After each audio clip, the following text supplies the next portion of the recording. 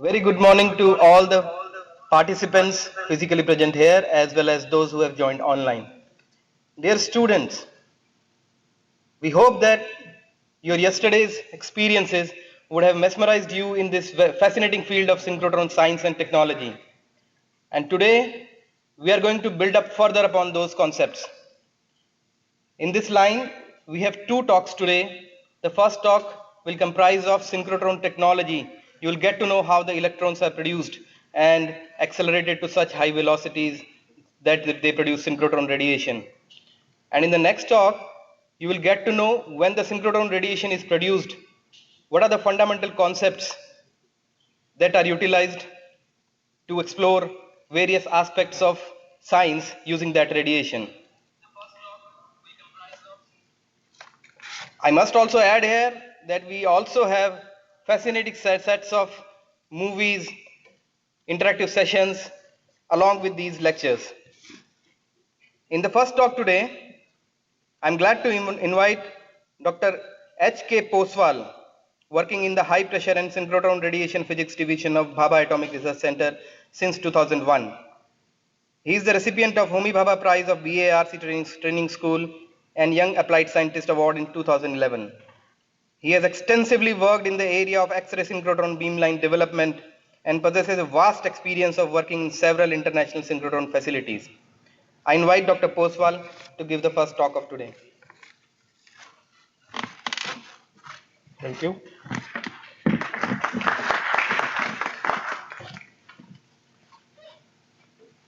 So good morning all. Today I am going to speak on synchrotron technology. Yesterday you have heard about how the synchrotron radiation is generated using a fundamental principle. Today we will see what are the technology that is involved or what are the technology that is behind the generation of synchrotron in a laboratory. Here is the outline of my presentation. First, I will give brief introduction and requirement for generation of synchrotron radiation. Then we will come to basically the generation of electrons, how the electrons are generated. Then once these electrons are generated, we need to accelerate. For acceleration, what are the force that exist on the charged particle, electric force and magnetic force. Then we will basically discuss different kind of accelerators like linear accelerator, circular accelerator, and then finally we will see that there is a synchrotron radiation from a circular accelerator.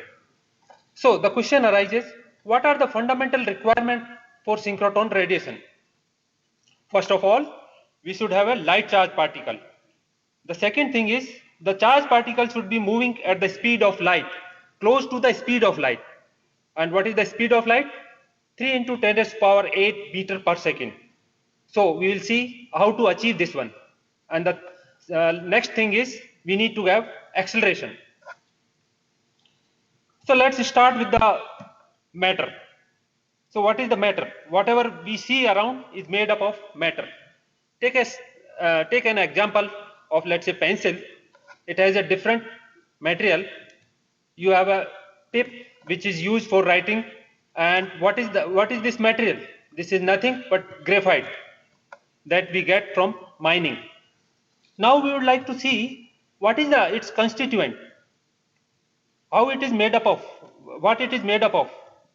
Basically, this is made up of atoms, and three-dimensional arrangement of these atoms in a regular way forms this graphite. Now we would like to see what is the dimension of atom. You might have studied, this is very small, of the order of angstrom. What is angstrom? 10 raised to power minus 8 meter. So this is a very small, and the property of this metal depends upon the arrangement of these atoms.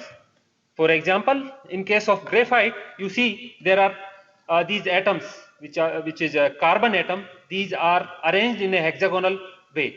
Depending on its basically arrangement, you will see different physical property of the system. But if we further zoom, what happens? What are these atoms? So if we see, in case of atom, we have a nucleus which contains almost all the mass, and around it there are electrons. So we are interested in these electrons. We want to utilize these electrons. One thing I mentioned that depending upon the configuration of these atomic arrangements, you get different materials. For example, you can take an example of graphite and diamond. So based on the arrangement of these atoms, you get a different material which has a different physical property, though its constituent is same, carbon atom. Now we will see how to get an electron, how we can generate an electron from the material. Let's take an example of metal rod. Let's say we have a metal rod. So what it is made up of? It is made up of atoms. So let's consider these are the atoms. We consider a Bohr model where we have a nucleus at the center, and these electrons are revolving around the nucleus. So inside this material, these atoms, when they are basically, this material is made up of atoms in a three-dimensional way, as I mentioned. So when these atoms comes close, these outer electron interact. Basically, these outer electron are loosely bound, and these electrons can roam around all the material. You can see these are, and the inner electron, they are not affected and they remain with the nucleus. So this we can represent by the ions. Here it's the positive ion, and there are electrons which can move in the material. Okay, now we are more interested in these electrons. How to get these electrons? What is the basic principle behind getting these electrons? Let's start with the boiling water condition. Let's say we are boiling the water. So what is the water? Water is nothing but H2O molecule. You have two hydrogen and oxygen atoms. When you heat the water, what happens? This heat energy goes in the kinetic energy of water molecule. What is the kinetic energy? Basically, there is a random velocity of these molecules, and if you see, the velocity or the kinetic energy of these molecule is not same. There is a distribution. Most of the molecule have a low energy and they remain in the liquid, but some molecules get a higher energy and they come out of it. You can see here. So you might have seen that this water boiling is a continuous process. It doesn't all the molecule doesn't come out in a single go. So basically this can be understood for the electron generation. So we take a metal rod, we heat it. What happens when we heat the metal rod? Okay, we have studied this in the previous presentation. This is the structure of metal. So you have an ion and you have an electron. So when you heat, this heat energy goes in the kinetic energy of these ions or atoms. So what it will do is it will vibrate around its own position. Why? Because this is a solid, they can't move around like in the liquid or gas, so they will vibrate around their equilibrium position. And this energy also is given to the electron. And once you will have again distribution of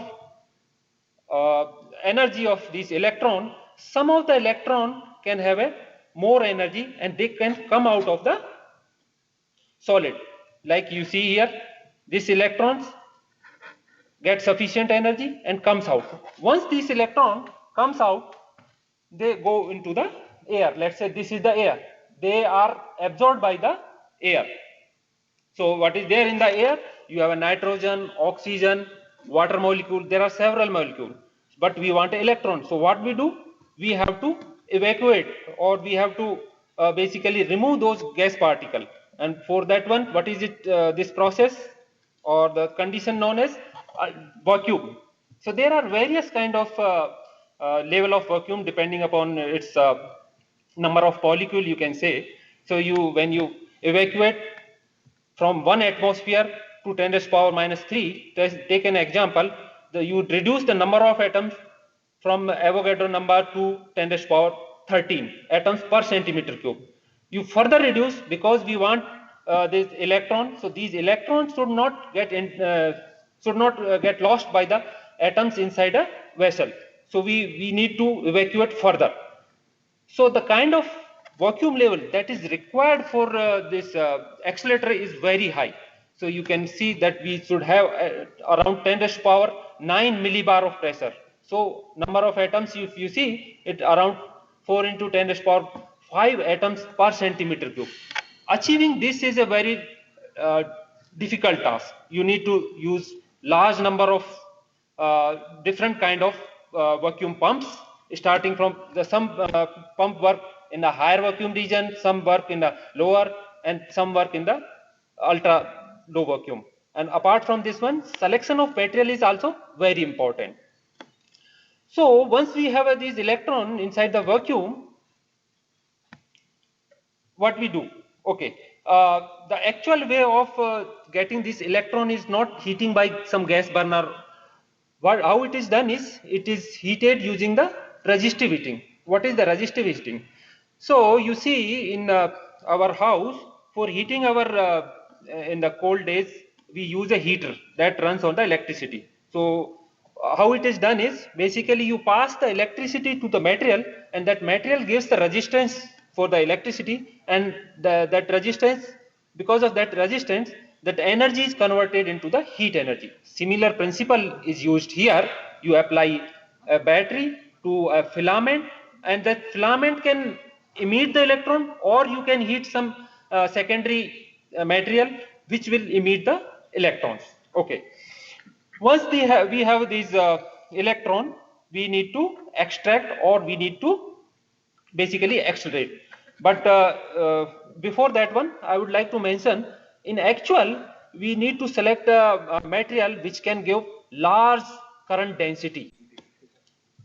And one can use the tungsten also, but tungsten life is not very high. So one uses specific materials, and the machining of this material is also very important, because we want a very uniform beam.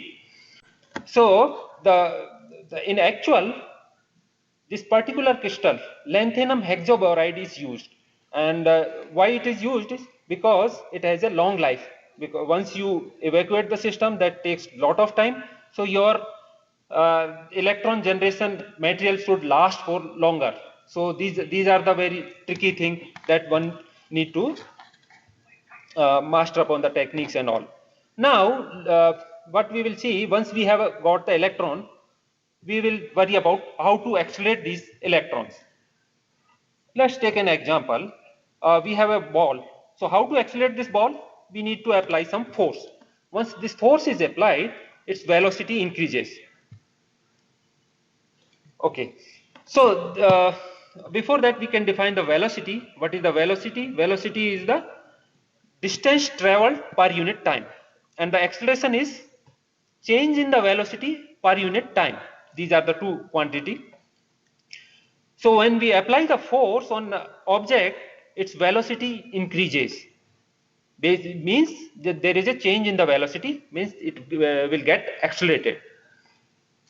But there is one very beautiful thing given by the Einstein, that is a special theory of relativity, which says that you can't increase basically velocity of any particle to more than the velocity of light. So when you are applying continuously force, what happens to that material? So you take basically second law of Newton's second law. Force is mass into acceleration. Okay, so you are applying force, but you are not getting acceleration. Acceleration means change in the velocity is not very high when you approaches the velocity of light. So where this energy goes? This energy goes in increasing the mass. So when you accelerate particle in a linear way, the change in the velocity is not very high when you approaches the velocity of light. But we want acceleration for synchrotron radiation. So what is the other way by which we can get acceleration? As we know, this velocity is a vector quantity. Vector quantity means it has a value, it has a direction. So by changing the direction also we can get an acceleration. So that is the thing. So when your particle is close to the velocity of light, you just change the direction and it will give the acceleration. But this is for the neutral particle. What are the force that is exerted on charged particle? So let's consider the electric force. So what is the electric force? When let's say you have a two charge particle, one is positive, another is a negative. So there the force will be attractive, similar to the magnet you might have studied. If charge is, let's say you have a two similar charge, positive positive or negative negative, the force will be repulsive. If you have a dissimilar charge, then it will be attractive. Now let's define one more quantity, that is the electric field. So let's say you have a charge Q, and if you put any charge plus Q around it, it will experience the force. So we define a quantity electric field. So electric field is force per unit charge, and this has a direction we can define, because this is a repulsive, so we can give the direction as well. This we will be using on the further slides. Now, what is the other force that can exert on a charge particle? That is the magnetic force. So you have a permanent magnets. So if you see the magnet, they have a force. They also have a force similar to the charge particle. If you have a north and south pole, they will attract. If you have a similar poles, then it will basically repel. Now we can define the magnetic field. So what is the magnetic field? This is basically the influence. This is the basically influence on the charge particle, particularly moving charge particle, by these magnets. And these magnets or magnetic field is also from basically moving charge particle. If you see the permanent magnet, there is a tiny charge particle movement inside the material, and that leads to the magnetic field apart from an intrinsic thing. We will be using this magnetic field for basically acceleration. So either one can use the permanent magnet or one can use the electromagnet. What are the electromagnet? Basically you give a current. You might have done this kind of experiment that you wrap a wire around a nail and then you connect it to a battery. The battery will flow a current inside the wire, and because of that current you will get a magnetic field. If you put some magnetic material, the magnetic field increases. The same principle is used in your school bell as well. So you have two magnets here. When there is a current in it, it basically attracts this object and you get a sound. Once it attracts, there is a disconnection, and that leads to the release of this one. And this repeated motion will give a sound. Now we will try to understand what will be the force on charge particle in a magnetic or magnetic force. So let's say your magnetic charge particle is stationary. In that case, there won't be any force on the charge particle. This is given by this equation, but let's forget it. We will see, let's say if charge particle is moving at the velocity v and magnetic field is perpendicular to it, then there will be a force on that charge particle perpendicular to the both velocity and magnetic field. And as I mentioned, if your charge particle is stationary, then there won't be any field. This green dots represents the magnetic field going into the screen. Okay, so once it is stationary, there is no force on the charge particle. What if the charge particle is moving? So here is one picture where this charge particle is moving, initially moving. These blue lines represents the electric field. This will accelerate it, and once it gets accelerated, it enters into the magnetic field.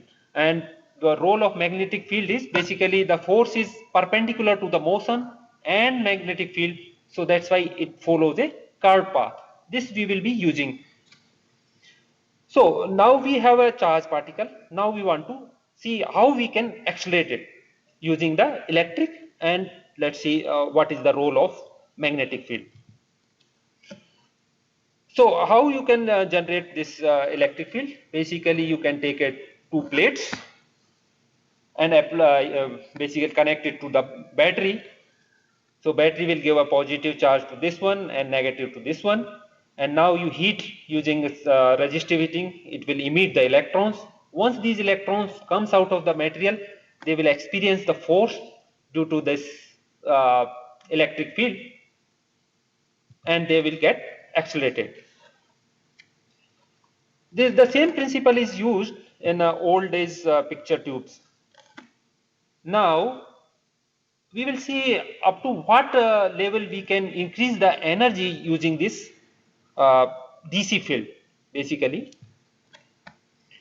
So we further define what is the energy gained by the particle when we apply a 1 volt.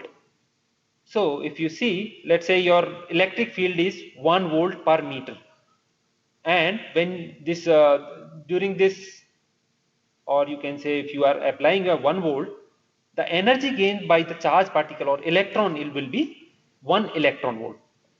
Now for the synchrotron radiation, we need to increase the velocity to close to the velocity of light. So what should be the electron's energy that is typically used is of giga electron volt. What is the giga? 1 into 10 raised to power 9 electron volt.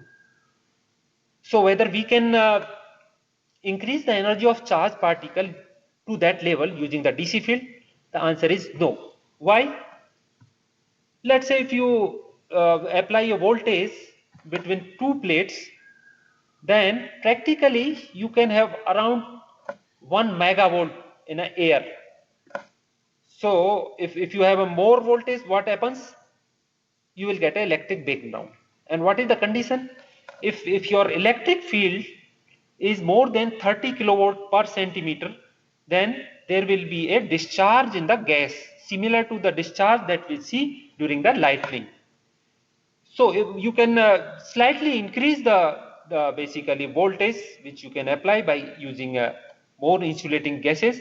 However, by the DC field, you cannot increase the velocity of charge particle or energy of charge particle to a very high value. So what is the thing that we can use? Okay, this is getting accelerated. So we can apply a AC field. What is the meaning of AC field? Basically, you change the polarity of your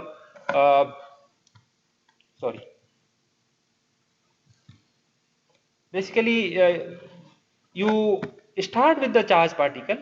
It will get attracted by the this plate. Its velocity increases. Somehow during this polarity of these plates changes, you need to isolate this particle so that it doesn't deaccelerate due to the electric field in the negative direction. So what you do is you allow this to pass through a tube where the electric field is 0. So this particle will get energy or get accelerated in between these.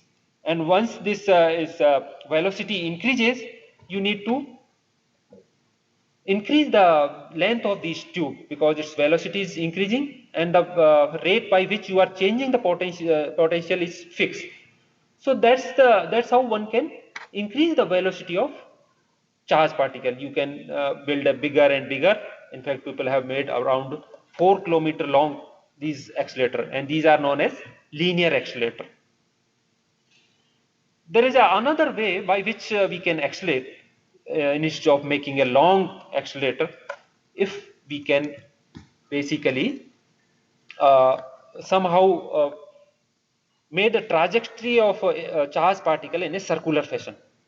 Okay, so this charge particle will move in a circular fashion, and every time it goes to this object known as cavity, it gains energy. Inside the cavity, will be an electric field.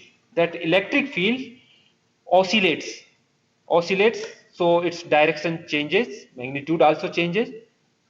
So if this charge particle enters the cavity in a right moment, then it will basically gain energy. So this principle we can use to increase the energy, and in the different energy region, different kind of mechanism is used. We'll see this one. For the low energy region, we use a microtron. What is the microtron? One more thing I mentioned, how we can basically move the charge particle in a circular way. We have seen that if we apply the magnetic field and your charge particle is moving, then it will follow the circular path. And it's basically radius depend on the velocity and the force, and force depend upon the magnetic field. So in the microtron, this device, what you do is basically you put a constant magnetic field and you put a cavity at one corner, and you basically give a energy in such a way to the charge particle that every time it gains the energy, when it comes to the cavity, it sees the same field which will be accelerating. So if you see, this charge particle gains the energy, its velocity increases, magnetic field is constant, so it follows basically a higher radius path. Once the desired energy is achieved, it is extracted using a, you can say, a magnet, pulse magnet, or by this method one can basically increase the energy of charge particle to around 20 into 10 to the power 6 electron volt. So why can't we increase the energy by this to a very high value? Because the physical dimension of this microtron will be very large.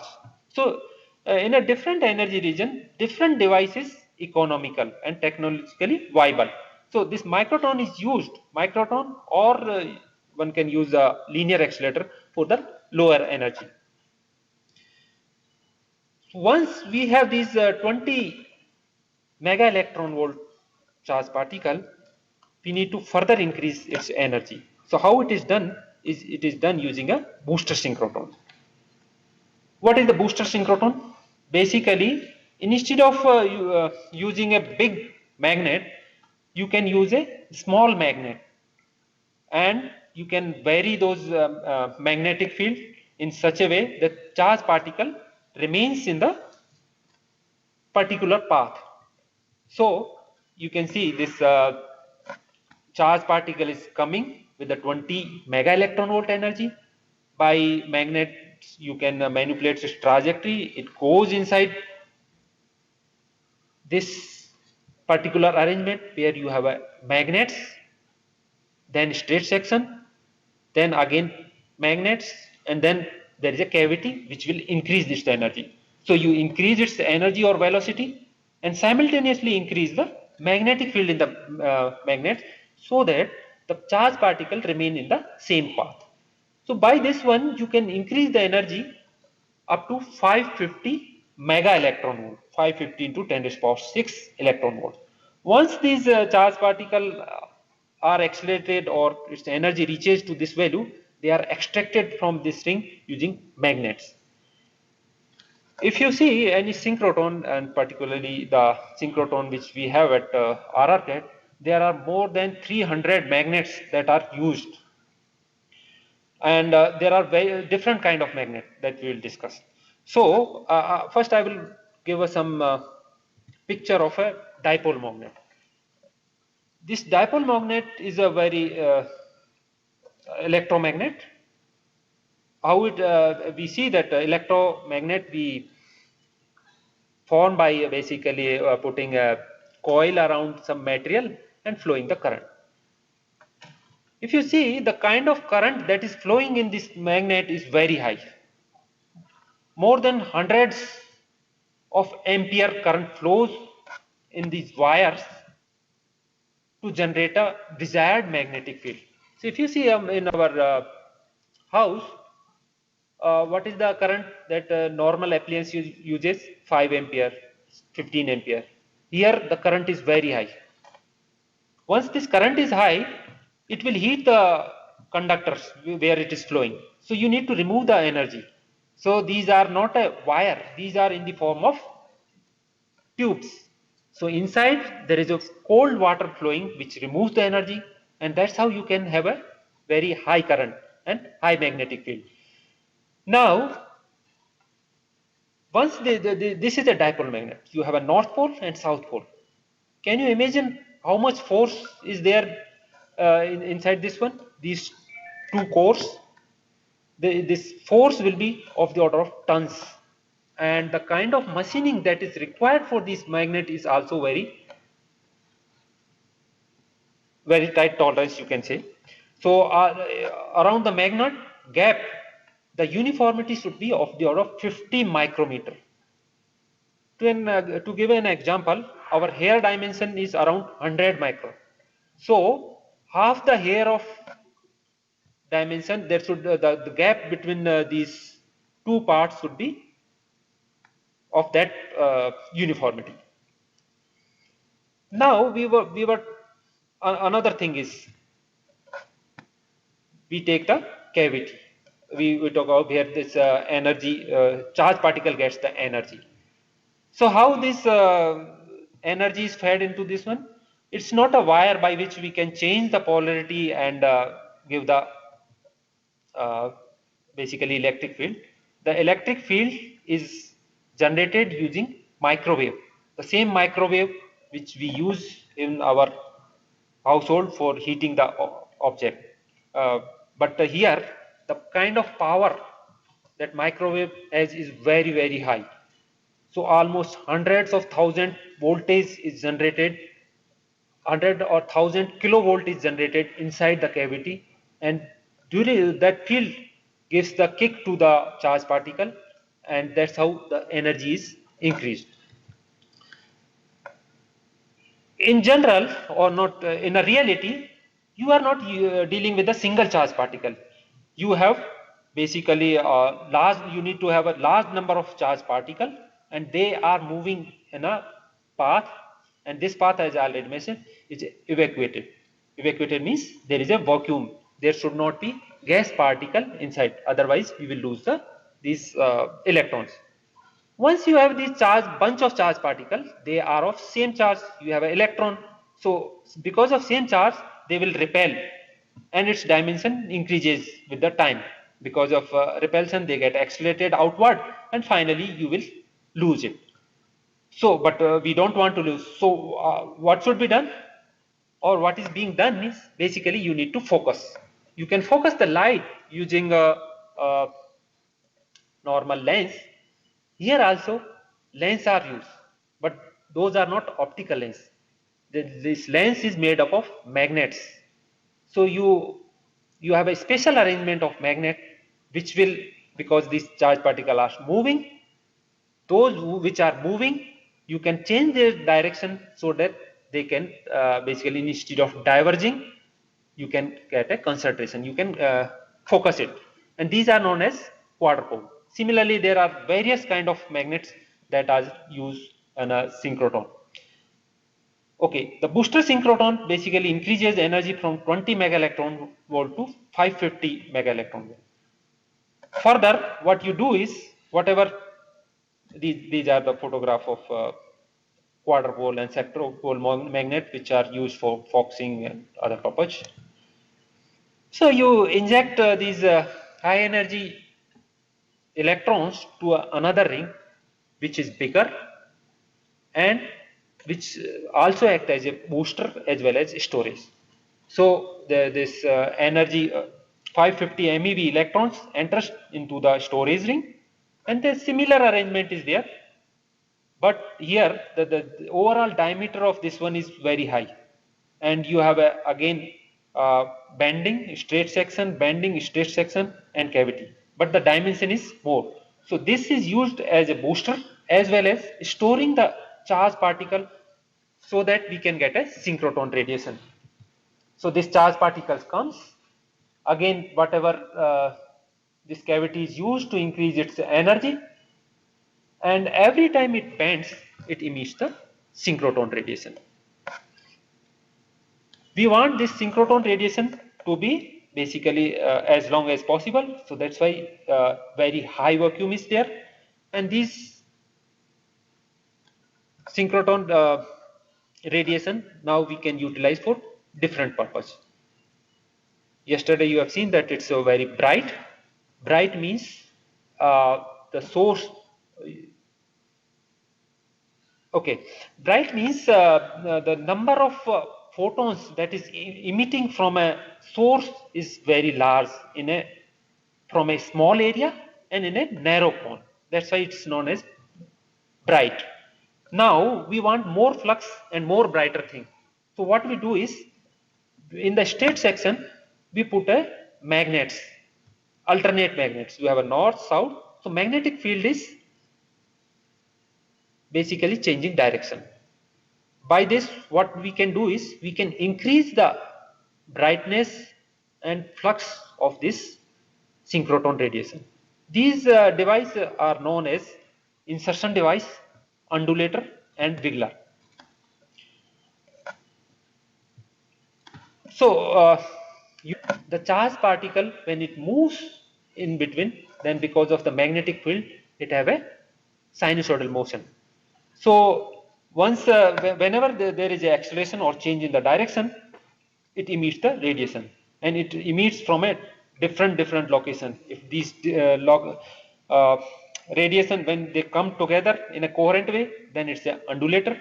If it comes in an incoherent way, means the radiation is emitted in different direction. There is no correlation between radiation emitted from one location to the other location, then it's a wiggler, and there is a different characteristic of this one. By using these device, one can increase its brightness several order of magnitude higher. This is one photograph of insertion device. You can see there are several magnets held together in an opposite way, and when the electron moves in this, it gives a very bright light. If your field is higher, then it's known as wiggler. If its field is less, then the charged particle moves in a sinusoidal, perfect sinusoidal way.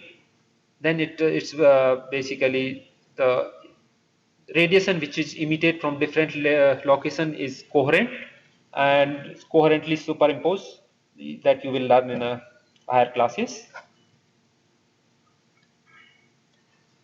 Okay, so once we have this one, what are the, this is the, okay, this is the actual layout of synchrotron, Indian synchrotron, Indus 1 and Indus 2 at Raja Ramanna Center for Advanced Technology at Indore. So I explained you, we increase the energy to 20 MeV in a microtron, then we transfer this to a booster synchrotron, then we further transfer it to a storage ring, that is a Indus 2. And if you see, this is a very mega facility. This is an aerial view of a Indus 2 synchrotron, where large number of scientists work for different technology or science.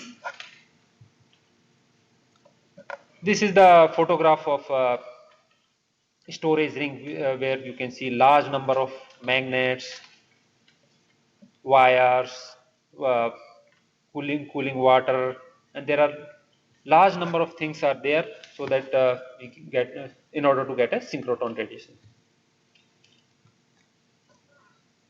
So finally, what we see is basically synchrotron. You have heard yesterday that it's a very powerful source, wide range of electromagnetic rays, particularly the X-rays, and there are various techniques employed for solving science and technological problem. This you will be hearing in the next talk.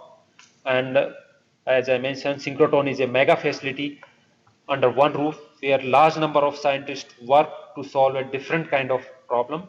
And to build a synchrotron, you require several high-end technologies, starting from generation of the electron to vacuum generation, electromagnet, then radio frequency cavity that is used for the acceleration, and everything has to be done in a remotely, so instrumentation and control.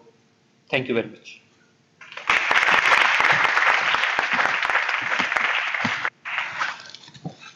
Thank you very much, Dr. Poswal. And what a nice talk. And we are seeing the response of the students also. This has been really very nice talk and well delivered. We now open the session for questions, and those students who want to ask question can raise their hand on WebEx. Yeah, Mr. Soham Kedekar, you can unmute and ask your question.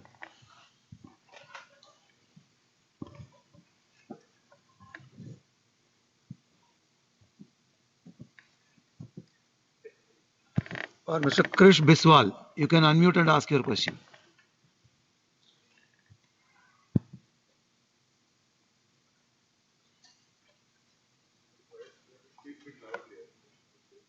Yes, sir.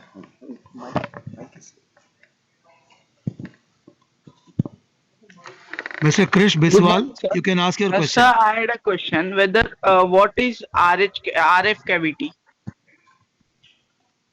Okay. So as I mentioned, if we want to increase charge particle velocity, we need to apply the electric field. So electric field you can apply, you can take it two plates, and then you can basically apply the voltage in a basically you can say with the time it changes. So positive, negative. Uh, one portion which is positive becomes negative after some time. The other one become positive, negative. But this, let's say, if you are doing with our normal light, then the frequency of light is around 50 hertz. In case of the charge particle, this speed is very high. So if you take a physical dimension of a storage ring, which is around 200 meter, and if you take the velocity of light, then you see that this charge particle comes very fast or to the this cavity. So you need to have a electric field which is oscillating very rapidly of the order of megahertz. Megahertz means in 1 second 10 raised to power 6 times the electric field changes. So this can't be done by the normal electricity. So you have to use the electromagnetic wave which have a similar frequency, and that is the microwave.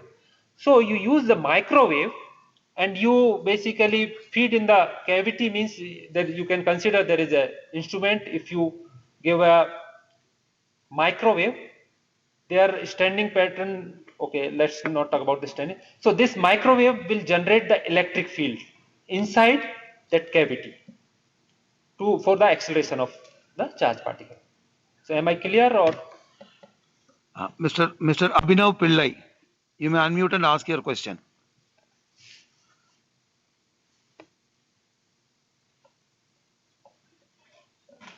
Good morning, sir. So instead of electrons, can we use beta particles since they are similar to electrons and they have a speed close to the speed of light, so we don't have to accelerate them much.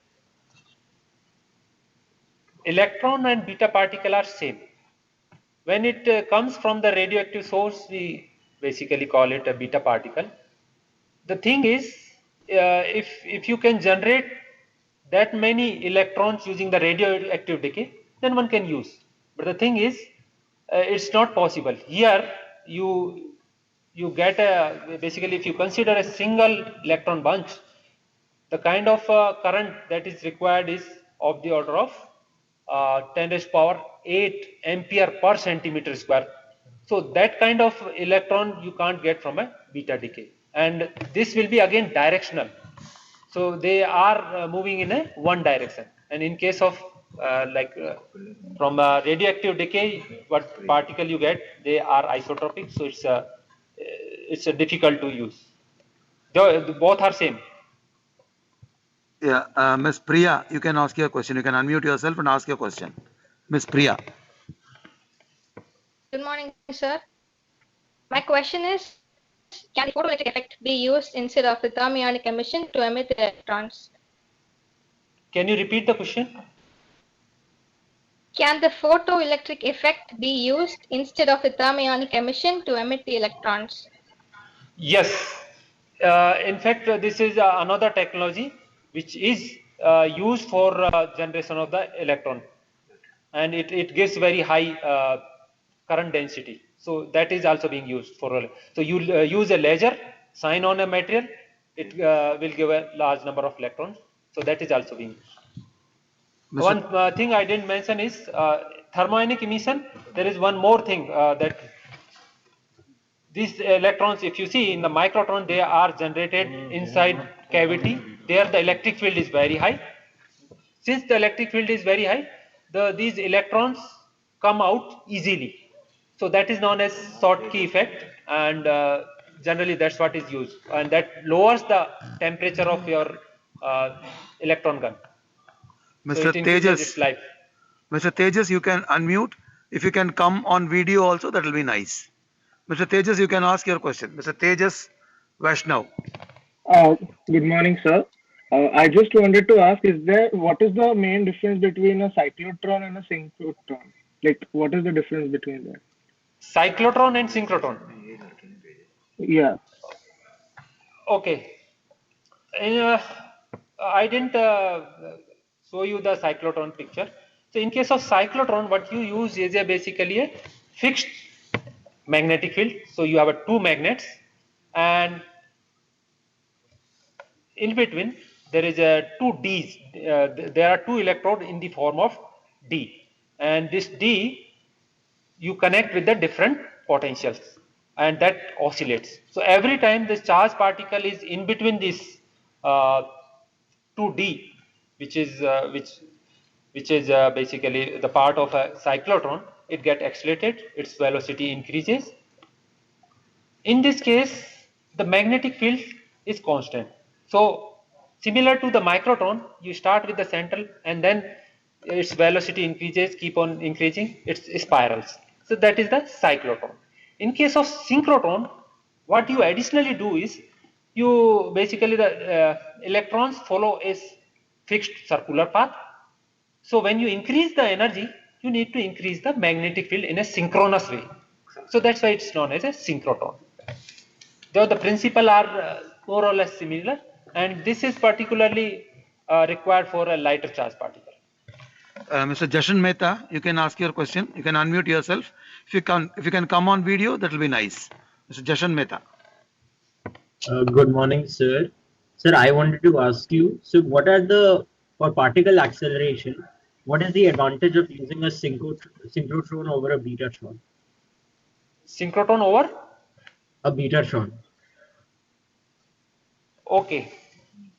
Initially, there are various techniques by which you can increase the energy of charged particle. So in case of betatron, what you do is basically you change the magnetic field, and the change in the magnetic field generates the electric field, and that electric field basically accelerates the charged particle. So there is a limitation on change in the magnetic field or the overall magnetic field. So the energy, which ultimate energy which is achieved is less. In case of synchrotron, you can make a quite bigger device. You can put a separate magnets, and you can synchronously increase the velocity of electron. So both can be used, but for higher energy, one need to use a synchrotron. Mr. Jatin Sharma, can you please put on your video also and ask question, Mr. Jatin?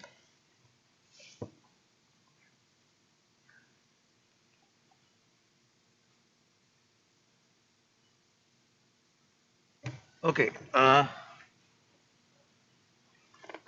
Divi Japotia. Yeah.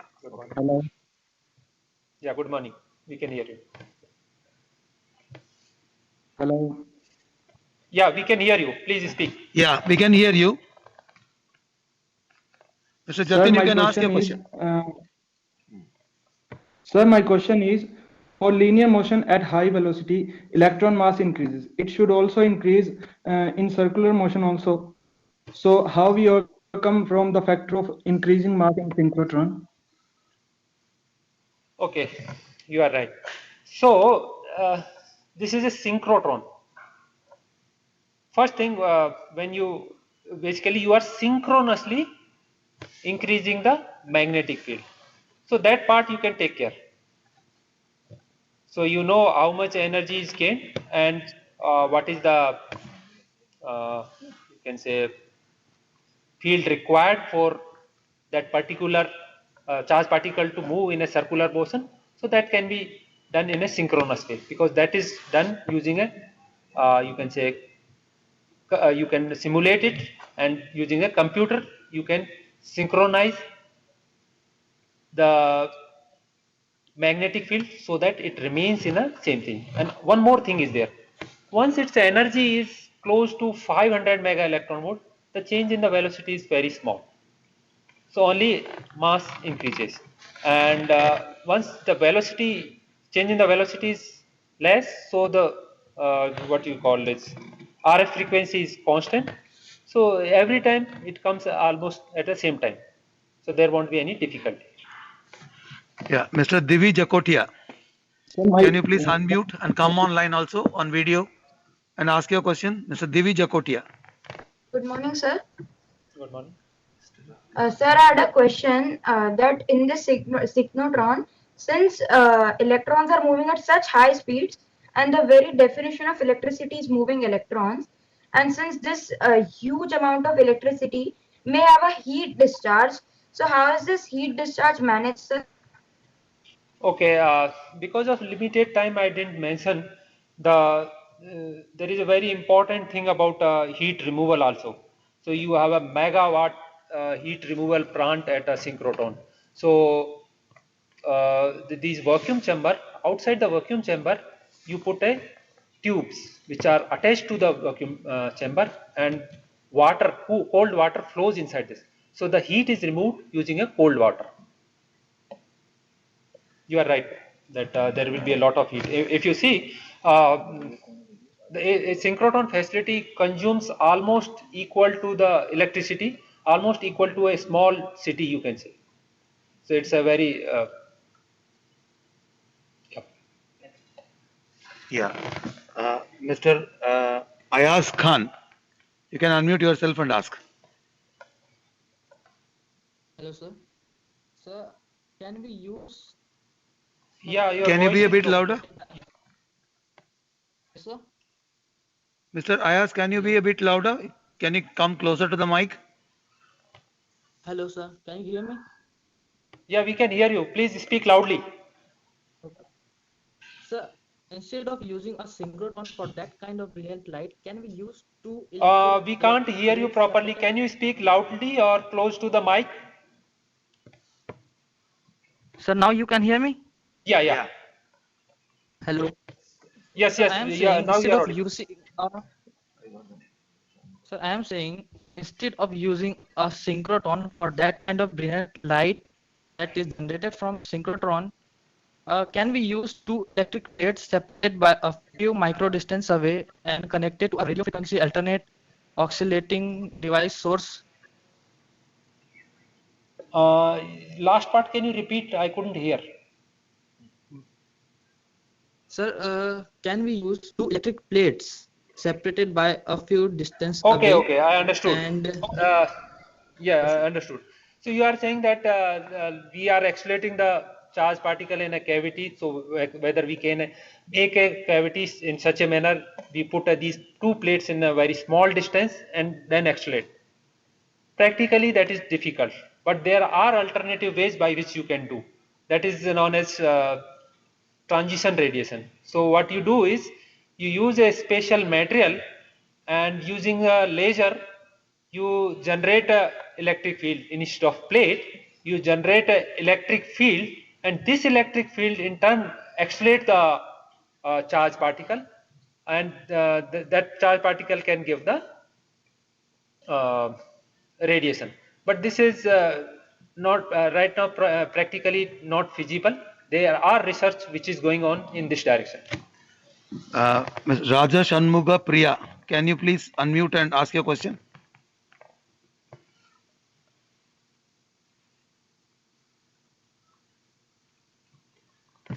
Raja Sir, good morning, Shanmuga sir. Priya. Good morning. Sir, good morning, sir. Am I audible?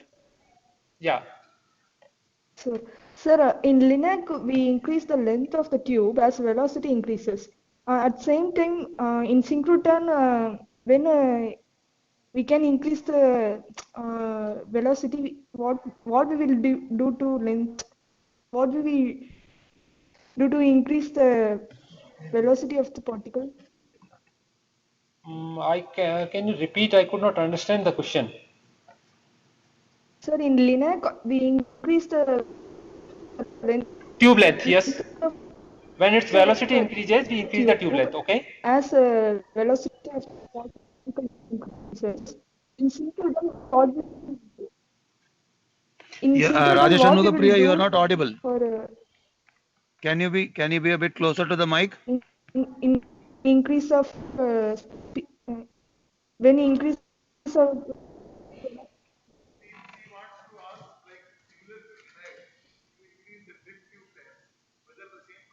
sir, in Linux we increase as velocity increases at the same time. What we will do in synchrotron? Okay. So why first we need to understand why we are using drift tubes. So drift tube basically used, inside the drift tube the electric field is zero. So by the time the field changes, it should come out of the tube so that it again get accelerated. In case of circular accelerator, what you have to do is basically the charge particle remains inside a cavity for a very short time. So what you need to do is you need to design your system in such a way that once let's say every time it gets energy and this field inside the cavity is oscillating, so it should come at the right position. It's not necessary that the field change, one field change, it should come, it can change after 2 cycle, 3 cycle, 4 cycle. Only thing is you need to design in such a way that it comes at the right time. So the design part is used for so that it comes at a right time for the acceleration. Other than that, it doesn't experience electric field. So here you don't require a drift tube kind of thing. Yeah, outside the cavity you can consider that as a drift tube. So instead of one cycle of change in the cavity, it will take 2, 3, multiple. So that is the design part, and that's how it is taken. Yeah, Miss Evelyn Kaur, you can unmute and then you can put on your video also and ask your question. Yes. Miss Evelyn Hello. Kaur. Yeah. Hello. Yeah, we can hear you. Yeah, please speak. We Hello. can hear you. Yes, sir. Sir, this synchrotron radiation, can it also work on coronavirus? Okay, I have one slide. The synchrotron radiation is in fact being used worldwide to study this coronavirus. So what is being done is, first we need to understand the structure of coronavirus. How you can do? I showed you that we have a graphite. This graphite is nothing but a three-dimensional arrangement of atoms. So once we know the arrangement of atoms, we can design a new kind of drugs. So first, how it is being used is to determine its structure. What is the atomic structure of coronavirus? Once you know the structure, you can basically design the drugs which will bind to a particular atomic chain, and which is responsible for its multiplication, and it will, once it is attached to that particular molecule, it will inhibit its growth. So this kind of study is being done at synchrotron. If you search on the Google, you will find that there are various synchrotron which came together and they immediately opened their facility for doing such kind of research, and there are a large number of research and which is being used. Mr. Anmol Mishra, one last question. Mr. Anmol Mishra, can you please unmute your mic? If you can put on your video, that would be nice. Mr. Anmol Mishra, can ask your question.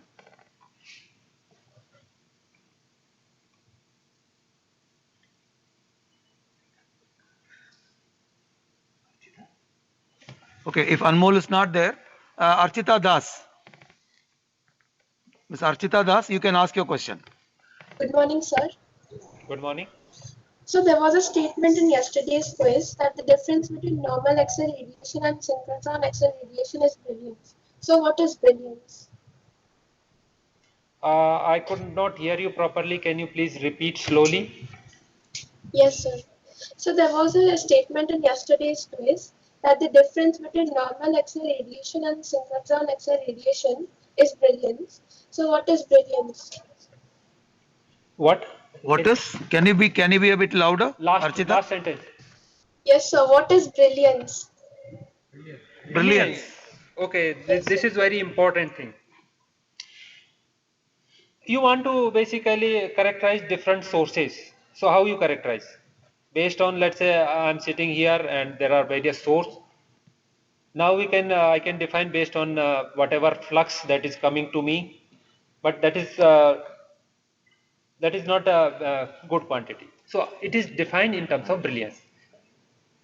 Brilliance is basically number of photons that is emitted by the source per unit area of the source per unit solid angle.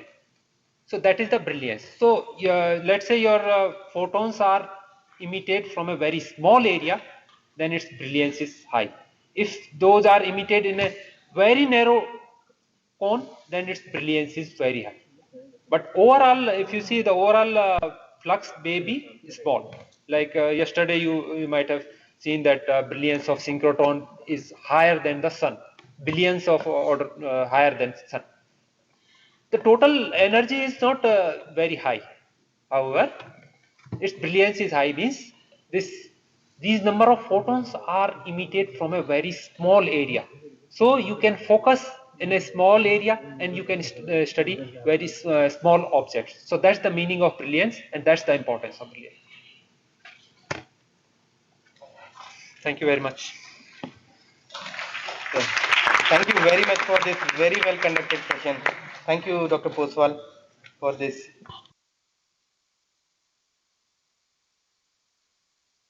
Small request to you that whenever you are asking questions, please do switch on your videos also. We also would like to see you on screen. Right now, when you are asking questions, your mic is on, but your video is off. So when in the next sessions you are asking something, please switch on your videos as well. So before proceeding further, now you have understood how synchrotron radiation is produced. You had electrons going up to the storage rings and then synchrotron radiation is produced. What we do with that synchrotron radiation is the next talk. But before that, we further give a solid foundation to this fundamental concept as well as the next coming talk with a movie. So we have a 15 minutes movie to you, which you will enjoy, I'm sure.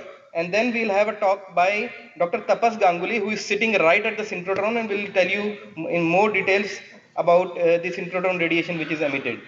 So we play the movie now.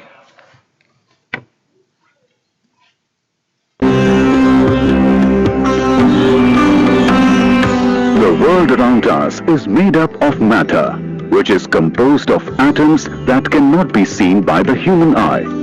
To see atoms, X-rays, which have much smaller wavelengths than visible light, are needed. Other invisible radiations like ultraviolet and infrared rays are useful for studying vibrations of atoms in molecules. Laboratory-based experiments to probe atomic scale phenomena are often limited by lack of sufficiently bright and tunable sources of these radiations.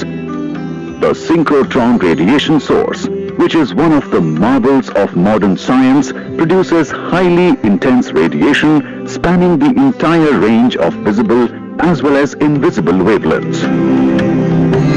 What is synchrotron radiation?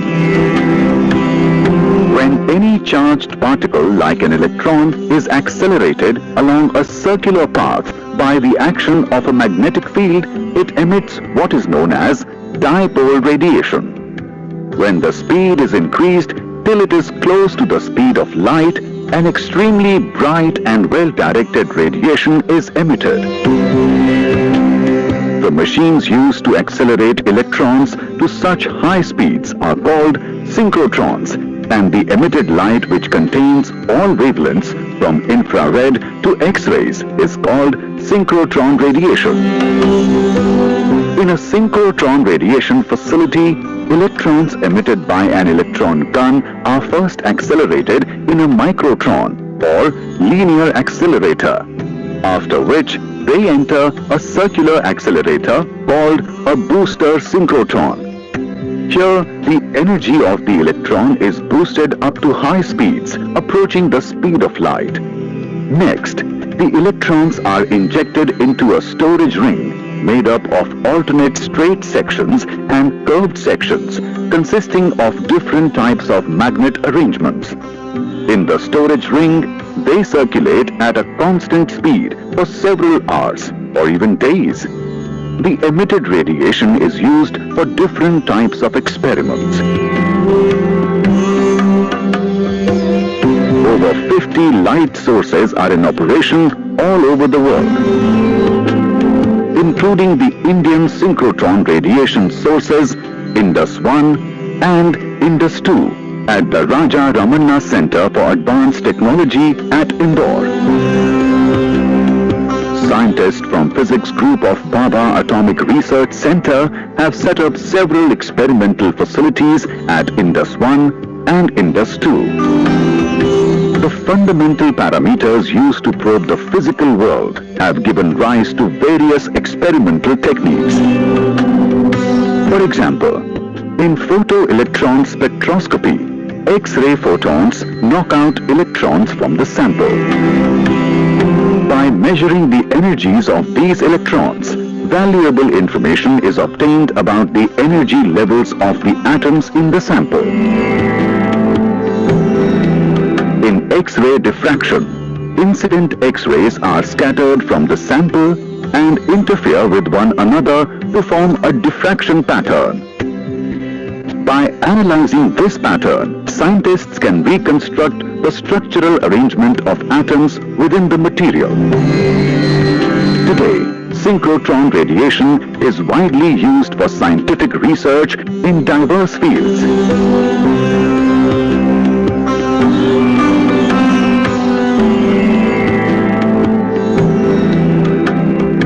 A number of groundbreaking discoveries were rendered possible only with the advent of synchrotron radiation.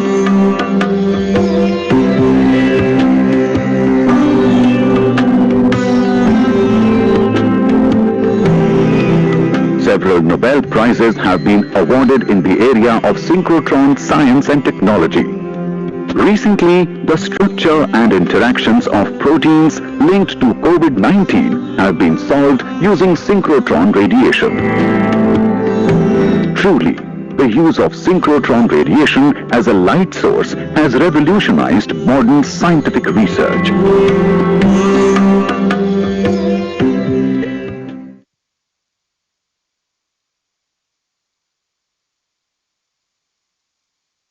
Raja Ramanna Center for Advanced Technology, a constituent unit of DAE, has India's only two synchrotron radiation sources, Indus 1 and Indus 2.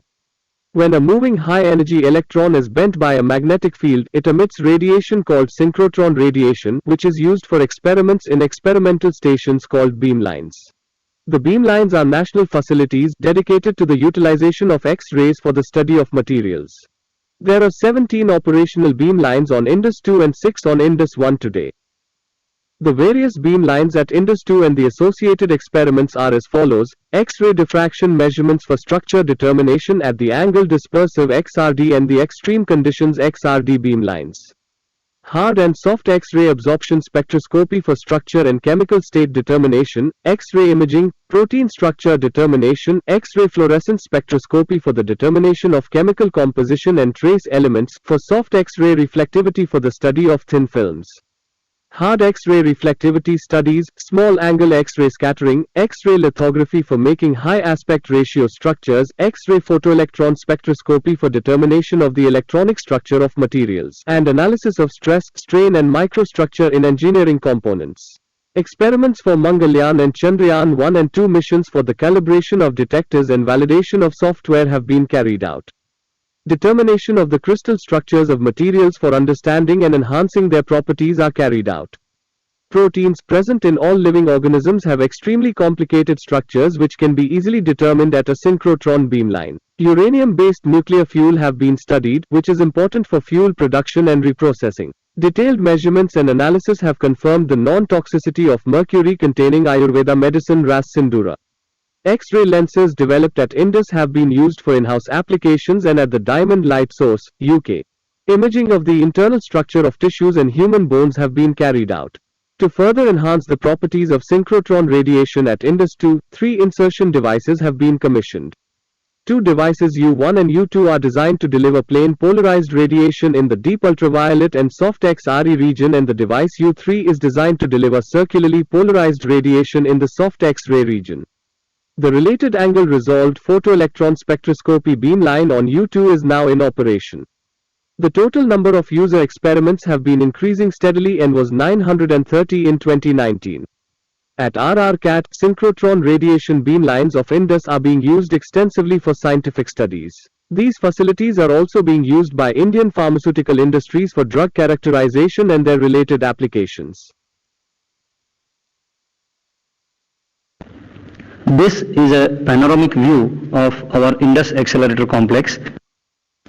The Indus Accelerator Complex consists of a microtron in which pulses of electrons are generated and accelerated up to 20 million electron volts, a booster synchrotron which increases the energy of these electrons from 20 MeV to either 450 or 550 MeV, an electron storage ring Indus 1 of circumference approximately 19 meters, in which electrons are stored at an energy of 450 million electron volts, and a bigger electron storage ring Indus 2 of circumference approximately 172 meters, in which electrons are stored at an energy of 2.5 giga electron volts.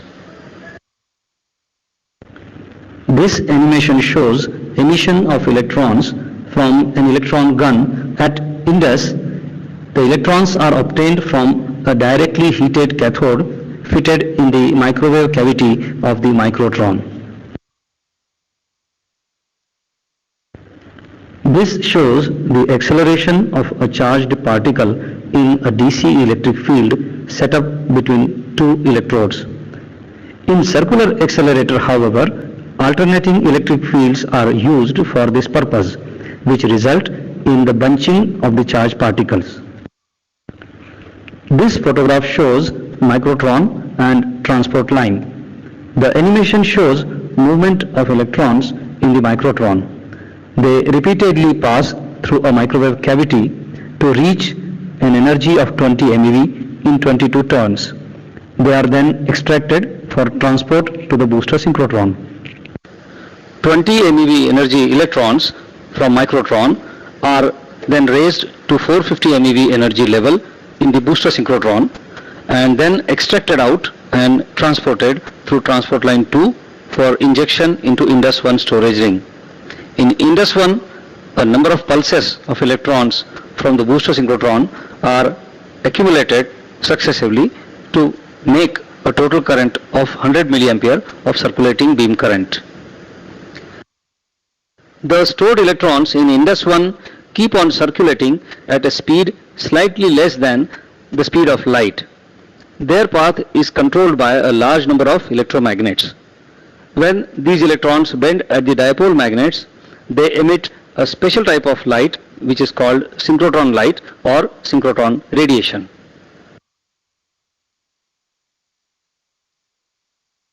"20 MeV energy electrons from microtron are raised to 550 MeV energy level in the booster synchrotron and then transported and injected into Indus 2 ring. Here the energy is further raised to 2.5 GeV. The electrons then keep orbiting in this ring and emit synchrotron radiation at all the bending magnets." This short video clip shows transport line 3 tunnel and Indus 2 tunnel. This is transport line 3 through which 550 MeV electrons are transported from booster synchrotron to Indus 2 ring for injection in it. Here you see part of the Indus 2 ring, which includes RF cavities and various electromagnets. The big red objects which you see are dipole magnets which are responsible for bending the electron beam as it passes through them. You can also notice the titanium sublimation pumps. These are objects covered with aluminum foils. These are required to maintain the ultra-high vacuum in the ring. Here you see the dark blue colored objects which are quadrupole magnets.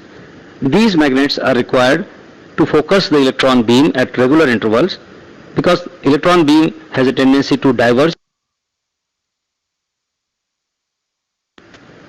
Here you can also see a number of beam lines through which synchrotron radiation is taken to the experimental stations which are located in the experimental hall outside the tunnel. Synchrotron radiation is very special and it is used for study of material properties, protein structures, lithography, industrial research, micromachining, nanotechnology and medical sciences. Indus 1 and Indus 2 are the only synchrotron radiation sources in our country, and very few countries in the world have this type of radiation facilities. Radiation and environment.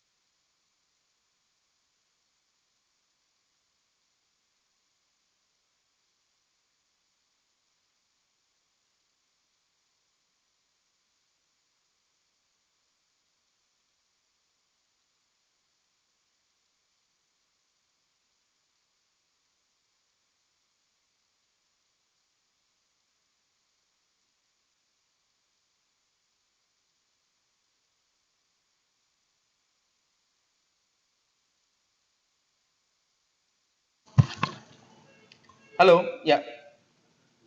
I'm sorry. I think I was muted for a few seconds just now. What I was introducing you was the introduction of Dr. Tapas Ganguly, who is the head of the synchrotron utilization section at RRCAT Indore, which is the Raja Ramanna Center for Advanced Technology. Before he joined RRCAT in 1995. Before joining, he did his BTech and MTech from IIT Bombay.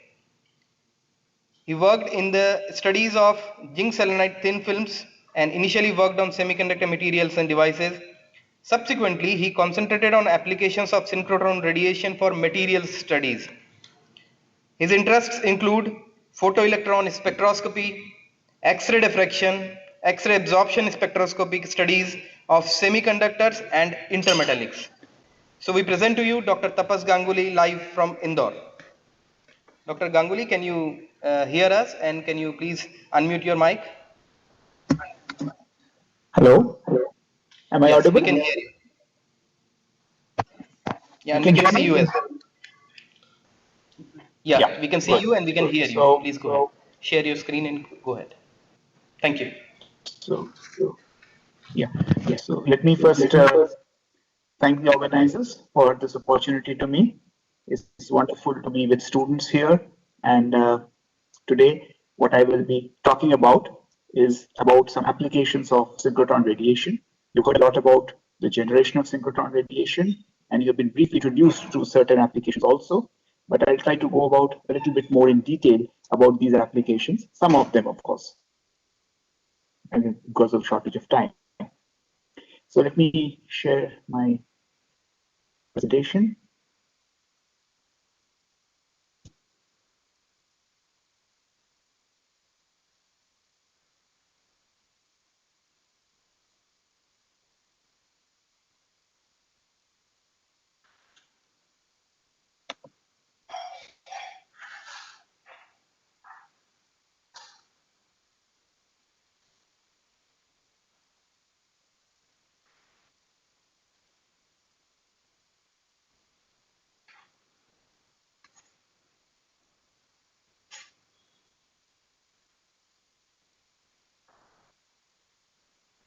Is the presentation visible to?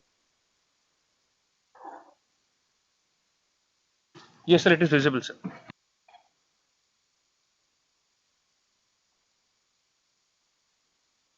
It's visible, right? So I'm going. Somebody may just confirm if everything is okay or not before I start. Is it okay? Yeah. The presentation is visible and we can hear you as well. Hello? Hello, can you hear us? Fine. So Yes. I can. Hello? Once again, I'm Tapas Yes, Ganguly, fine. and Please go ahead. Dr. Himal got introduced. Yeah. Thanks, Dr. Bhatt, for this introduction. Okay, so we talk about today about the Indus 2 synchrotron, which is a unique research tool for material science applications, and you heard a good amount of it over the last 1 hour or so today, and maybe something quite a lot of it yesterday also. So I would like to just briefly talk a little bit about history to put things in perspective. See, X-rays were discovered in 1895 by Roentgen. Everybody knows about it. And everybody is aware of, and maybe many of you have seen this very interesting photograph where where Roentgen basically photographs the finger along with the ring of his wife. And he basically gets the vision. He gets a view of the bones which otherwise are not visible. So instantly after the discovery of X-rays, the power of X-rays to image something which is not visible to human eyes was realized. Subsequently, it was clear through a set of experiments by 1904, 1905 that X-rays are waves. Before that, there was no clarity about the nature of X-rays. The clarity came subsequently in the early 20th century that these are waves. And it's also realized that X-rays are emitted, when they're emitted from materials, they have a very specific characteristics which are related to the atomic weight. Initially, that's what Barclay had seen, and subsequently, a very detailed work showed the atomic number and the X-rays emitted from material are strongly related. That was the birth of what is called X-ray fluorescence. That means now you can study the X-rays coming out of a material and find out what the material is, although you are not really even touching it or you are not seeing the material directly. Subsequently, there was a lot of work on the fact that X-rays are waves, and therefore it could diffract. And people like von Laue and Bragg, father and son, together worked a lot on these aspects and came out with what are the basics of X-ray diffraction that we know today, which essentially helps you to determine the crystal structure. We'll talk about that subsequently. So now, and later on, of course, a few years from after that, it was also realized that X-rays, and it was understood what is the mechanism behind X-rays being used to emit electrons out of material, and photoelectron spectroscopy became another technique to start with. X-ray absorption of materials was also found out to be a very unique way to identify materials and its surroundings. So what I'm trying to put forth in this transparency here is to tell you the various activities that took place, the various research that took place earlier in the last century and even in the middle of last century, which helped one to use X-rays for numerous applications. And whatever you heard today about lines, whatever you heard today about the uses of X-rays are basically summarized in these pioneering discoveries and pioneering work done with X-rays in the beginning of the last century and throughout the last century, and of course things are going on. So now we know that X-rays are electromagnetic waves. Of course, as I said, after its discovery, there was all sorted out. We know they're magnetic waves and electromagnetic spectra. A very similar thing shown in the video also some time back. The electromagnetic spectra looks something like this, where you have the radio with large wavelengths. As you go to visible light, the wavelengths reduce. Go to X-rays, gamma wave. It is the wavelengths of X, a significant volume of the visible light, that makes X-rays have, or that gives X-rays unique properties that you're trying to use for understanding materials and for studying materials. Essentially, that is the main crux of the matter.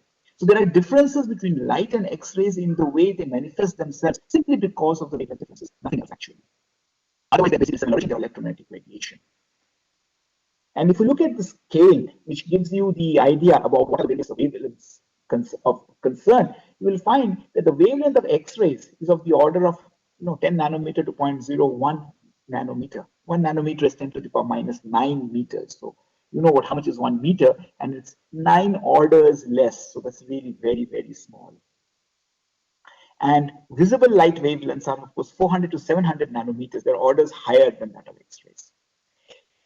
So when you talk about X-rays, you can do several things which you otherwise cannot do. Right? Let us try to see some of them. You can determine the composition of materials. You can determine the arrangement of atoms and molecules in a system. So you can use it for studying inorganic systems, medicines, proteins, atomic arrangements of liquids and amorphous materials. You can use it to determine the structure of material, electronic structure of materials. And of course, medical imaging, as I told you, is the beginning.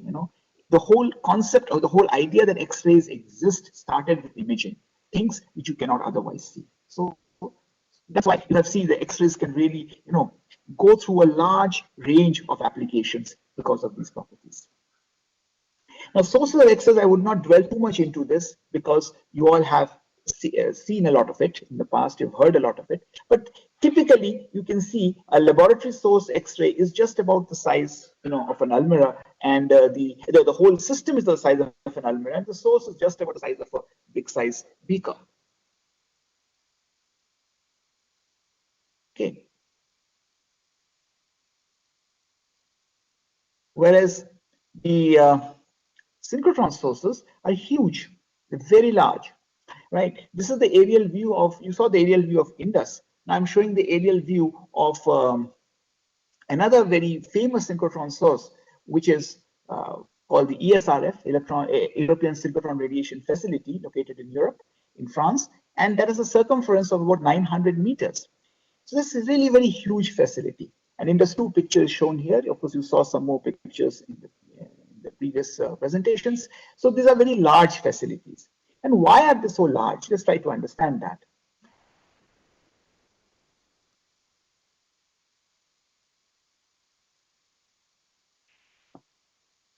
You see, the fact is that you have X-rays which are being emitted with large number of wavelengths in them.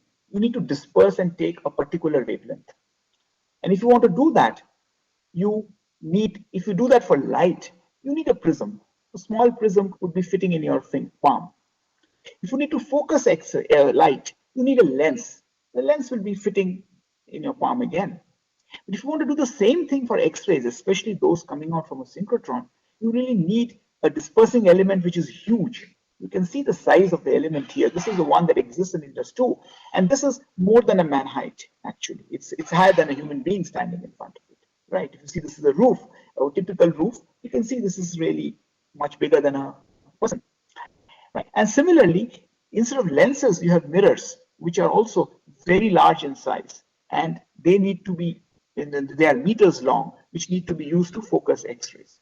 So intrinsically, although there is an analogy between light and X-rays, but the instrumentation required to disperse X-rays or to focus X-rays are big in size. That's very important. And if you combine everything together, then you will find that a complete beamline, which is basically all these X-ray optics that takes the X-rays from the synchrotron and puts it onto your sample for your measurements, and of course there are some measuramental facilities also together. These complete facilities are, range from distances of few tens of meters. So it's a huge facility that we are talking about. And it is this this size of the facilities that make them very expensive, make them very complicated in pieces of equipments and instruments. But why do we need these large facilities? I think this point was, of course, touched upon in the previous presentations, as I could understand from the questions. But why do we need these large facilities? We need them because the amount of radiation, the brightness of the radiation, the term brightness was used, and Dr. Poswal explained that brightness part of it. The brightness is the most important thing. How much of energy that you are getting per unit area of the source in a unit solid angle, which is the effective utilizability factor. You can use light better if it is bright. If it's a diffused source of light where light is emitted in all directions, then you cannot use them because you cannot focus them effectively on your sample to get your measurements. So that is the main issue, basically. And it is because of this property of extremely high brightness that synchrotrons have become so important to study materials and to study systems, because you can study extremely small samples, you can study samples at very high spatial resolutions, you can do time resolved studies. That means you can take measurements at every fractions of a second because, because of the available intensity, you can take measurements at very short times. You can study very complex systems like proteins, medicines, etc. And the questions which were raised today regarding the applicability of synchrotron radiation to study, let us say, coronavirus or things of that sort are highly possible and are being done on a routine basis in numerous synchrotron facilities precisely for this property of brightness. And if you look at the range of subjects which synchrotrons can address, the main challenges today include making environment-friendly materials and technologies, making materials with significantly improved functionalities, and of course, cure for currently incurable diseases. This could be briefly put into categories of practically all the research essentially comes under these kind of questions and these kind of categories which are important for all of us today. This is something which you all have seen already, the Indus synchrotron complex, right? And as it has been told, and I will not repeat it, that you have a microtron, you have a booster, you have Indus 1 synchrotron and Indus 2 facility. And just to tell you that you have these beam lines which are coming out from the bending magnets. You have been explained why it comes out also. And these beam lines operate simultaneously as the electrons move in this ring.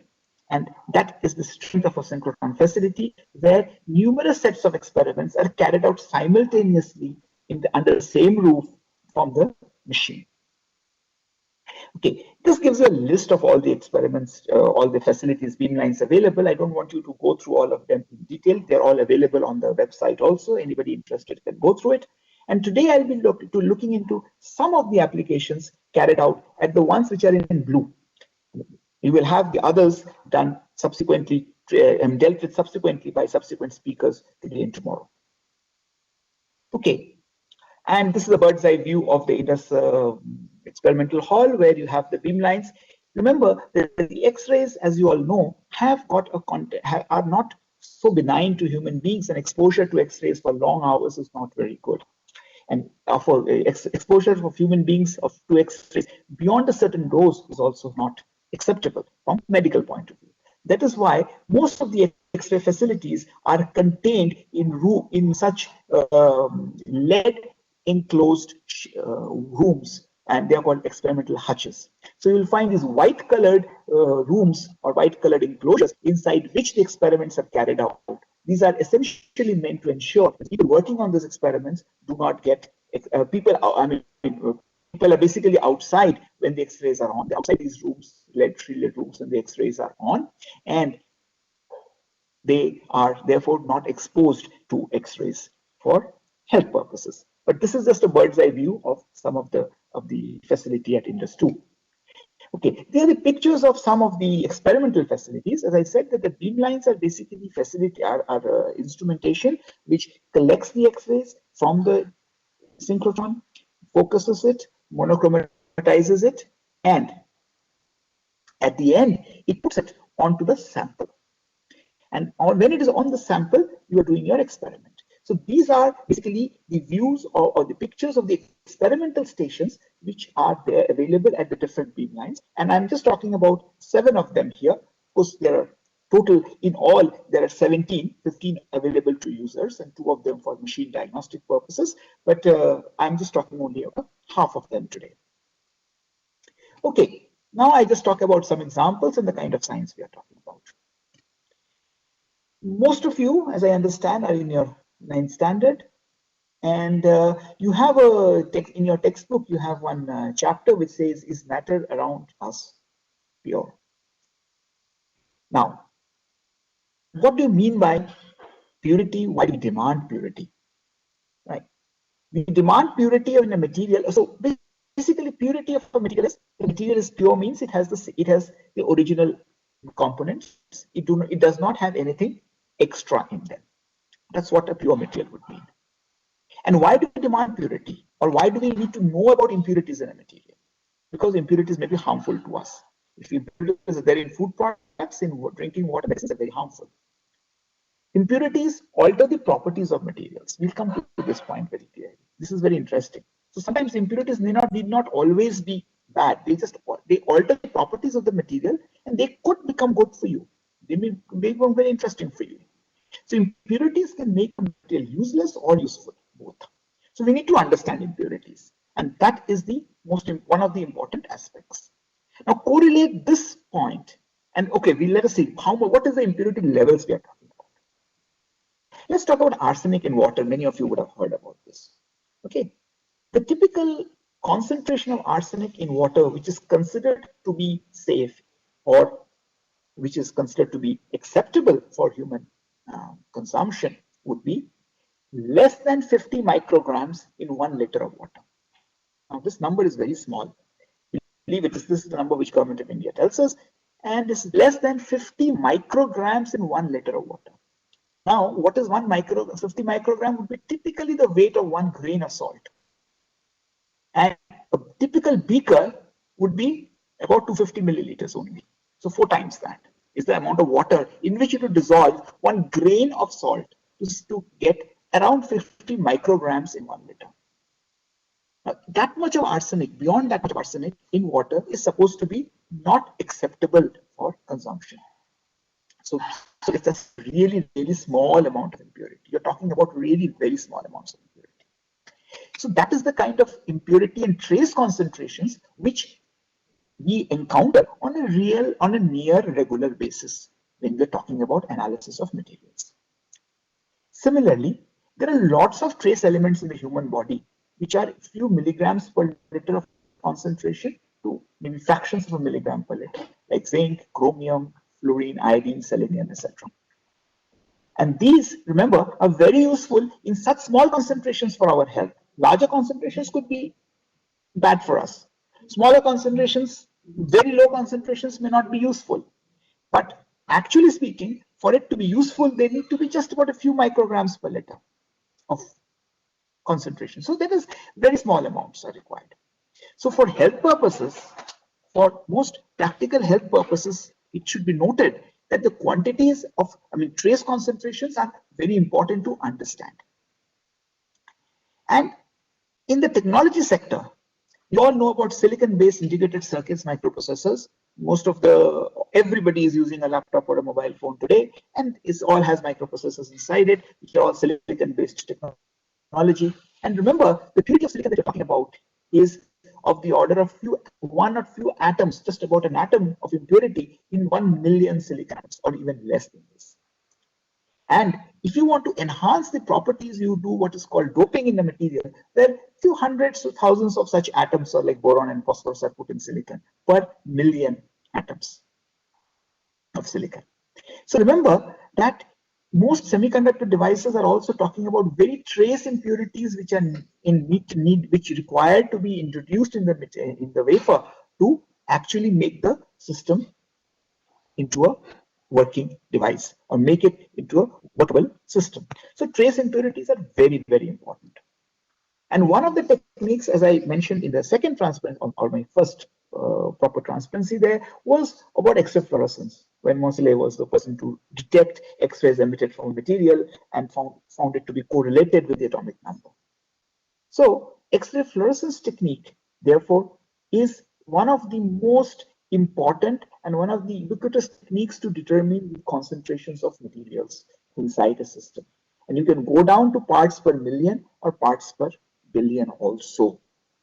That is 1 atom in a million atom of a host. 1 impurity in a billion atoms can be detected through this technique.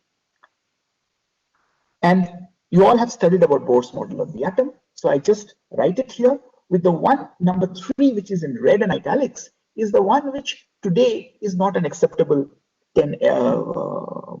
concept, which has evolved today. So electrons do not revolve around the nucleus in circular orbits. We don't talk about circular orbits anymore. We talk about orbits. Generally, the electron is just moving around the nucleus. So that's I just wanted to mention that is how we are slightly different today as with respect to what we were during Bohr's time. But otherwise, the concept of having energy levels, at least K, L, and N, exist even today, and we use these concepts today to understand systems.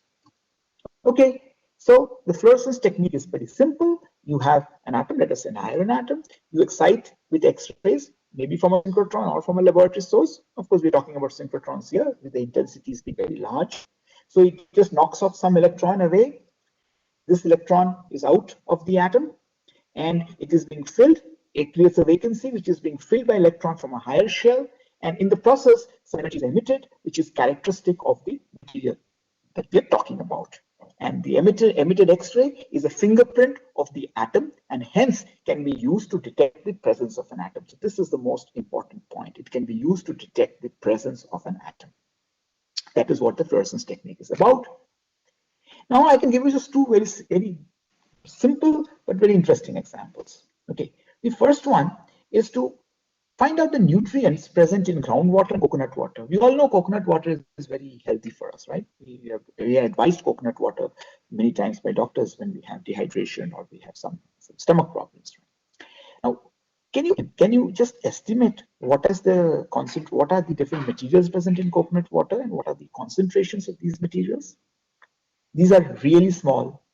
And if you compare it with groundwater, you will find that certain elements like chlorine, potassium, calcium, manganese, iron, nickel, copper, zinc, chromium, rubidium are at significantly higher concentrations as compared to groundwater. And I was talking about trace elements for human well-being, for health.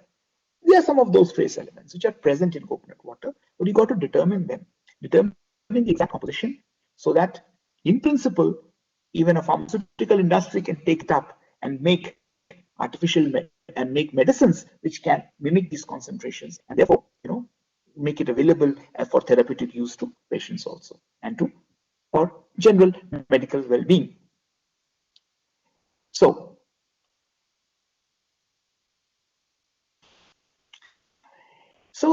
these are the kind of activities that can be easily can be done with X-ray fluorescence, which are very challenging and very important for all of us, for the society in general. Right? And synchrotrons help you because of the flux, because of the amount of energy, I mean the amount of intensity that the electromagnetic radiation has. That is, the synchrotrons become of a great help for everybody. Now you're talking about another example here, which is to find out the elemental and the morphological concentrations, concentrations in gallstones. And this is very important because gallstones, as you know, is a very common problem with most people. And if you know what are the kind of materials present, what's the distribution of the different materials as a function of patients from different parts of the country, from different geographical regions, etc., you can do a lot of therapeutic work can be tried out. You can, knowledge will help you to, for example, prevent gallstones or find out its initiation and therefore its cure also. So things like that can be worked out. And again, this is a kind of very interesting work which was carried out. I'm not giving all the detailed results here, but I just want to highlight that these are kind of challenging things for the society which X-ray fluorescence enables you to do.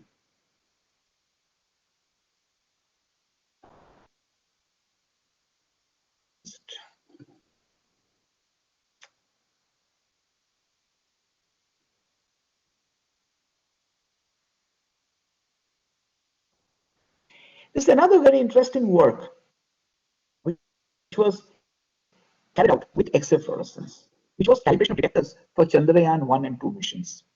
I'll just give you a very brief idea as to what the whole purpose was. It's a very interesting work. See, the idea was to determine the concentration of the lunar soil. Now, how do you determine the concentration of the lunar soil? We know that any element present on the lunar surface, is supposed to give a fluorescence which is unique to that particular element, which we know from the time of Moseley, as I mentioned initially. Now, sun emits a good amount of X-rays which can excite this fluorescence from the lunar soil. And if you can measure this fluorescence coming out from the soil through some technique, and the technique here is of course the X-ray fluorescence measurement techniques, then you can determine the composition of the soil and the percentage compositions also. So that is the basic idea behind it. So the X-ray, solar X-ray monitor, as it is called, is actually moving around the moon on an orbit which is slightly away from the moon. I'm not sure of the exact distances, but it's definitely not on the lunar surface. It is on the lunar orbit. It's actually revolving around the moon. And the X-rays which are falling from the sun onto the moon are exciting the radiation, and this radiation is being exciting the fluorescence, and the fluorescence is being detected by the solar X-ray monitor. What you need to do is to calibrate this monitor with some known sources of radiation, and that was what was done at Indus Beamlines for this particular activity of ISRO related to Chandrayaan 1 and 2 missions. Okay, now we talk about structure of materials. So till now we are talking about the composition. Now listen, we know the composition, but we now need to understand what is the structure. How are the atoms arranged? Let's consider carbon. You know that carbon is the basic constituent of diamond. And diamond, which is shown here, is one of the hardest materials known on Earth. Transparent, colorless. Carbon is also the composition of graphite, which is brittle, which is black in color, which is soft, and in fact is used as a lubricant. So absolutely contrasting properties, but the same material. So fluorescence can tell you both of them are carbon, but then you have a problem. You don't know whether they are behaving like a diamond or whether it's behaving like graphite. So that's a very big, important aspect of a material. How are they bonded with respect to each other? If you look at here, diamond is bonded by making tetrahedrons, whereas graphite, carbon is bonded by making hexagons in layered form. And this difference is what is the root of the differences in their physical properties. So there are innumerable examples where the structure holds the key to the material properties, and the motivation for X-ray diffraction and X-ray absorption spectroscopy is to essentially determine the crystal structure of materials. So that is where this becomes an important aspect. Again, synchrotrons help you to do this better than a laboratory source simply because of the available flux, available intensity, and the huge brightness that the source has. Some very typical examples of work that have been carried out in the recent past to understanding of materials for batteries. As you know, that batteries are possibly one of the most important materials that we need to talk about for the future if we are talking about green technology.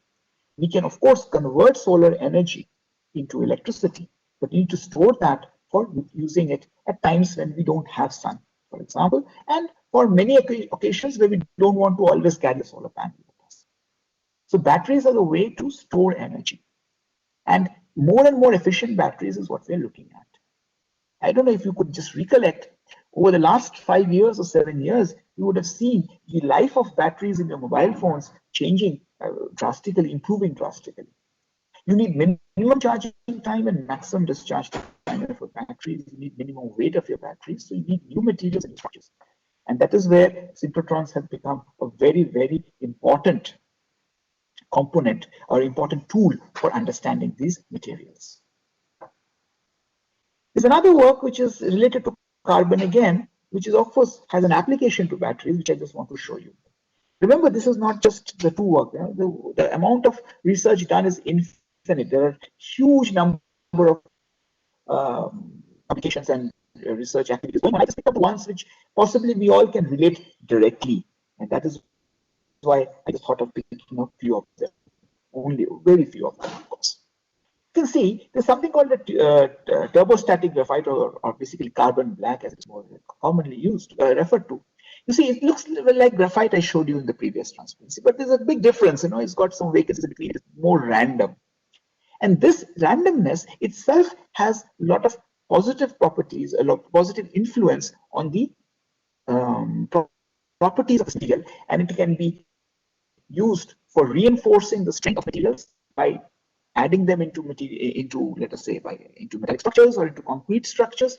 It can also be used in lithium-ion batteries as anodes, which is what the previous example here also showed. So what the synchrotron XRD in this case was used to understand this structure and the role that iron plays as a catalyst to make these systems. So basically, you can see that the role of synchrotron is to determine structures of materials, and then it is up to the scientists to see how that structure is of relevance to all of us in our daily lives, and to how that structure helps us make better our lives. Okay, this is another aspect of understanding structures, which is stress in components. Now, what is stress? Stress is a force acting per unit area on a material. And stress on a component can basically, change the properties of a material and it's actually not usable after a while. And the stress can be generated because of numerous factors which are related to either its operation or to its fabrication or things of that sort. For example, while machining a material, you can generate a lot of stress in a material. And this stress, I mean, you basically generate, you basically are changing the atomic configuration inside the material and making it different from the more natural form of the system of that material. Let's say it's iron. So the atoms of the iron are now not exactly arranged the same way as they would have been arranged if it was in an unstrained condition. Stress gives rise to strain in a material, and strain is nothing but the change in the length or the dimensions of the material per original dimensions of the material, and that is what is of relevance. So machining, then welding. And stress is generated in a material when, let's say, it's a turbine. A turbine is rotating at very, very high speeds, and the blades are obviously facing and are seeing a lot of centrifugal force on them. But that's also, it generates stress in the material, and therefore changes possibly even the dimensions of the material, generates cracks in the material, generates defects in the material. So stress can change the atomic arrangements in a solid, and hence it changes properties, and stress can be the cause of failure in a material. This changes in the atomic configuration can even lead to failures in materials. An extra diffraction provides a tool to look into the atomic arrangements, and hence look into the effect of the stress on the material. There's some examples of work that has been done in the recent past. You can see that this is a weld. This is a weld between two materials. And if you just measure the residual stress, that is how much is the locked in stress inside the material, you can actually see that it is not at the weld, but next to the weld, there is a larger change. Right? Now, this is very important. If you make a weld, note that there could be a change in the property of the material around that weld. And that could be important. For example, you have a pipe which is carrying a very corrosive liquid, and then you have a weld in that pipe. You needed a weld to make it, and there is a failure in the pipe because of this fact that there was a weld and there was a stress around that weld. That could become dangerous. So it is very important for us to know these values and characterize them properly. And this is the setup which shows how it is being done. And you can see this is a pipe which is mounted on a what is called a goniometer, and the X-rays are coming from that end. And this yellow line shows the X-ray which is being scattered from the material, which is for analysis to see what is exactly the stress in the material. And this is being studied for a pipe which has been welded from inside. So the inside part of the weld is being seen, which is actually the part of the system which is seeing all the flowing fluid, let us say, at high temperature or because of fluid, whatever we are talking about. These are very challenging and very extremely important for us to know. Now, I take another example here, studies of thin films and buried interfaces. Now, why is it so important to study them? Remember, thin films are the basis of numerous electronic devices that are around us today. You have laser pointers, solar cells, memory devices, thin film transistors, everything most of the electronic things around us today are basically either a single thin film or a combination of thin films, no, stacks of thin films. So this is what a thin film, I mean, this is, you can even Google and get the same picture. But what does it say? That you have a substrate and you have film on it. And not one film, it could be many of them. It could be many of them stacked in layers. It could have applications in batteries, in thin film transistors, photovoltaics, lasers, numerous memory devices. Everywhere you can find these applications. What is important is that you have a large number of interfaces. You see, you have a AR. AR means anti-reflection. You have anti-reflection. Then you have a N-type semiconductor, some semiconductor material. Then you have another semiconductor material, P-type semiconductor. Then you have an interface, and you've got a substrate. And note that these interfaces between the different thin films. So this is one material A, this is material B, this is material C, and the interface between these materials is not seen to the human eye. We cannot see it, but X-rays can. I mean, the first time that one discovered X-ray was to see what you cannot see with your eyes. And this is again seeing what you cannot see with your eyes. So this is where X-rays become important. So they can probe what we usually cannot see. They have buried interfaces. And I'll give you an example here. Okay, this is an example of a aluminum nitride or nickel multilayer. We are not going too much into the detail of what the application is. Let's not look too much at the application. Let us try to understand that you have a material A, aluminum nitride, and material B, nickel. So there you are, aluminum nitride is this blue and black dots here.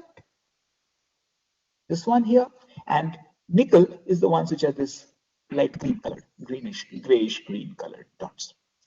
You see, this is the interface between aluminum nitride and nickel. You can see this interface is reasonably sharp. But if I grow nickel first and then aluminum nitride, I get a lot of mixing at the interface. If I look from the top, I would not see this difference if I look with visible light. That is, the eyes, if I try to see, I cannot see the difference. But I can see the difference if I see it with X-rays. And this is how this picture is generated. This is basically generated from the data that we get by analyzing the interfaces with X-rays. And this is called an asymmetric interface. You know, the material A and B, and now material B and A, the interfaces are different. So it's called asymmetric interfaces. And this particular application was for X-ray optics, but then you have numerous applications in organic solar cells, in oxide materials, thin film thermoelectrics. Numerous of them have been carried out. I just wanted to show you one example to see how beautifully you can differentiate different interfaces and intermixing of interfaces. Note that intermixing of materials at the interface of thin film devices are not mostly desired. You want to avoid it. But if you want to avoid something, you need to know that. And that is what you know with X-rays. Now, I talk about the last of the techniques. This is the process of X-ray lithography. Okay, now what is lithography? Lithography is a process of transfer of a pattern from a mask on a material by selective exposure to light. And now we will replace this light by X-rays. That's what we are doing. But when we do that, what are we gaining in the process? What we are gaining is that X-rays, because of their very small wavelengths, are in a position to, and because of their very nature, are in a position to penetrate very deep inside a material. So let's see the process. You have a substrate here. You have an X-ray sensitive material called a photoresist. Then you have a mask which has some pattern written on it. That means, the bright part is this white part is allowing the X-ray to go through, and the brown part is stopping the X-rays, is not allowing it to go through. So if you place this, which is called a mask, on this photoresist covered substrate, then on exposure to X-rays, you will find something happening, and a photoresist is a material that responds to X-rays. It changes its properties with X-rays. So this is what is happening is that this material here, which I have shown here with the cursor, now it's turning out its properties are becoming different, and it is becoming pinkish in color. What is essentially happening in this particular case is the X-rays have actually made this monomer, this is actually a monomer, into a polymer. Where's my cursor? Yeah. This monomer has become a polymer and become hard. That's what has happened. But it has happened selectively across the material, not throughout the film, not throughout this photoresist, only selective. So this is remaining soft, but this has become hard with the exposure of X-rays. Now I can remove this chemically. This part, which is soft, I can remove it chemically. So now I have the substrate with some structure on it, with some hard material on top of it. And this is the basis of then making another, going another step ahead, which is called LIGA. LIGA is a German acronym for lithography, electroplating, and molding. So let's say you started with a substrate just copper.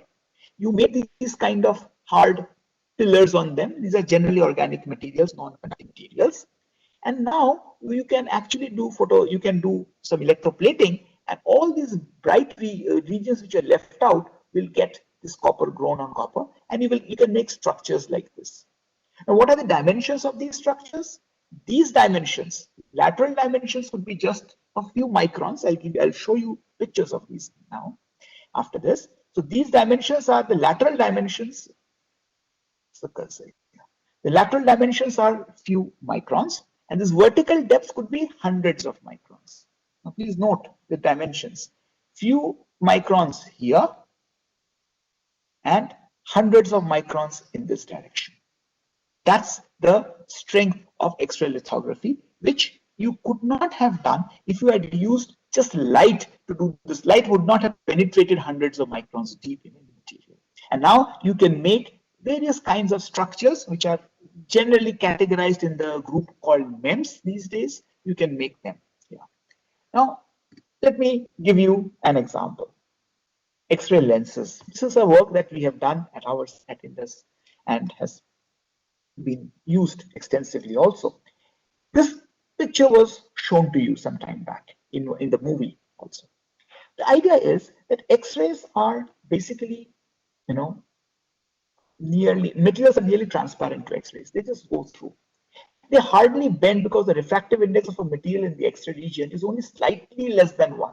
If it is 1, then it will go through straight, but it's slightly less than 1, so it bends very slightly. And mind you, it is less than 1, unlike most materials where refractive indexes are greater than 1. This is less than 1. So if it's less than 1, then just take this, statement from me, that a convex lens ideally should be focusing. For a glass, convex lens is focusing. But if the refractive index of the material is less than 1, then a concave structure will be focusing. Just take it from me. It is that way. So if I can make holes like this, in a material, I make holes by that lithography process. I make holes which are hundreds of micron deep. In this case, it is about 700 to 800 microns deep actually. And these dimensions, this is acting like the lens.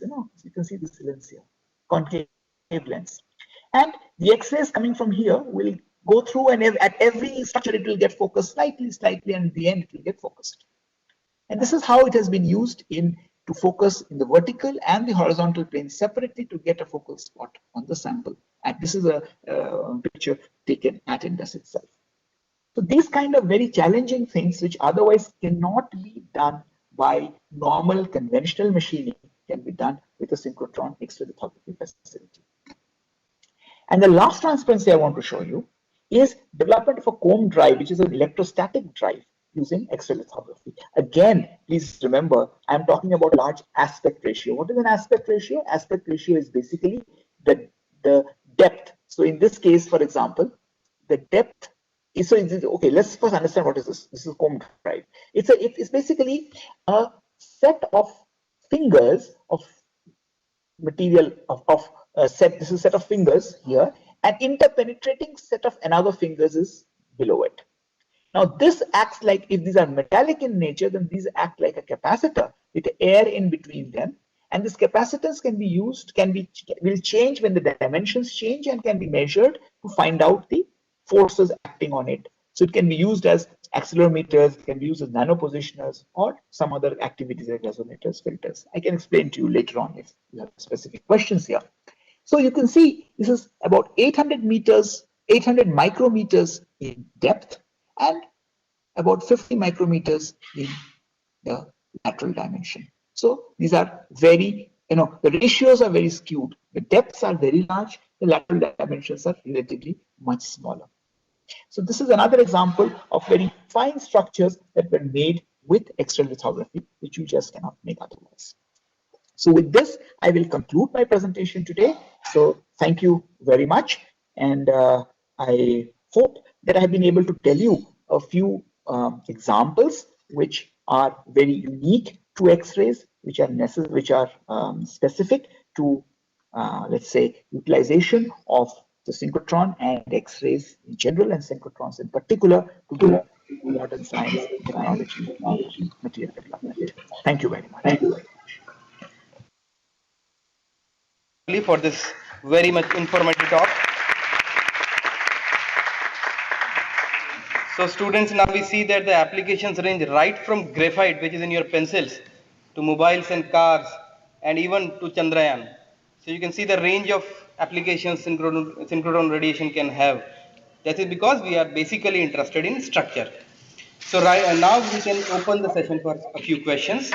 Those students who want to ask any question to Dr. Ganguly can raise their hand in WebEx.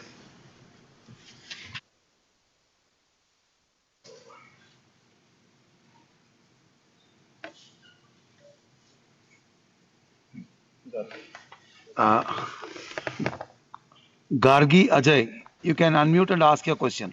Gargi, can you please also switch on your mic as well as your video and ask your question. Good morning, sir. Good morning.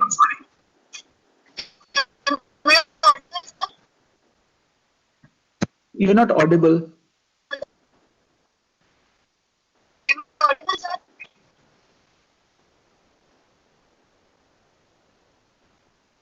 Hello. Sorry, you're not audible. Hello. Gargi, can you be closer to the mic? You are not audible. Sir, am I audible now? Yeah. Yes, better. Yes, sir. So, I wanted to ask that although we have a highly developed electroscopic microscopes, but we are not able to get the exact structure of an atom. So, can these X-rays be used to map the exact structure of atoms, which are not possible with electron microscopes? Okay. You're talking about structure of atoms, right? Yes, sir. Yeah.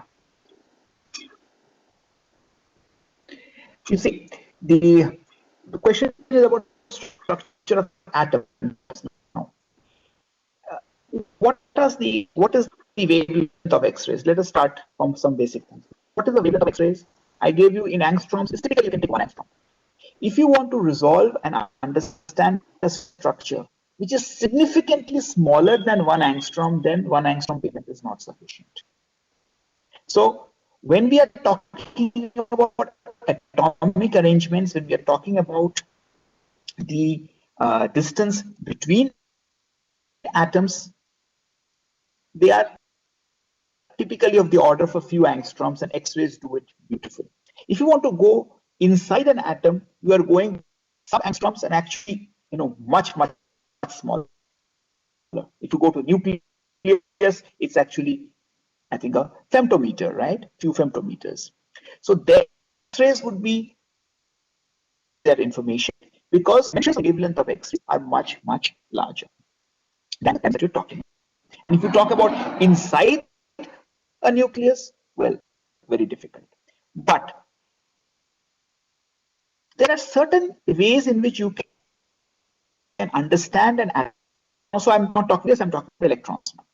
Remember, the electrons around the nucleus in a significantly large volume to a few atoms, of course, many for the bigger atoms and just about an angstrom for the smaller atoms. You can understand the electron energies through photon spectroscopy and spectroscopy. I mentioned about it. This was a in the 50s when he established you can study the electronic energies of the and the electronic structure of an atom, X-rays. So people routinely, we do it at Indus also, and world over, it's a very standard. So, basically see what is the question that we ask, and then say whether we can see it with X-rays or not. Just as overall a broad question saying that can we study structure of atoms? It's the structure of electronic structure of the system. The electrons around it, yes, we can. Nucleus will be lot more difficult to do it because the dimensions do not comply with the dimensions that we are talking about of that of X-rays. Okay. Am I Mr. clear? Laksh Shivalkar. Mr. Laksh, you can ask your question. Please put your video on as well. Yes, sir. Hello. Yes. Good afternoon, sir.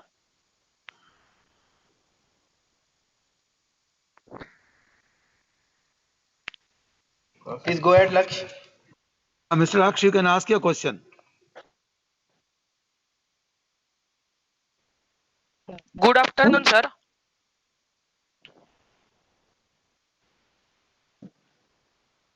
Good Sir, when afternoon, the Laksh. Yes. electron moves, no. Yes. Sir, when the electron moves and it comes to bending magnet, and when the Good synchrotron afternoon. radiation has given out, so that synchrotron radiation can melt any solid substance.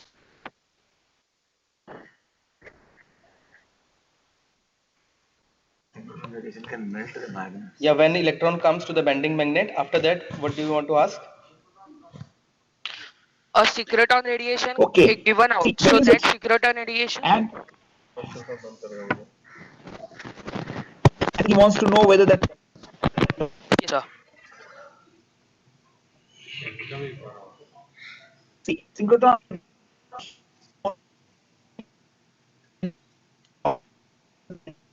can.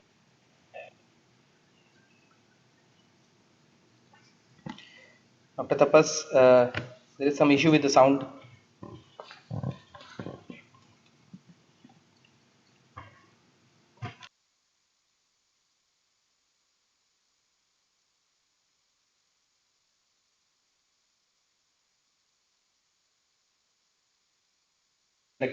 Okay, then next.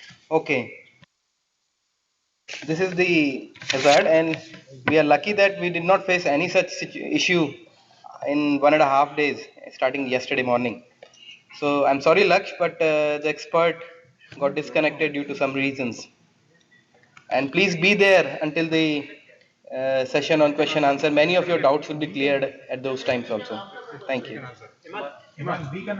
Yash, can you put your question again? Somebody will answer here. Laksh.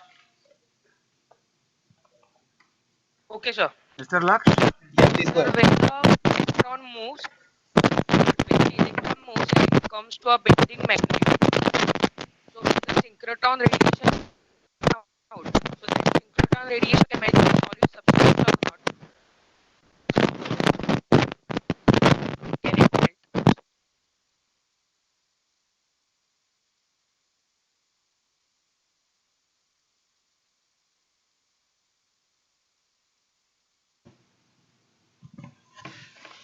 Laksh, can you speak without holding that mic? Just simply just speak and then you ask your question. Okay. So when the electron moves and it comes to bending magnet, so that time the synchrotron radiation has given out. So that synchrotron radiation can melt any solid substance or not.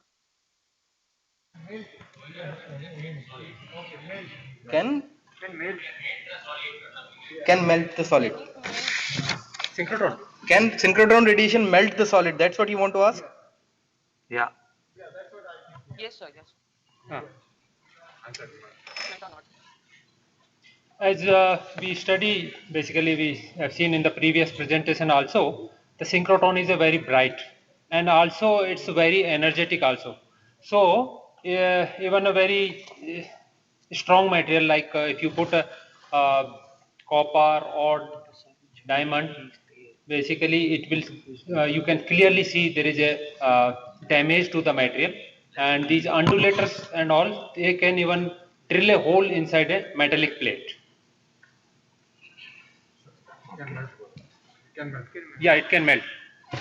In fact, there is a whole lot of application in lithography where the electrons are used, the synchrotron is used to lithographically etch samples. So Okay. thank you, Laksh. Next, Miss Anjana, you can unmute and ask your question. Miss Anjana.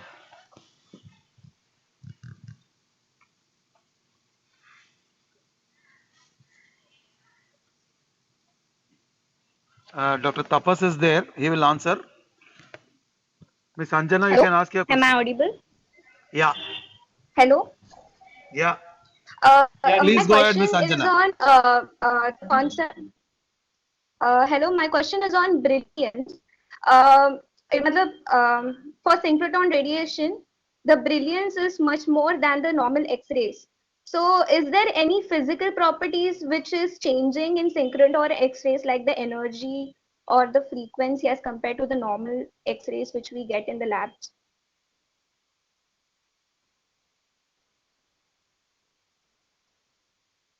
Tapas is there, he can answer, otherwise I can answer.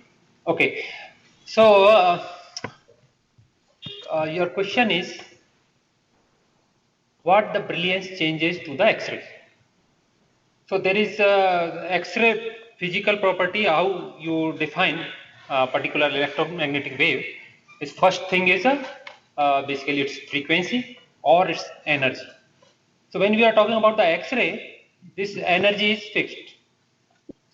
So what is the meaning of brilliance? Brilliance is the energy of individual photon is fixed, but you have large number of photons. So you can do the thing which you are doing with the X-ray in a less time and in a maybe with a better signal to noise ratio. So the property of X-ray doesn't change. However, there are other properties which you cannot get from a normal X-ray source, like coherence, and in fact with the synchrotron and X-ray free electron laser, those are the advanced thing. So there with the electron you can even get a X-ray lasers. So you know what is the property of laser? It's a coherence. You have a monochromatic meaning there is only one wavelength. So that kind of thing you can get. But however, the X-ray property doesn't change. And one more thing, there is a special property of synchrotron polarization. Like you see when you go to the 3D movie in movie hall, you wear glasses which are basically polarized, and with the one eye you see a different polarization, with the other eye you see the different polarization. So that polarization property can also be used, and that is there in the synchrotron. Next, Miss Ragini Mahobe. You can ask your question. Miss Ragini Mahobe. Good afternoon, sir. Yeah. Sir, generally Good afternoon. people do not prefer. Sir, generally people do not prefer electric car due to its charging period, that is 30 minutes. Sir, so can it be reduced to less than 30 minutes? Okay, you are asking whether synchrotron can be used in a lithium ion or ion batteries. In fact, in even Indus 2, we are working on the ion batteries. Like lithium is very costly, so whether we can have alternative batteries like potassium ion batteries, sodium ion batteries, those are cheaper. But the difficulty is that you mentioned whether this charging and discharging can be made faster so that we can get more power and we can charge it quickly. For that, we need to understand the mechanism, how this ion batteries works. For that, we are using these synchrotron, and by the study, basically we try to tweak the basically the constituent material and all, so that we get a higher charging capacity and also the longer life. So synchrotron is being used for the battery studies. The next question, Sunidhi Prabhakaran. Dr. Tapas is online. Sunidhi Prabhakaran, you can unmute and ask your question. Dr. Tapas will Yes, answer. sir. Yes. Good afternoon, sir. I have to ask that why is ruthenium hexafluoride? hexaboride used as electric source in microtron, and what type of metals or what characteristic does the electron source depend?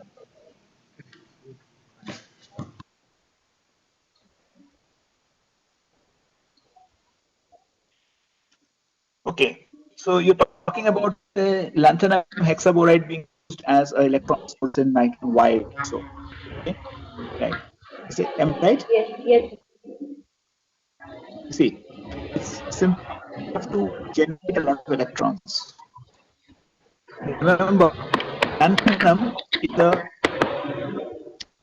with a very high atomic number, which is got electrons.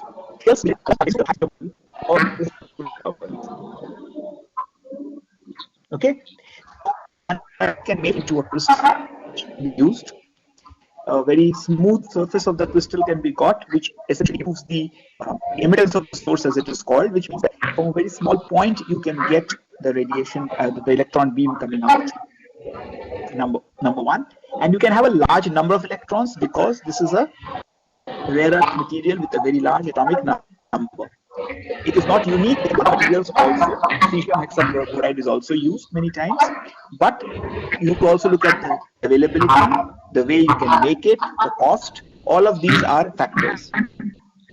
On an average, it turns out that lanthanum hexaboride satisfies most of the criteria reasonably well. Okay.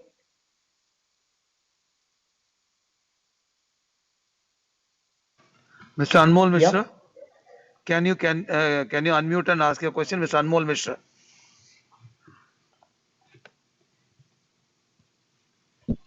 Yes, I can hear you. Sir, I wanted to ask that if an experiment requires the synchrotron radiation, so we have to, for that experiment, we have to produce the radiation on the spot, or is there a way to store the radiation and use it whenever we want? No, I think this little bit more. Yeah, let's understand this a little bit more. Mr. Anmol, can you ask the question again? Okay, what he wants to ask is, can you store the synchrotron radiation for use it later for the purposes? You cannot store radiation. Please note, whether it is synchrotron radiation, whether it is radiation from an X-ray tube, whether it is radiation from a light bulb, you cannot store radiation, right? You have to. The radiation is coming out or not coming out. You have to use it when it is there, and the system which generates radiation generates it at all times whenever the experiment is going on. You cannot store radiation. What we store in a synchrotron is is electrons. The electrons are stored in the storage ring, which are rotating in the ring, which Dr. Himanshu Poswal mentioned explicitly through those diagrams and through those his presentation. You saw it in the movie after that. So you're storing the electrons which are moving in that ring, and they are emitting radiation all times. It's up to you to catch it and do your experiment whenever you want to do it. Okay, you cannot store radiation. Can you store light? When you need light, you switch on your bulb. That's it, right? So you can't store radiation. You can use it when you want to. Next question. Mr. Divi Jakotia, you can unmute and ask, and you can put on your video also, Divi, please. Sir, am I audible, sir? Yes. Yes, you can proceed. Sir, my question is, sir, this synchrotron produces so much energy and sir, so much electricity that, sir, there is a chance of some malfunction. So, sir, what are the checks that are performed to avoid this situation, sir?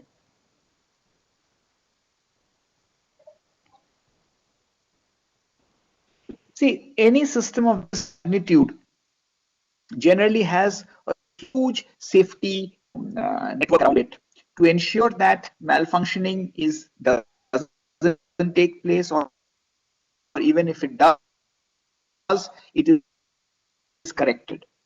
See, every equipment has a possibility for malfunction. We agree to it, but then if you can make your robust, if you make your systems reliable, then you don't have malfunctioning, right? So, well, you are all going. Our cars don't malfunction that frequently, right? They are robust, designed in a way that they can take care of faults possibly on their own to some extent, and more importantly, they do not fail that frequently. And with regular maintenance, you can ensure there is no failure at all. So as far as malfunctioning and failures are concerned, yes, such systems are prone to failures and malfunctioning, but they are designed in a way, they're made robust as much as possible to ensure minimum malfunctioning. Right? So that is the way that is basically the task of an engineer, and a skillful engineer would like to make it in a way that it doesn't at all. Even if it does it at minimal numbers, and of course the maintenance the problems don't happen. Okay? Our system would be. So thank you very much, and thank you, Dr. Ganguly, for this wonderful session and so much information that you provided to the students.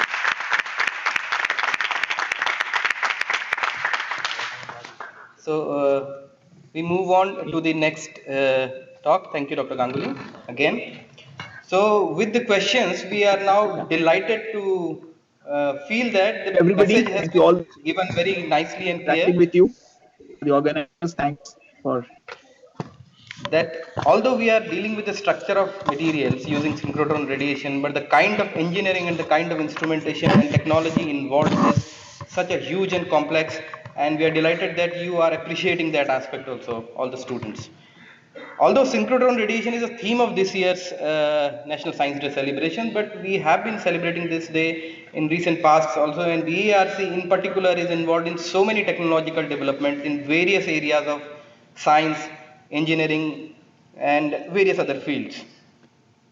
There are huge number of areas, right from nuclear reactors to cancer treatment, for example. So we have been trying to showcase a few facilities to you. A few had been showed yesterday. So before, in the next technical session, we would be going to the astronomical objects in terms of synchrotron radiation. And for this break in between, to decouple these two different aspects, we again show you some virtual facilities in the virtual mode. So we are taking to a virtual tour to a few of the BARC facilities, where you'll be seeing the cargo scanning facility, which uses directly the electron beam, not the synchrotron beam. So here we use electron beam for various cargo scanning applications. Then some cesium pencils for some radioactive materials for treatment of in medical applications. And then we also show you heavy water, how it is generated, and the applications of heavy water. So can we have the videos please now?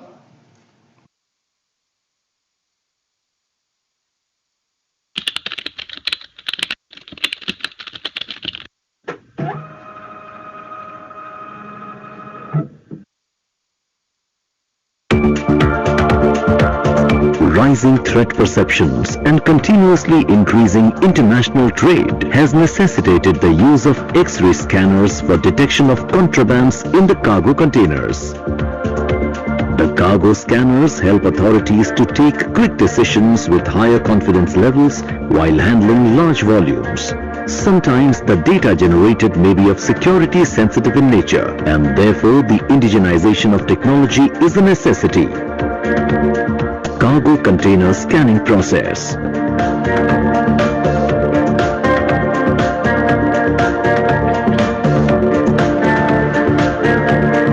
An accelerated electron beam of 6 million electron volts strikes a heavy metal target and produces high energy X-rays that can penetrate about 350 mm of steel. The cone of X-rays is collimated by a primary and a secondary collimator into a fan beam. The fan beam penetrates the cargo and the residual beam intensity is collected on the other side by a detector pixels array, forming X-ray image of a single slice of the cargo container. The X-ray source pulsates 100 times in a second, and the cargo moves through the beam in a synchronized manner. Thus, the full image of cargo container is synthesized by joining multiple image slices. If the inspector suspects a contraband, then the container may be detained for further intrusive inspection. The portal scanner. The portal type scanner can scan all trailer mounted containers within sizes 4.6 meter tall and 2.8 meter wide. Overall size of portal is 10 meter wide by 6.5 meter tall structure that holds a 14-ton detector collimator on one side and a 4-ton secondary collimator on the other side. The portal is insulated and air-conditioned for the safety and longevity of the subsystems. The X-ray source. The X-ray source uses a radio frequency linear accelerator, which is a precision and high-tech machine requiring multidisciplinary expertise in physics, electronics, electrical and mechanical engineering. The portal design also incorporates a 40-ton external shield for the current design of X-ray source, which can move on rails to give an access for the X-ray source maintenance. Traction trolley. The traction trolley is designed to haul a standard trailer or truck at a constant speed through the X-ray fan beam. The traction trolley sits on the floor while the truck or trailer front wheels are climbing on it. The trolley is lifted by hydraulic cylinders, simultaneously locking the front wheels of the truck between lock plates. Now the trolley is ready to be driven at a constant speed of 0.4 meter per second. Detectors. Each pixel of detector is made of cadmium tungstate crystal that scintillates on interaction with X-ray, and the amount of light produced is measured by photodiodes to decide on the gray level of a pixel. Area shield. The gamma field sight area shield has been designed to limit the radiation exposures to the operators as per regulatory guidelines. It is ensured using automated area radiation monitors on site. The site layout is designed to accommodate a gantry type scanner also, where the gantry itself moves at a constant speed during a scan and the cargo container remains stationary. A CCTV system having 9 cameras is used for surveillance of the area, and the feed is available to the operator. Supervisory controller. A supervisory controller issues commands to all the subsystems such as the traction trolley, the X-ray generator and the detector electronics to carry out the scanning in a synchronized manner. The supervisory controller also performs safety functions such as ensuring contiguity of the scan area and taking appropriate safety actions in case of alarms and feedbacks. Control cabins. The cabins contain the power supplies and chiller of the X-ray source, the traction trolley motion control system and the operator's control panel where all the signals are monitored. Product development exercise. In January 2015, the task force appointed by Director BARC proposed product development to be taken up on priority and to be executed in multiple phases. Phase 1 and 2 consisted imaging experiments which is successfully concluded. It has generated the proof of concept followed by the imaging performance evaluation as per ANSI N 46.42. Phase 3 shall conclude in year 2017 at Gamma Field BARC, which will be followed by the Phase 4 of gantry type scanner with dual energy technology. During Phase 4, the X-ray source shall undergo significant upgradation for its field deployability. Eventually, the gamma field site may be used with minor layout modification to scan the cargo coming inside BARC from TVS gate.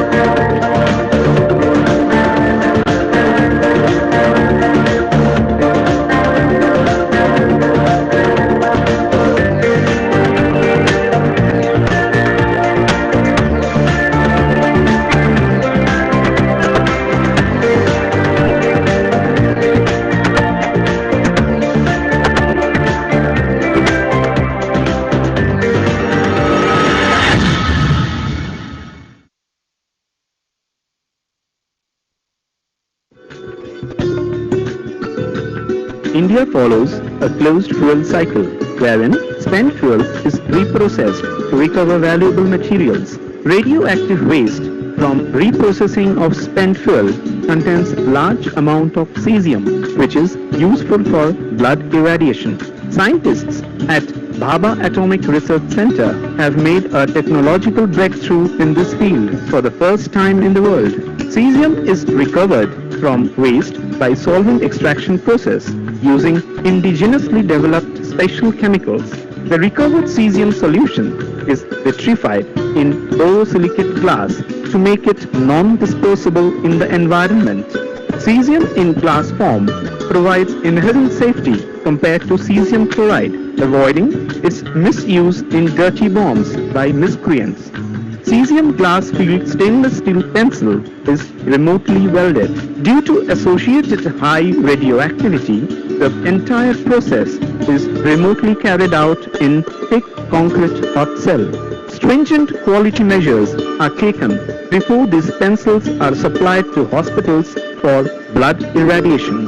Irradiation of blood makes it safe by preventing transfusion-associated graft versus host disease. In future, cesium will be used for food irradiation, sterilization of medical products, sewage hygienization, and gamma chambers.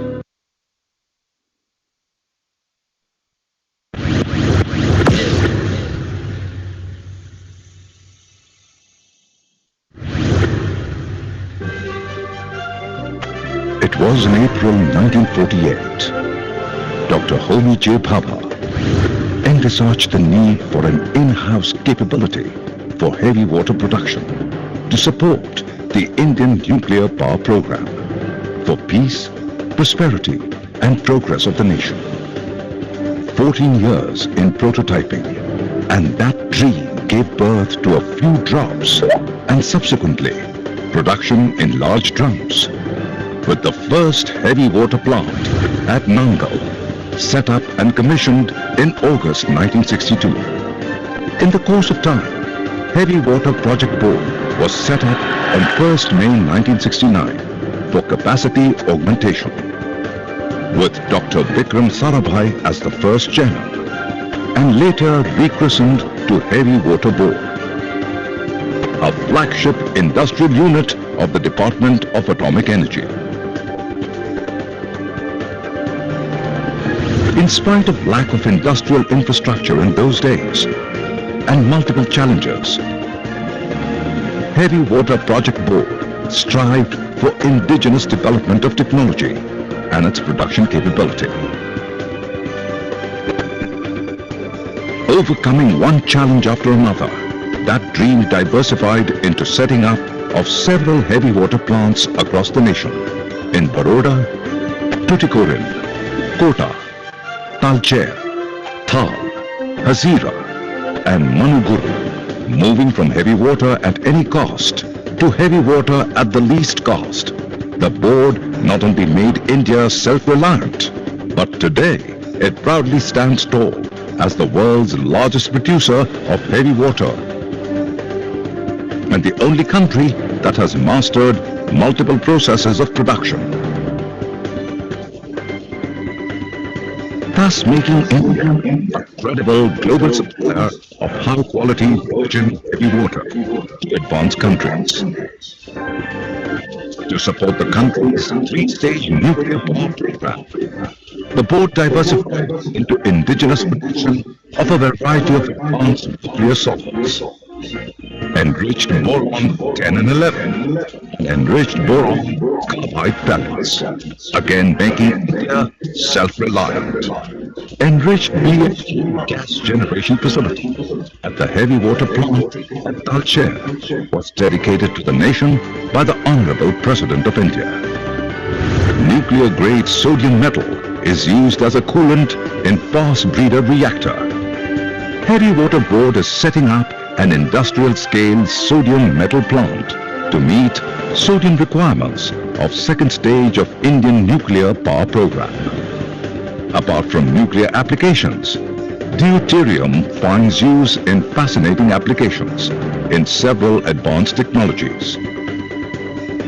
Heavy Water Board has opened avenues for development and promotion of non-nuclear applications of heavy water and deuterium for the benefit of the society.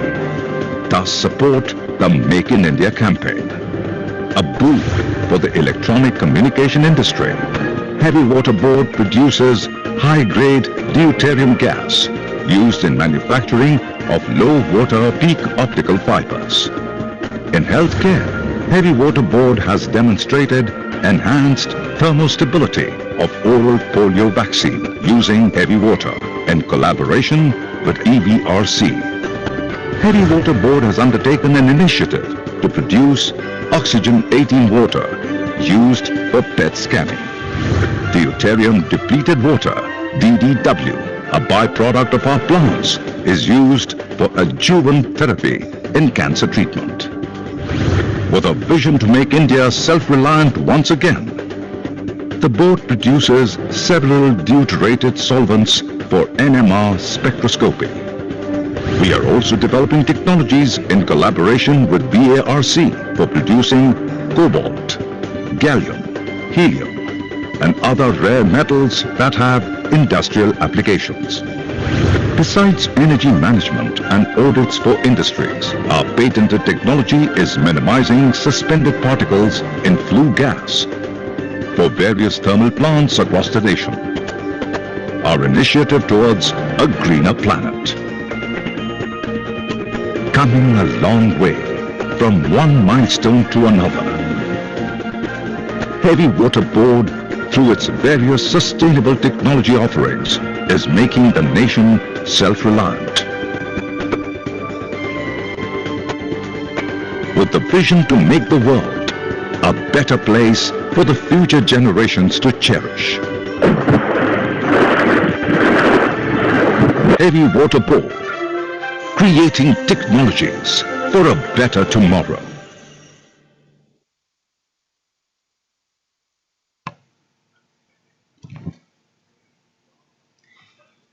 So I hope you would have enjoyed various technological facilities that we showed you where BARC is actively involved. So let us come back to the theme of the Science Day, and we go now to the fascinating and exciting as well as mysterious world of heavenly bodies. And to give you a glimpse, let us first show the same clip of the synchrotron radiation in universe, which will be followed up by a talk on the same aspect. Can we have the movie, please?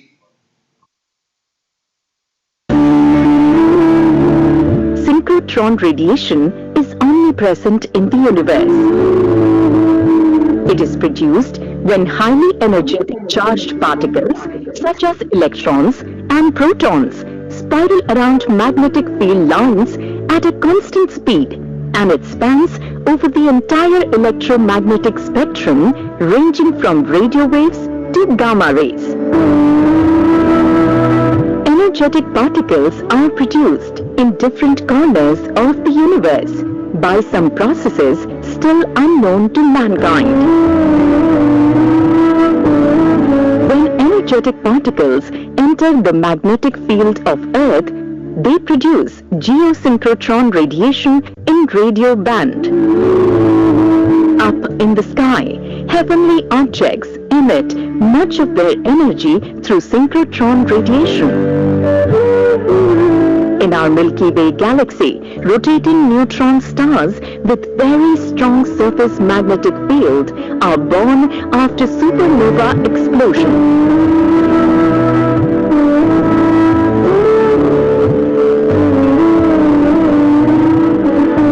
Produce pulses of synchrotron radiation due to the spiraling electrons in their surface magnetic field. Beyond the Milky Way galaxy, gigantic jets powered by supermassive black holes at the center of different galaxies show their presence through synchrotron radiation.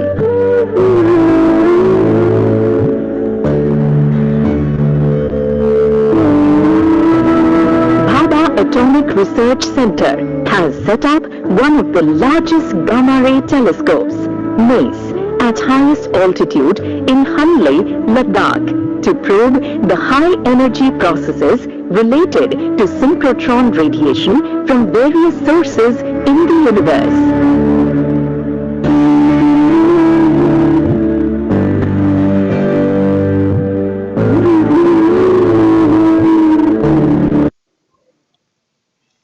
So students, may I now introduce you to Dr. B.S. Sahayanathan, who is working in the Astrophysics Division of Bhabha Atomic Research Center, which is engaged in setting up very high energy telescopes in India, namely TACTIC at Mount Abu and MACE at Hanle in Ladakh. Dr. Sahayanathan has contributed significantly in the area of active galactic nuclei. He has been collaborating with various institutes like IUCA in Pune, TIFR in Mumbai, IIA, and universities like Kashmir University, Calicut University, Tezpur University, etc. I invite Dr. Sahayanathan, and please don't miss this talk. I know we are running a bit short of time, but this will be really a very fascinating talk, and you'll enjoy. Dr. Sahayanathan, please. Thank you.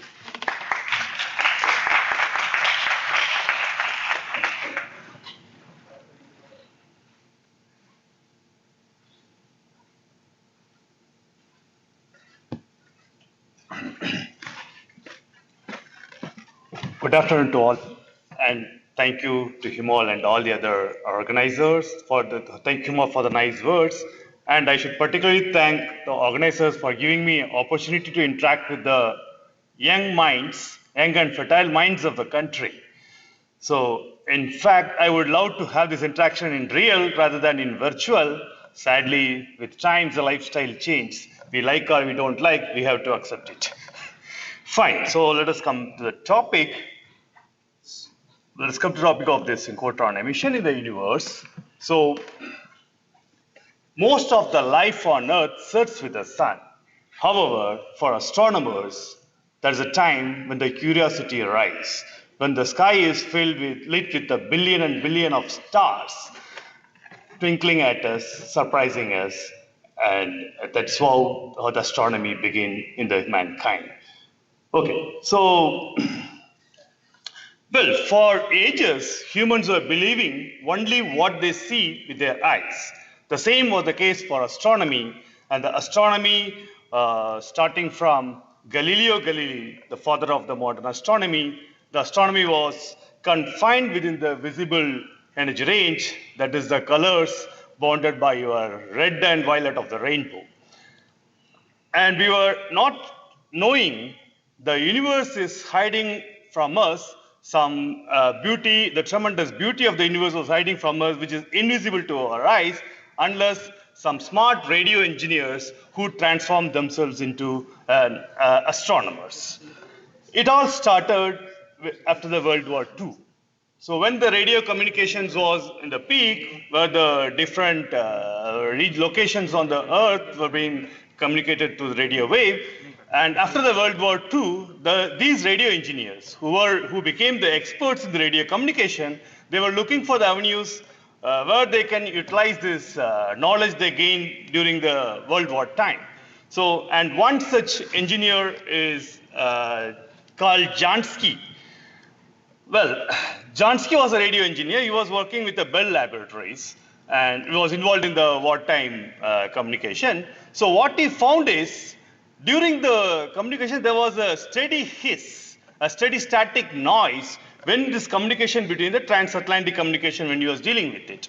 So he found this constant noise and he decided after the war is over, so let us try to understand why this noise is coming up.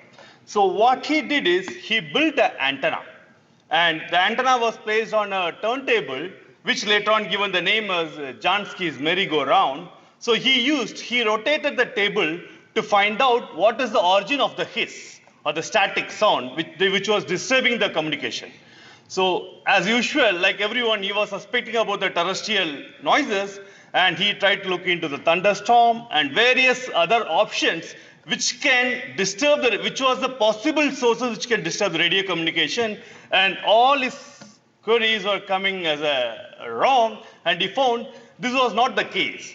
It took time for him to realize this is not the noise coming from the terrestrial, somewhere else outside. And that happened with a careful observation. What he found is a diurnal steady hiss. What is it?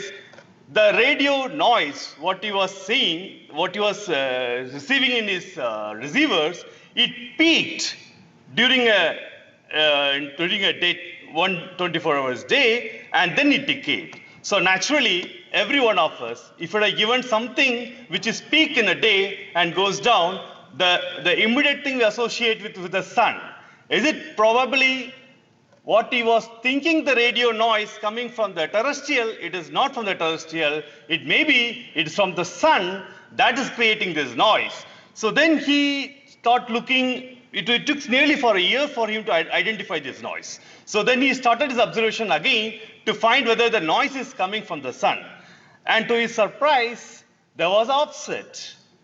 When the radio signal peaked and when the sun was in the zenith, there was no matching. And not even that. So if it would have been due to the spin of the earth or from the sun, then the two peaks, the time period between the two peaks should be separated by 24 hours. Incidentally, he found that peak is not constant. It was less than 24 hours. The time was kept changing. So then these two things gave him an idea. It is not probably from the sun, something other than the sun. And then he came to an idea that then he thought, when you have a careful look, then he found the strong radio signal what we are receiving is from the entire Milky Way galaxy what we saw. Well, now this is interesting. Suppose, for example, our eyes, if a human eyes are not tuned for the visible light, and if we are allowed to see the radio waves, our day and night would be decided not by the sun, rather by the center of the galaxy. Because the galaxy was so bright in radio, and the sky is so bright in radio, so we would have probably decided our day and night with the center of the galaxy. And of course, the time is going to be much complicated because we are going to revolve around a dull star, placing our clock at the Milky Way galaxy.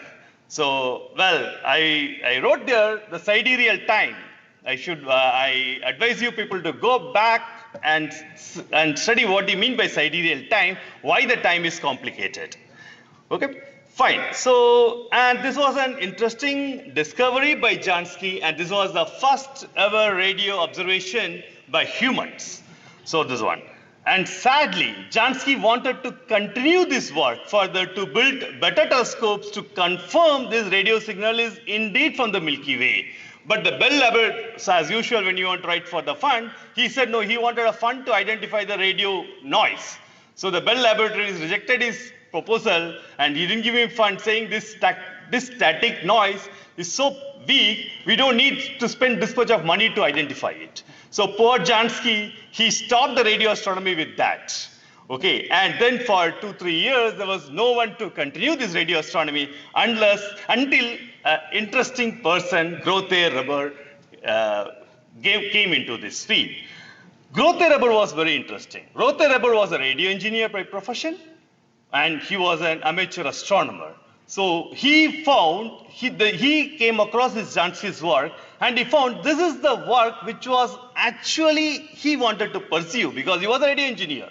He was good at radio engineering, and he is an amateur astronomer. So he started, in fact, he applied for Bell Laboratories to work with Jansky. Of course, already the Bell Laboratories stopped Jansky to work on, so they rejected his application. So, the Grothe-Reber was so determined, so he decided, no, he will go for it. He started building his own radio telescope at the backyard of his estate. So that was the first parabolic radio telescope which was built by Reber on the backyard of the telescope. So that's why you say the first radio telescope was actually built by a private, that took by an individual man. Okay, fine. So what the first thing he did is he confirmed the radio signal detected by Jansky is indeed from the Milky Way. And he showed the world, yes, the Milky Way is so bright in radio.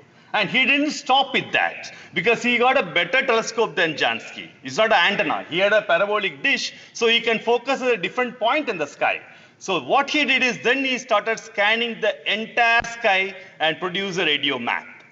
And he found not just the Milky Way, there are many radio bright spots were in the sky, and he called, it was thought to be radio stars. There are the stars in the Milky Way which are very bright in radio.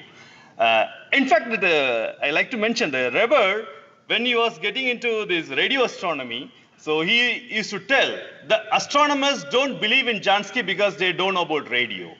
And the radio engineers never bothered about this because anyway this noise is very weak. So it needs some person who is interested in astronomy as well as a radio engineer to look into this radio astronomy seriously. In fact, for nearly a decade, Weber was the only radio astronomer in the Earth. He didn't stop. And in fact, his publications were not published in Astrophysical Journal because the Astrophysical Journal, the top journal of the time, they decided how to publish it. This is not an astronomy work. So he has to first publish his works in an engineering journal and then go repeat it for the astronomical journal. So this was a struggle Grote had to encounter to bring, to show the world the universe is communicating with us in radio. That's the invisible, which we were not knowing about it. And even after that, so what happened, he found out that then the many radio engineers and the astronomers got interested in the observations by Weber, and then many people came into it. Still, it took 2 decades to identify, okay, yes, of course, the Milky Way is emitting radiation, and there were different radio stars. What is the process by which the radio is emitting? And it took 2 decades for the people to understand. It is first by Alvan and Herlofsen. So in 1950s, he explained the radio emission from the radio stars. About these radio stars, I'll come again in a short while. From the radio stars is to synchrotron process. And immediately, that idea was picked up by Keppenheuer in 1950 on the same year. He got the cue from the Alvan and Herlofsen work, and then he picked up that idea, and then he estimated the radio background, the glow, it was there in the universe, in the galaxy, and he estimated that from this cosmic ray spectrum, electron spectrum, and he showed that's also due to a synchrotron. I will come back to synchrotron in a short while. So this is what the radio astronomy is the first astronomy which showed the humans the universe exists beyond the visible light, and rather the universe was hiding most interesting and the exotic phenomena which was not understood in our visible region. Well, so so now we know that so the universe is lit by the synchrotron radiation in radio rather than more than the other wavebands. Fine. Well, and today, even though the radio astronomy had a lot of struggle to establish as an astronomy, today the radio astronomy is a far superior in resolving the solving detailed astrophysical objects. You may be aware of a few years back, there was a telescope, Event Horizon Telescope, which took a snapshot of a black hole. So I will come to that later. And this telescope have an resolution of micro arcseconds. If you want to compare an equivalent, that means the telescope can can pinpoint a chocolate wrapper on the surface of moon. That is the resolution this telescope can see. The highest resolution ever human can achieve. So it was, because it was almost take the whole Earth as a telescope, the size of a telescope is the size of the Earth, and that is the resolution they have achieved. Well, in the right side, I have put up the radio telescopes in India, because in India also there were a lot of initiatives came up to build up the radio telescope, thanks to Professor Govind Swarup, who was the main person behind this radio astronomy in India. In fact, he founded the National Center for Radio Astrophysics at Pune, and he was the main backbone of this finest telescope, Giant Meter Wave Radio Telescope, which is situated close to Pune. Sadly, Professor Swarup passed away on September last year. Well, what he started is going to survive for long. Fine. Okay. So now, yeah. So radio was the first astronomy which ventured into the invisible region and showed the humans, of course, the universe is having a lot many information in the invisible region also. In fact, it was not the radio astronomy. It was an infrared astronomy. Infrared astronomers were also trying to convince the astronomers the universe is bright in infrared and we can get a lot of information. The astronomers never believed them. They were all seen as an, what do you call, as some engineering tactics or something. So after Grothe and Reber showed the radio universe is bright and very interesting, then the people took a serious note of the infrared astronomy, and the infrared astronomy started budding up again. And then, they didn't stop with that. They went into the even other wavebands like X-ray. So initially the X-ray astronomy was born in around 1950s. So what they started is, they started with the sounding rockets. What are rockets? They had rockets and they put up the calorimeter or scintillation counter, whatever you have. They put it on the rocket and they send in the space, not in the space. They launch the rocket, it goes and falls down. During the trajectory, it collects an amount of X-ray data, and they try to analyze and try to find the X-ray, how the X-ray emission from the universe is happening. But of course, there is a drawback because the rocket survives only for a short time. So he wanted for longer observation. So then they started using balloons. They loaded the balloons with calorimeters and scintillators and sent it to the top of the atmosphere to observe the X-rays. Okay, I forgot to tell why they have to send rockets and balloons is because your atmosphere is opaque to X-rays. So if you want to see the universe in X-ray, you have to go out of the atmosphere or top of the atmosphere. Then only you can see the X-ray. Otherwise, the X-rays will not reach the ground because the universe will be, the atmosphere will absorb the complete X-ray. Fine. So today we have satellites. They send the X-ray detectors on the satellite, and they orbit around the Earth, and then we can have a continuous observation of the astrophysical sources in X-ray. So here I have written the Uru, that is the first X-ray satellite sent by NASA in 1970, and in the left I have written, shown the AstroSat, that is a telescope launched by ISRO on 2015, and this is not just an X-ray telescope, it's a multivalent telescope. It can see the universe starting from UV to X-ray. So what we call even a hard X-ray, almost the entire X-ray band it can observe. And this is now, it is still operational and producing wonderful results. If you remember in yesterday's Dipankar's talk, he showed some light curve from our satellite AstroSat. Fine, so this is how slowly the astronomy started deviating from the visible region to the invisible region, and we started gathering more and more information from the radio and X-rays. Fine. So, well, in the X-ray, one of the important input from the X-ray astronomy is, what they found is, in the galaxy, most of the supernova remnants, they are the remains of a supernova explosion which happens in our galaxy. They emit in X-rays, and that X-ray is also by synchrotron radiation. Even not with the galaxy, if you go beyond our galaxy, there are other galaxies. Most of the X-ray emissions we observe in the outside our galaxy, they all come from they are due to the synchrotron radiation. Fine, this is what we know it. So now, let us come back to the basic. What do we mean by a synchrotron radiation? Of course, for last 1.5 days, we are hearing about the synchrotron radiation, and of course, there are a lot of experts who explained about the synchrotron radiation. So let me put it in a very simple way. So synchrotron radiation is produced when a highly energetic charged particle, say it a proton or electron, whatever, when a highly energetic charged particle moving with the speed close to the speed of light, when it enters the magnetic field, it gyrates around the magnetic field and it emits, that's what your synchrotron radiation is. Fine.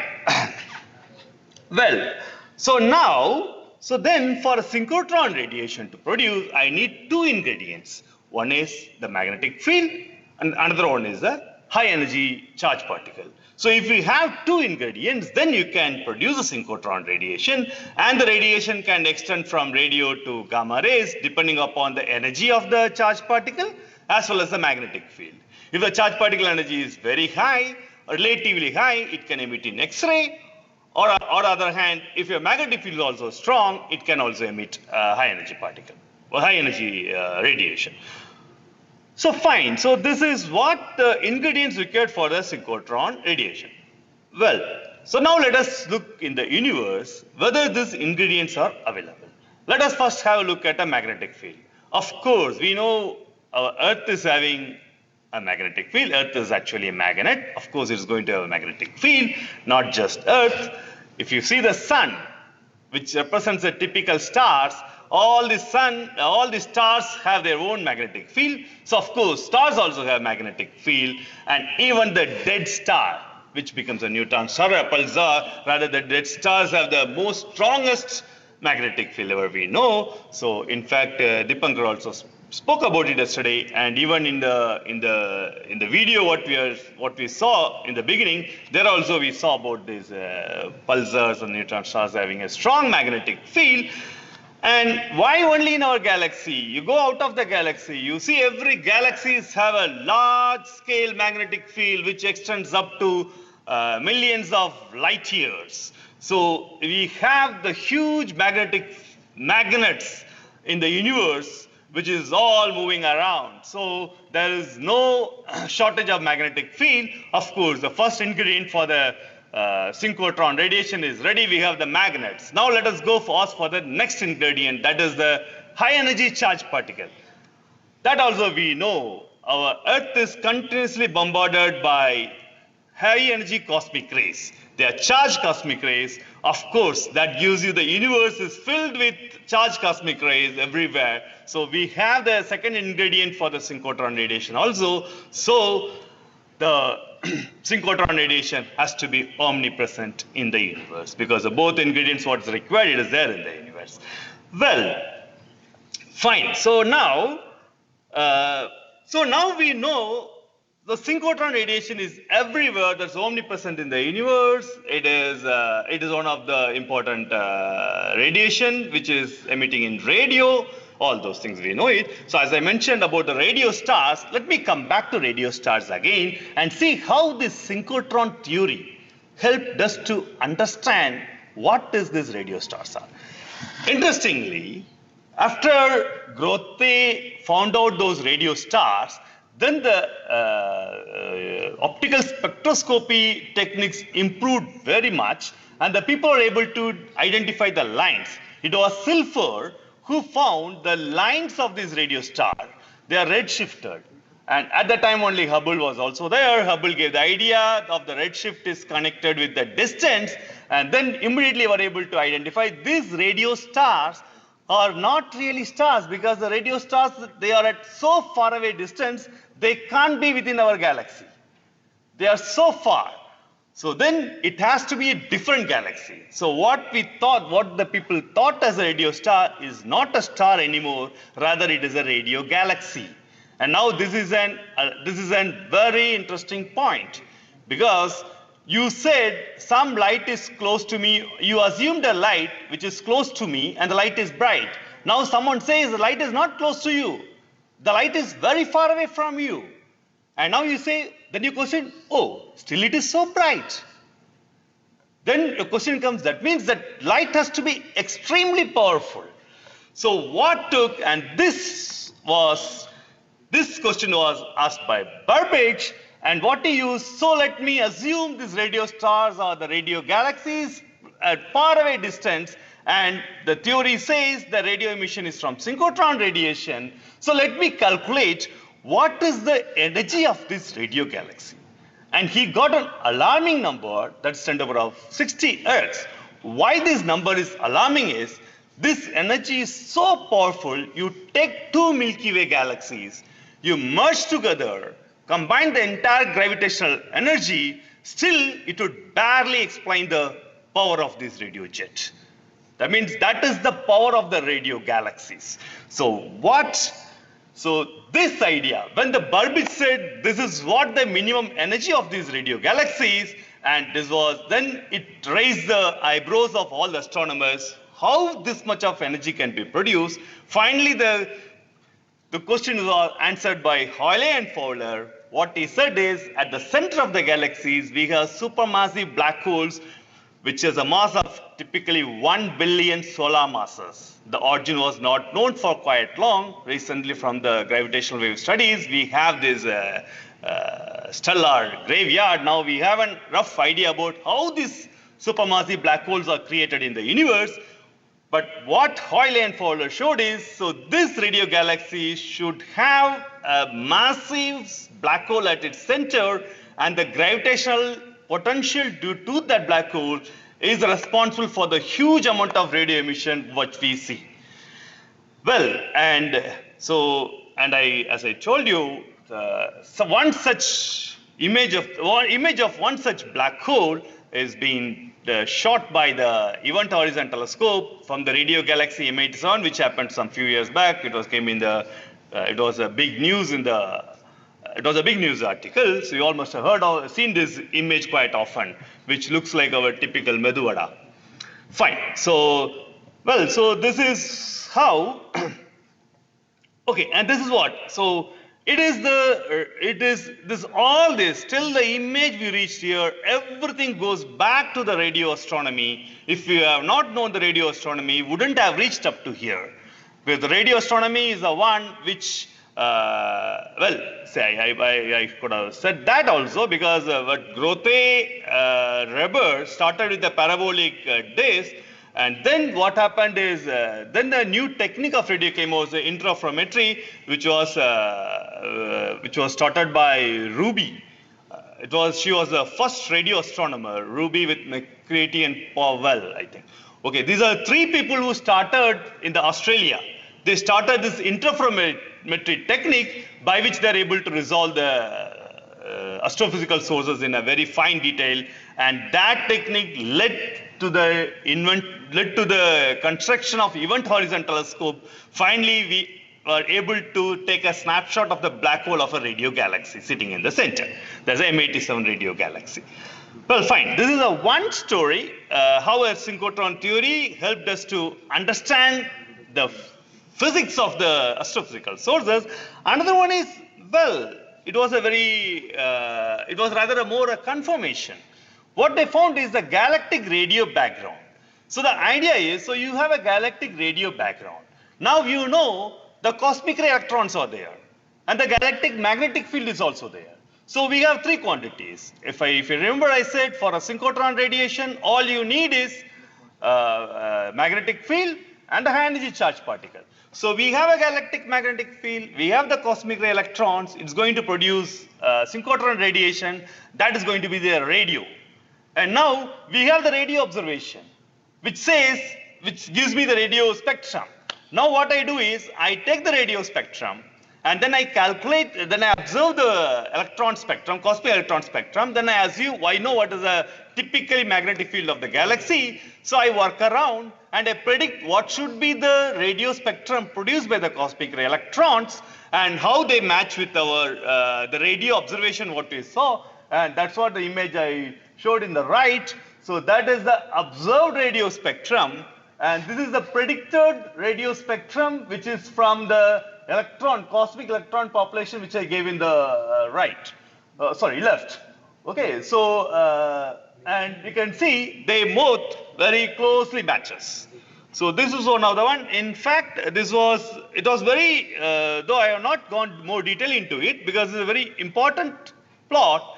The reason is the cosmic ray electrons, what we receive on the Earth, they have already undergone significant synchrotron radiation losses. The energy has reduced significantly because of synchrotron radiation. So we don't have any idea what is the energy of the cosmic ray which was originated.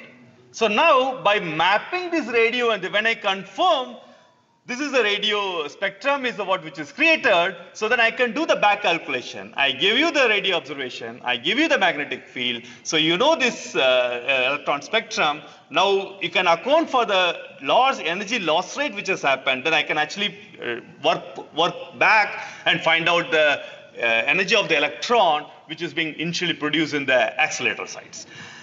Well, okay, now, so what this synchrotron theory told us is, what it's telling us is, so the universe is filled with highly energetic charged particles, say it's electron, proton, whatever.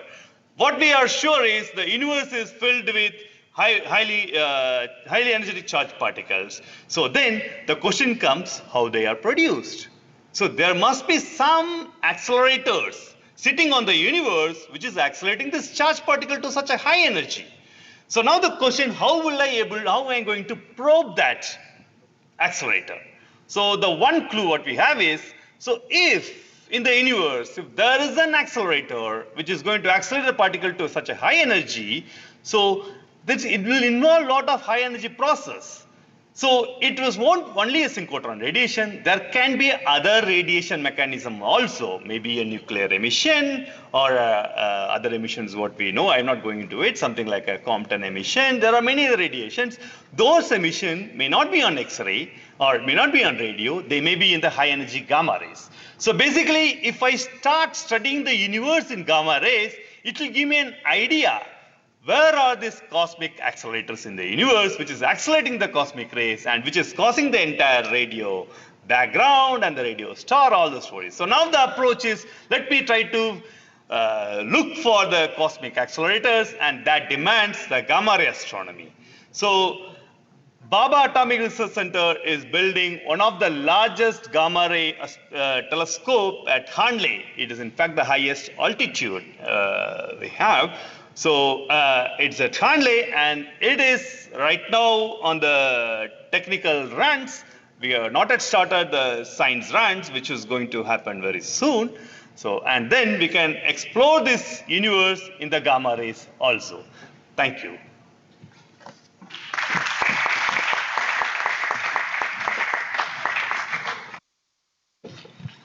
So thank you very much, Dr. Sayanathan. And now we can open the session for a few talks. Those students who want to ask any question to Dr. Sayanathan can raise their hand in WebEx.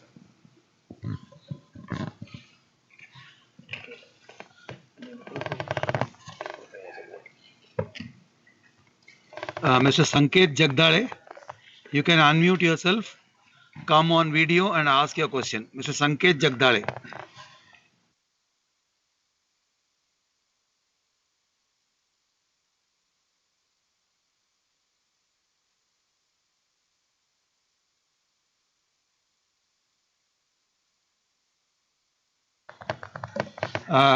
If Sanket is not able to ask, Mr. Ayaz Khan. Ayaz, you can unmute and ask your question. Sir, my question is on microwave background.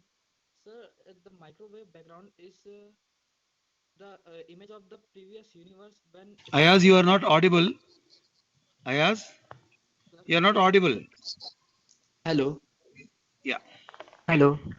Yes, yes. Now you can ask your question. Sir, the microwave radiation that comes from the beginning of the universe we captured is not actually microwaves when it was started traveling. So when it was started, it was gamma or X-rays, and when it approaches, then it is converted into, it is shifted toward microwave radiation due to redshift. So because of energy difference between gamma rays and microwaves, where does this energy goes?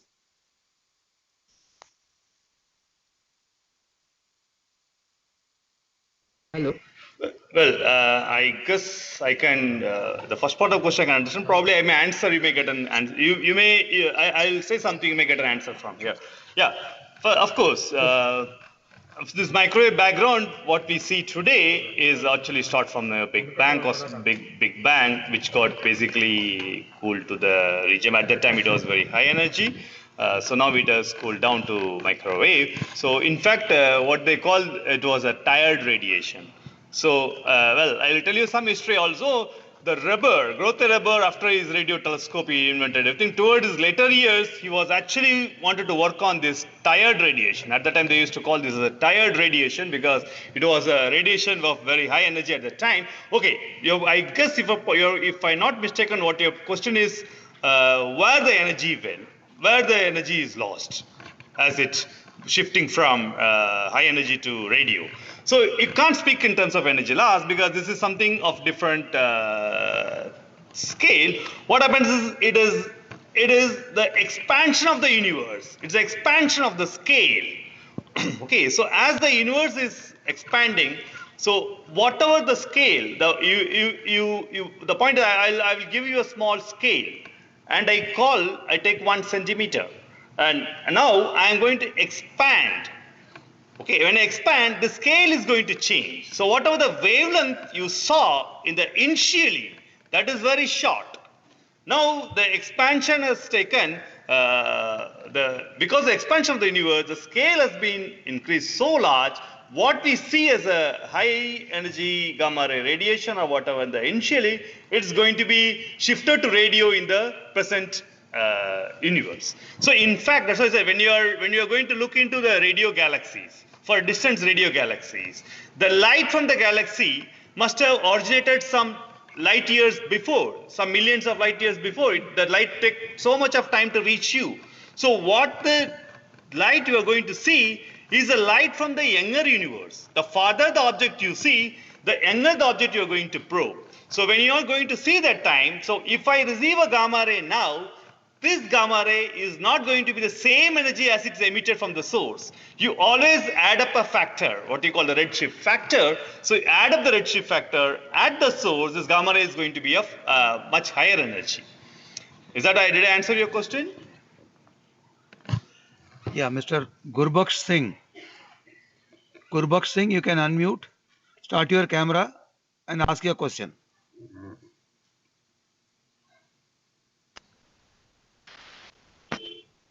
Can you hear me, sir?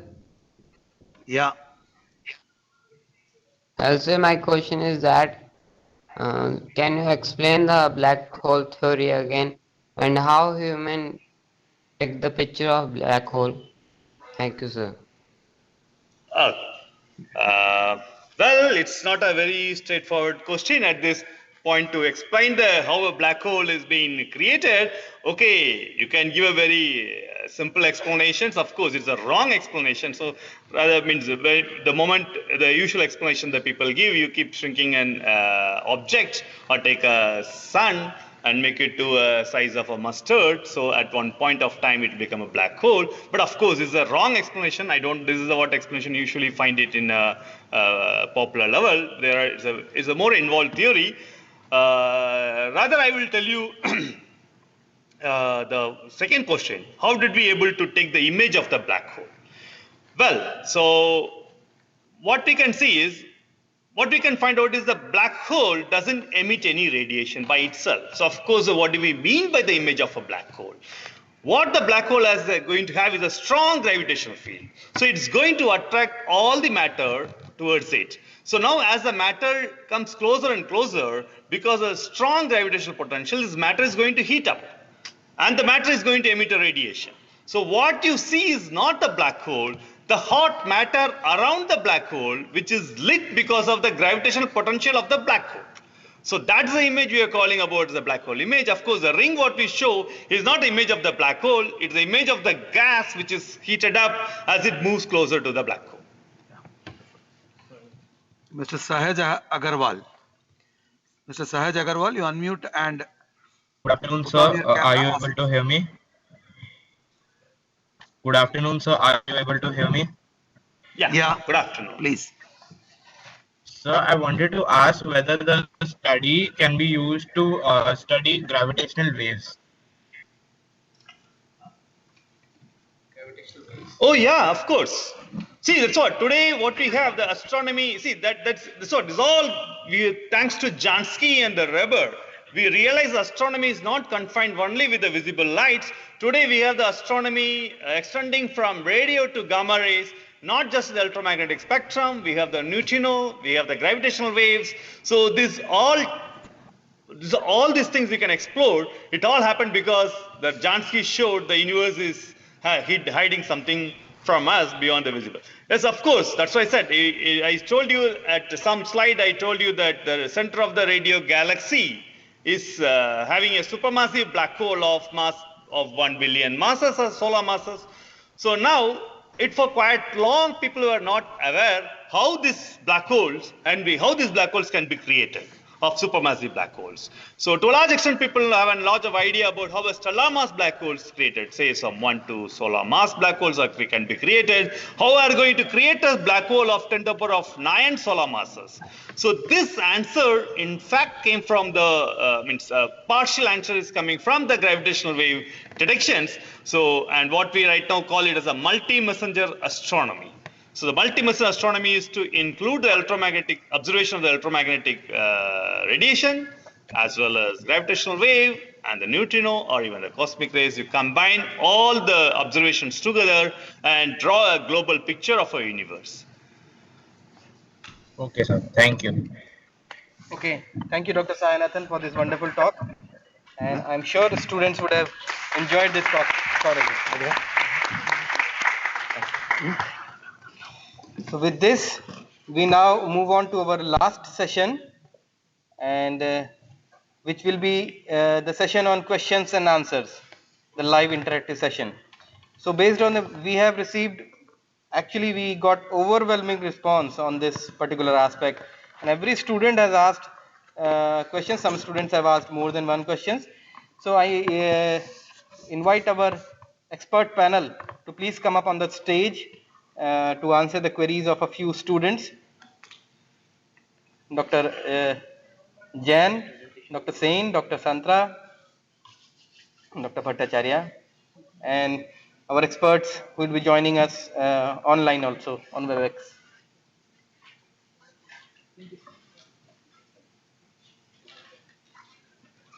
Welcome. Let's take the questions.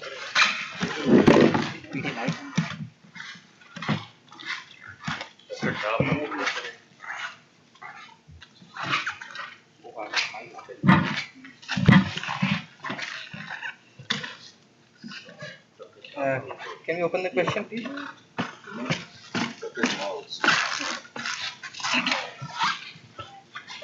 Dr. Jha, are you able to hear us?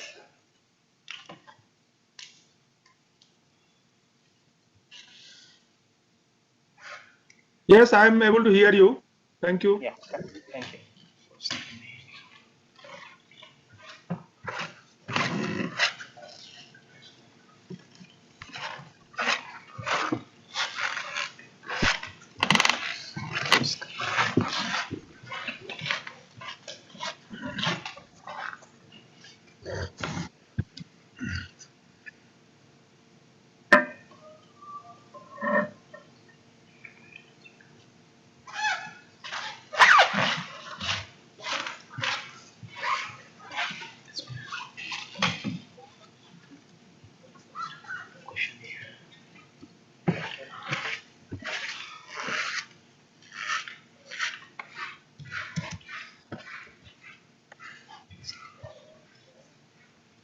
So we have got responses from many students that the yesterday's quiz session was very much liked by the students. I thank our panel experts for the wonderful discussion on various questions which they have. Can be full screen. Okay. So please bear with us. We are trying to load your questions onto the big screen here.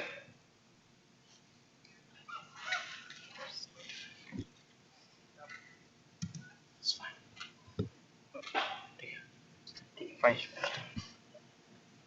All set. So we can put the questions on the screen as well.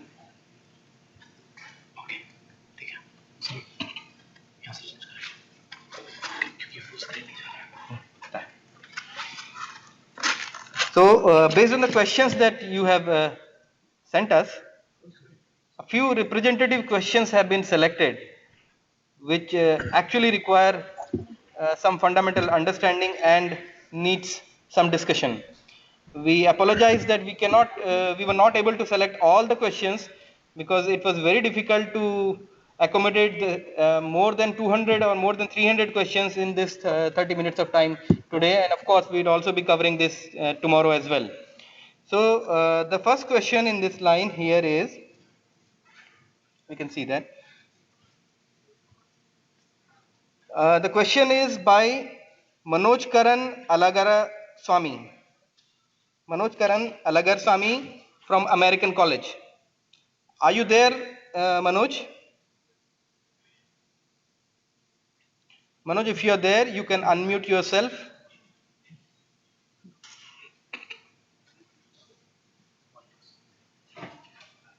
We'll wait for a few seconds.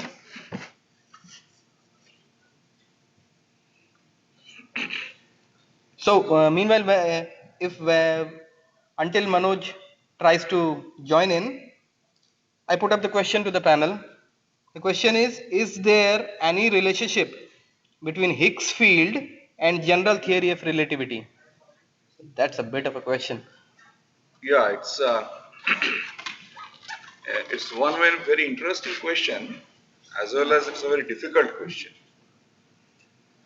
The answer has essentially two parts. I mean, I want to give it in two parts.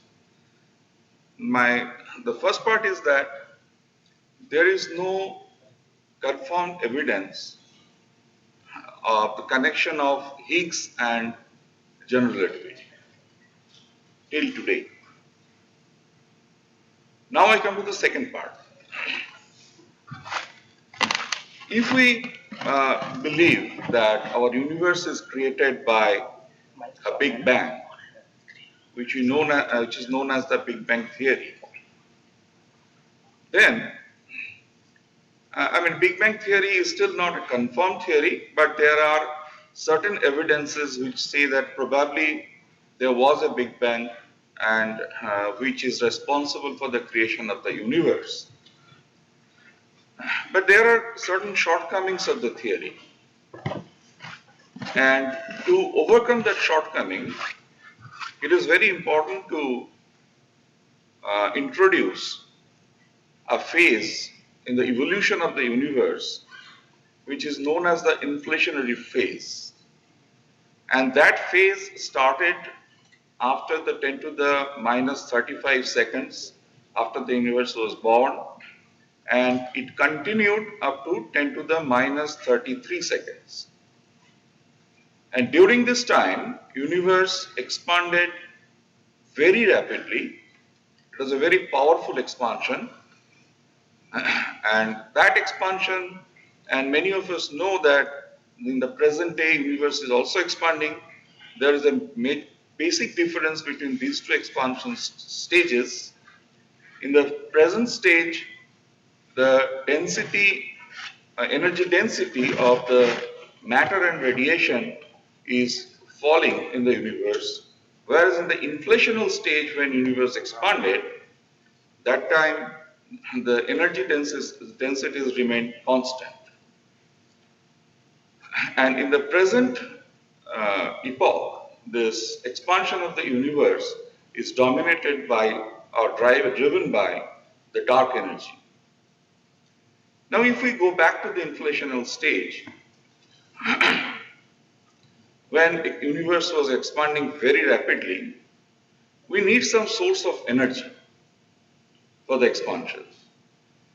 And there are many debates. We don't know, what was the source of energy which was driving the expansion. One possibility is that it is the Higgs bosons which are responsible for this expansion. Technically, they call it Higgs field. This is because one thing is understood: such kind of expansion can be driven by some spin zero particles, and Higgs is one of them. So Higgs possibly was driving the expansion in the inflationary stage. But if we believe in that, that demands the interaction of the Higgs with the space-time curvature very strongly. And that was the demand of general relativity. Now, such kind of interaction is still not understood. So it is very important to understand the Higgs, the behavior of Higgs in a much deeper manner, as well as its interaction with the space-time curvature. So this is the present status of inflationary theory and its connection to Higgs. So I think that gives you some idea about Higgs and general relativity. Okay. Thank you very much, Dr. Bhattacharya. And before moving to the second question, for those students who could not join the session yesterday, let me again introduce our experts to them. Dr. T. Sakuntala and Dr. S.N. Jha are live on WebEx, and Dr. Sudhir Jain, Dr. S. Santra are the nuclear physicists sitting here. Dr. Devasis Sen is from Solid State Physics Division, and Dr. Subir Bhattacharya from Astrophysics Division. With this, I move on to the next question that we have.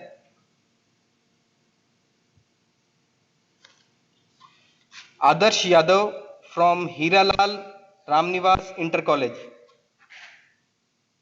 Adarsh Yadav from Hiralal Ramnivas Inter College. Adarsh, if you are there, you can unmute yourself.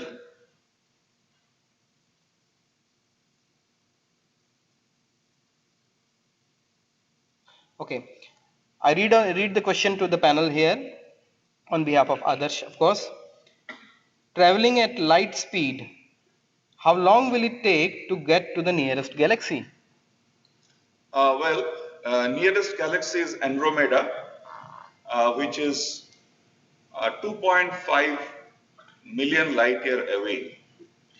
Now, light year means the distance traveled by light in 1 year. So it is very straight that 2.5 million year is the time which is required to reach the galaxy. I mean, nearest galaxy, which is Andromeda. Next question from Gayatri Ramavarma from Atomic Energy Central School number 1, Mumbai. Gayatri, please unmute yourself. Yes, sir.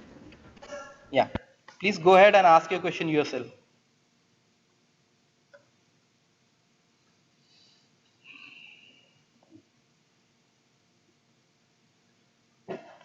See, some of the troubles we have to bear with in such an online session. We are evolving. Gayatri, so I'll ask on your behalf. I know you're there. How does a synchrotron work and where is it used? Dr. Jha. Okay. Dr. Jha from Indore. I'm sure Gayatri would have now understood a lot about this, but still, Dr. Jha from Indore, Yes, please answer yeah. this question. So, good afternoon. So, the question is, how does a synchrotron work and where it is used? So, Yes. basic principle is the synchrotrons are based on the fact that an accelerated charged particle emits electromagnetic radiation, and this particle, it moves in a circular loop under the influence of a force that is called Lorentz force due to an external applied magnetic field in the direction which is perpendicular to the direction of the velocity. So in the plane when the electrons are moving, so how this is what the basic principle is. Okay. Now the charged particle moving in a circular loop has the acceleration and in the radial direction, and hence, I mean, if this circular path is there, so towards the center there is a radial direction, and hence emits the radiation. Now the strength of the field, magnetic field, now can be raised so that to maintain the path of the electron during the acceleration. And when the speed of the charged particle slowly it approaches near the speed of light, but less than that, then we get the emission of special light that is called synchrotron light, and which is very bright, which is emitted in a very narrow cone, and then this radiation can be taken away, I mean, tapped from all tangential points with respect to the circular trajectory. and this is called synchrotron radiation. So this is what about the principle of synchrotron radiation. And now how it is, where it is used. So synchrotron, as you heard in morning session also, it has in fact revolutionized the scientific and technological world in discovering, especially in the drug design application, fighting the viruses, fighting the lethal diseases. Apart from that, it has also helped industry to obtain molecular structure, atomic and chemical composition of materials. Then also it has helped in medical imaging, like in the bone or various kind of diseases to, to identify at early stage, so that the life of the person can be extended. So that way, it is a very versatile tool which has in all walks of life, starting from the food, what we eat, to aerospace technology, nanomaterial, whatnot. So that is the answer. I hope. Yes, of course. The area of usage is huge. That I'm sure Gayatri would have understood by now by listening to the talks in the morning. So the next question in line is Mr. Ekansh Shukla from Atomic Energy Central School number 2. Ekansh, if you are there, I think we are having a trouble with Ekansh's connection. Then his question is, actually question has 3 parts. The first part is, what benefits will the synchrotron provide to forensic science? That's an interesting question. Yes, so yes. should I take the question one by one, sir, and then Yeah, we'll you go can to take. yeah. So first is, what benefits will the synchrotron provide to forensic science? Yeah, definitely it provides benefit as a synchrotron is a bright source. So definitely forensic science means you have to basically identify element compounds present in a minute quantity. Okay, like in parts per million. Let us say one atom in 1 million or one ppb level. So that is really very difficult by normal conventional source. So let us say some crime has happened. So at crime scene, you pick up a small tiny sample and then you sign with this synchrotron. You bring to your nearest synchrotron, like in Indore, and then you examine with the technique like called X-ray fluorescence, X-ray photoelectron spectroscopy, and then you analyze, and then we can find the trace amount of that toxic. Let us say somebody has been poisoned by arsenic, and that has to be investigated. And definitely arsenic poisoning is very low level. We cannot detect normally. So that can be checked. Let us say if it has been poisoned by food, so you can check, or if it is in gunpowder. So all these things can be checked. Definitely it is an important application and it can be used. Okay. Okay. The next question is, how much does a synchrotron cost? Okay, this is, for example, our Indus 2 had around 400 crore. It was spent to build the Indus 2 synchrotron, and which was commissioned in 2005. But nowadays, if you have to build a synchrotron of today's capability, that means the third or fourth generation synchrotron source, we need much more amount, maybe something around more than 3,000 to 6,000 crores, like we have something in Europe. So that is the cost. And the third section of this question is the synchrotron a particle accelerator? Of course, this is a particle accelerator. Here particle is electron, charged particle. Besides, synchrotron can also be designed to use as a storage ring of positron also. So I mean, we have our application since is for radiation which is coming out. But answer is yes, it is an accelerator, particle accelerator, because we enhance the energy up to 2.5 giga electron volt, for example, in Indus 2, starting from microtron, from a thermonic emission. Okay. Okay. Thank you, Dr. Jha. Okay, thank you. Next question is from Lakshmi C. from ACS 3, Atomic Energy Center School 3. Lakshmi, if you are there, you can unmute yourself. Yeah, please go ahead.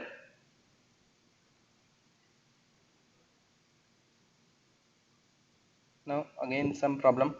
So the question is, what are the applications of synchrotron and what is the principle behind its working? What are the applications of synchrotron and what is the principle behind its working? Lakshmi would probably have got the answer by now. Yeah, I think Can we first take the question question? was Yeah, similar. Dr. Jha. Yeah. Yeah, it is similar. First question also, it was same thing. So basically, synchrotrons have varieties of application, as I mentioned, almost in all sectors of research, whether you call aerospace engineering, whether you call new drug design, or whether you call it discovery of new material. Uh, so broadly, we can classify X-ray diffraction studies, X-ray scattering, like small and wide angle X-ray scattering, which can be used for food technology, cement industry, tire industry, etc. And X-ray absorption, which can be used to monitor the local atomic arrangement in a material. For example, in battery, in development of highly efficient battery, for example, in development of green energy, green source of energy, for example, hydrogen fuel. Similarly, X-ray reflection from the surfaces can be used for the properties of thin films in semiconductor industry. So it has application in electronic industry. Then X-ray fluorescence can be used to find out the concentration in a very ppm, ppb level, for example, to trace the soil if any contamination is there of high jet element like lead, cadmium, so that can be used. Similarly, in spectroscopy, so UV visible or infrared spectroscopy can be used in forensic science. Then, of course, there is an application for micro machining. So machining of the level of nanometer level can be used, and of course, biomedical imaging. So these are some of the applications. I mean, it's very difficult to list out. It is a vast field, and so, and in summary, this is the what. And then what is the next? What is the principle behind its working? Okay, of course, it is the best. The thing is that it is a charged particle, it is accelerated. It emits electromagnetic radiation. That we basic fundamental thing. But what is special about here? When a charged particle moves in a circular loop, okay, under influence of a force which is called a Lorentz force, due to an external magnetic field which is applied perpendicular to the direction of velocity of the particle, and then in this circular loop, when the acceleration in the radial direction is so high so that it has a velocity of comparable to the speed of light, then it emits a radiation and it's called what we call synchrotron radiation. Okay, so basically this is a electromagnetic radiation, and which is generated by a special geometry, and which gives the velocity of approaches the light of speed, then only emits. So I hope this is clear. The first question also was same thing, so it will repeat. Yeah. Okay. Thank you, Dr. Jha.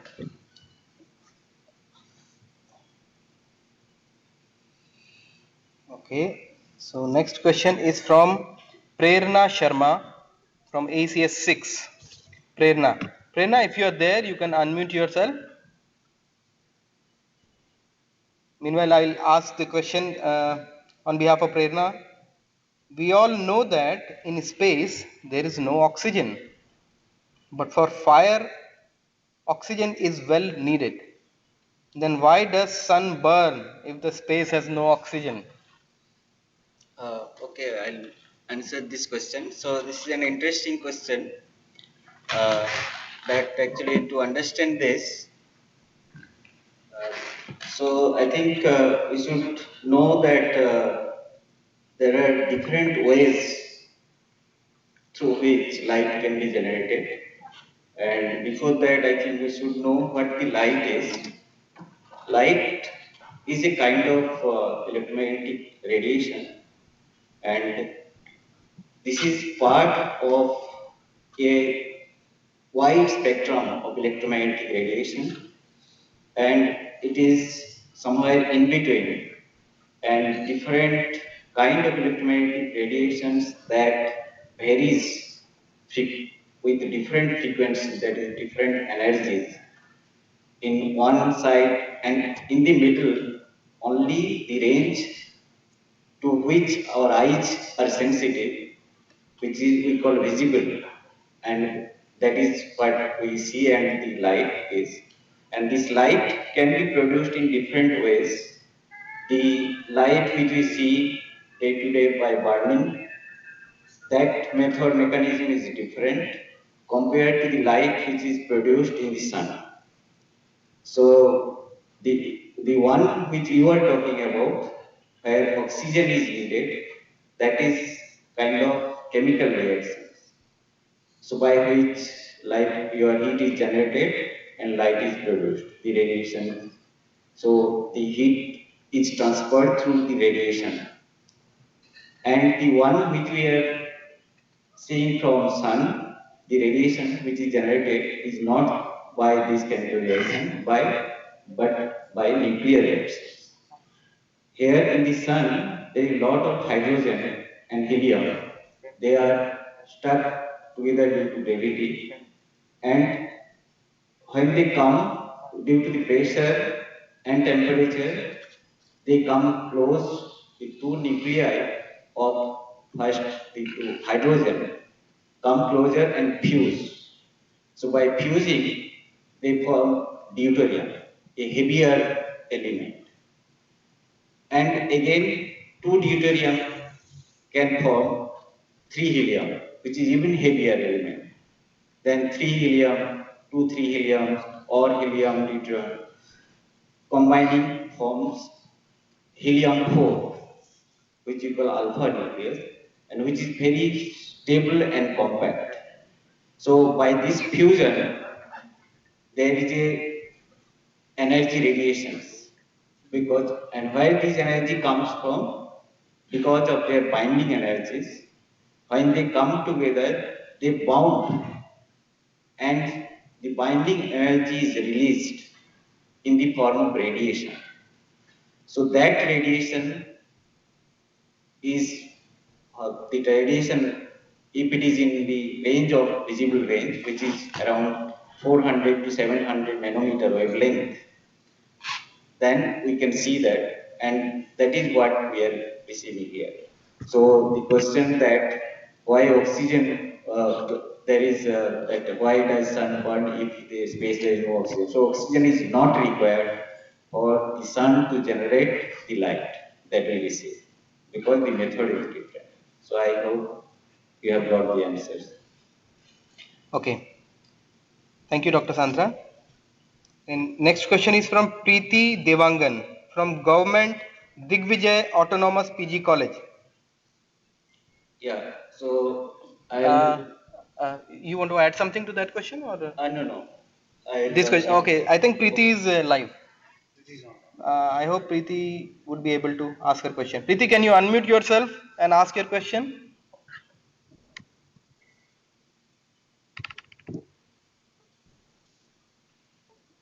Hello. Yes, Preeti, go on. We can hear you. Sir, my question is why only electrons are used as a accelerating charge particle in synchrotron? Can we use positron instead of electrons? Although the mass of electron and positron are same. Yes, Preeti. So I'll answer to your question. Yes, in principle, both electron and positron can be used. As you know, the production mechanism of synchrotron radiation is that you need a charged particle to be accelerated first, okay, to have very large velocity, almost very close to that of light, okay. So both electron positron are same charge but with opposite parity, and mass is also same. So the almost equal accelerating mechanism can get the both electron and positron to the same velocity. So that means in principle, if you can accelerate the positron to that much velocity, which is very close to that of light, and then use the magnetic field to bend, changing the direction, then radiation will come out. So synchrotron can be produced.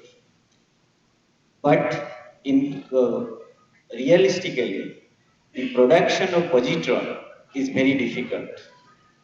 The electron generation is very easy because in an atom, their binding energy is so low that by simply heating little bit of energy, electron volt energy, will be able to release them. And the electron generation is so easy, you can have enough of electrons, the intensity can be huge. But the positron generation is very difficult. So, in fact, that intensity is so low, the effectiveness will be very low. So, the realistically positrons are not used, and in fact, there are planning in one of the national lab, urban national laboratory. They thought of making a positron synchrotron. It's a huge project was planned, but ultimately they left out because of many other problems. They in fact found that if positrons are accelerated, there will be electron clouds around, so which will not be suitable for the acceleration of positrons. So there are practical difficulties for which the positrons are not used. Most of the synchrotron accelerators are used by the electrons, are accelerated and then generated. So to your question, in principle it is yes, but practically it is difficult. Thank you. The next question is by Amit Kumar Hazra.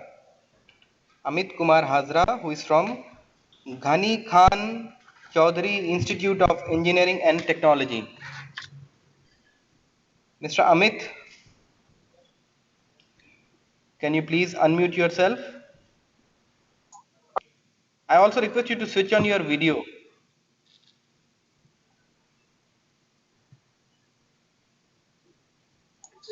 Hello. Yeah, we can hear you. Am I audible? Yes, yes. Please Yeah, ask your sir. question. Yeah. The charged particles traveling at relativistic speed travels along applied magnetic fields. But sir, what if the charged particles with changed charge magnitude are subjected to non-inertial frame of reference along with applied electromagnetic fields? So we are seeing with reference to inertial frame of reference. What if we change the frame of reference? Okay, we got the question. Now I divert the question to Dr. Jan, please. It's an interesting question, and let me first of all try to tell you that when we are talking about static charges, we talk about Coulomb's law, and you have studied Coulomb's law in your school. Now, as soon as the charge starts moving, some things change. For example, there are corrections on Coulomb's law. The point is very simple. If there is a source of charge, there is a field produced by the charge decreases as we go far from the source charge. Now imagine we have a source charge where I am sitting here, and there is a point which is far from my position. There is a field which is decreasing as we go away from my position. But suppose I now start moving. If I start moving, then it takes a finite time for the influence of this source to reach that point. The reason for this finiteness is that when we talk about static charges, we imagine that all changes occur instantaneously. Therefore, the propagation of disturbance is assumed to be infinite. But we know from special theory of relativity of Albert Einstein that there is a restriction on the speed of influence, which is by the speed of light in vacuum. Therefore, it takes a finite non-zero time for a source to produce a change at a point far from my position. Now, if I start moving uniformly, that is, I move in what is called an inertial frame, and my velocity is constant and I'm not accelerating, then I automatically give rise the electric field due to a moving charge is equivalent to producing a magnetic field. This is a very beautiful result as a consequence of special theory of relativity. In fact, you do not need magnetic fields at all in the description of physics. But the life will get so extremely complicated if you have to deal with electric fields, with static and moving charges only as one field and not using magnetic field. Your question is even more complicated. You are saying that suppose now I start accelerating, that I am at a point and I start accelerating, therefore I am the source charge, and I start accelerating myself. Now, with acceleration, I have to radiate. The charges will, an accelerating charge will radiate. And why would it radiate? What is the simple reason to see why it would radiate? I just try to argue to tell you that if there is a disturbance takes a finite time to reach a point, then to even understand how this disturbance reaches a point, that change in the field will require me to explain how my velocity changes with time, which is the case of an acceleration. An acceleration charge would produce radiation, that's one thing. But as a charge source has a mass also along with it, in a non-inertial frame, which is your question, with an accelerating frame or a decelerating frame, the mass will also change. If mass changes and I'm radiating at the same time, mass is changing, the change in mass is then described in terms of change in geometry of space and time, which is what the general theory of relativity Einstein proved for. Therefore, we are talking about a very interesting problem which can be stated very simply, that if I take charges and I drop from the top of my ceiling and the falling charges are now accelerating under gravity, what happens? Well, what happens is that it locally changes the space-time geometry. The change in the space-time geometry is going to decide the future course of trajectory of the charged particle. So in addition to its radiation, it is going to produce a very beautiful pattern of in the electromagnetic radiation, which is also going to evolve in time. It's like you are in a movie where you are zooming into the screen, and not only is your the radiation changing around, the radiation frequency spectrum, etc., everything changes around, and you start feeling lighter or heavier depending on whether you are accelerating or decelerating. It's a beautiful question, but let me tell you, all these stories are easy to tell. But then, if you want to make a quantitative estimation of these things, there is a lot of very interesting study one has to undertake. And I hope, having asked that question, you will have the courage and interest and the luck to produce, to go to institutions, and you will also make contributions in this direction to scientific knowledge.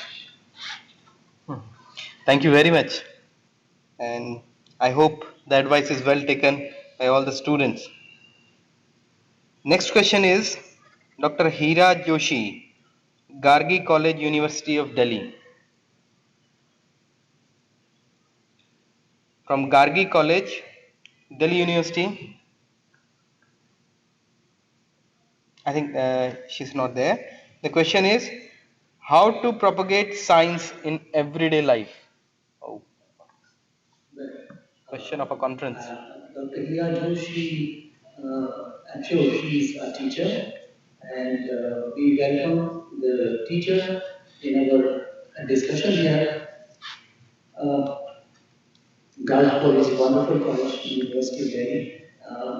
So, Dr. Joshi, I think you would know the answer to this question, but let me say this question is chosen for discussion because I think it's an extremely important question which has a great social relevance. And a discussion on this on the Science Day for a few minutes is a very important thing. To propagate science in everyday life is extremely important.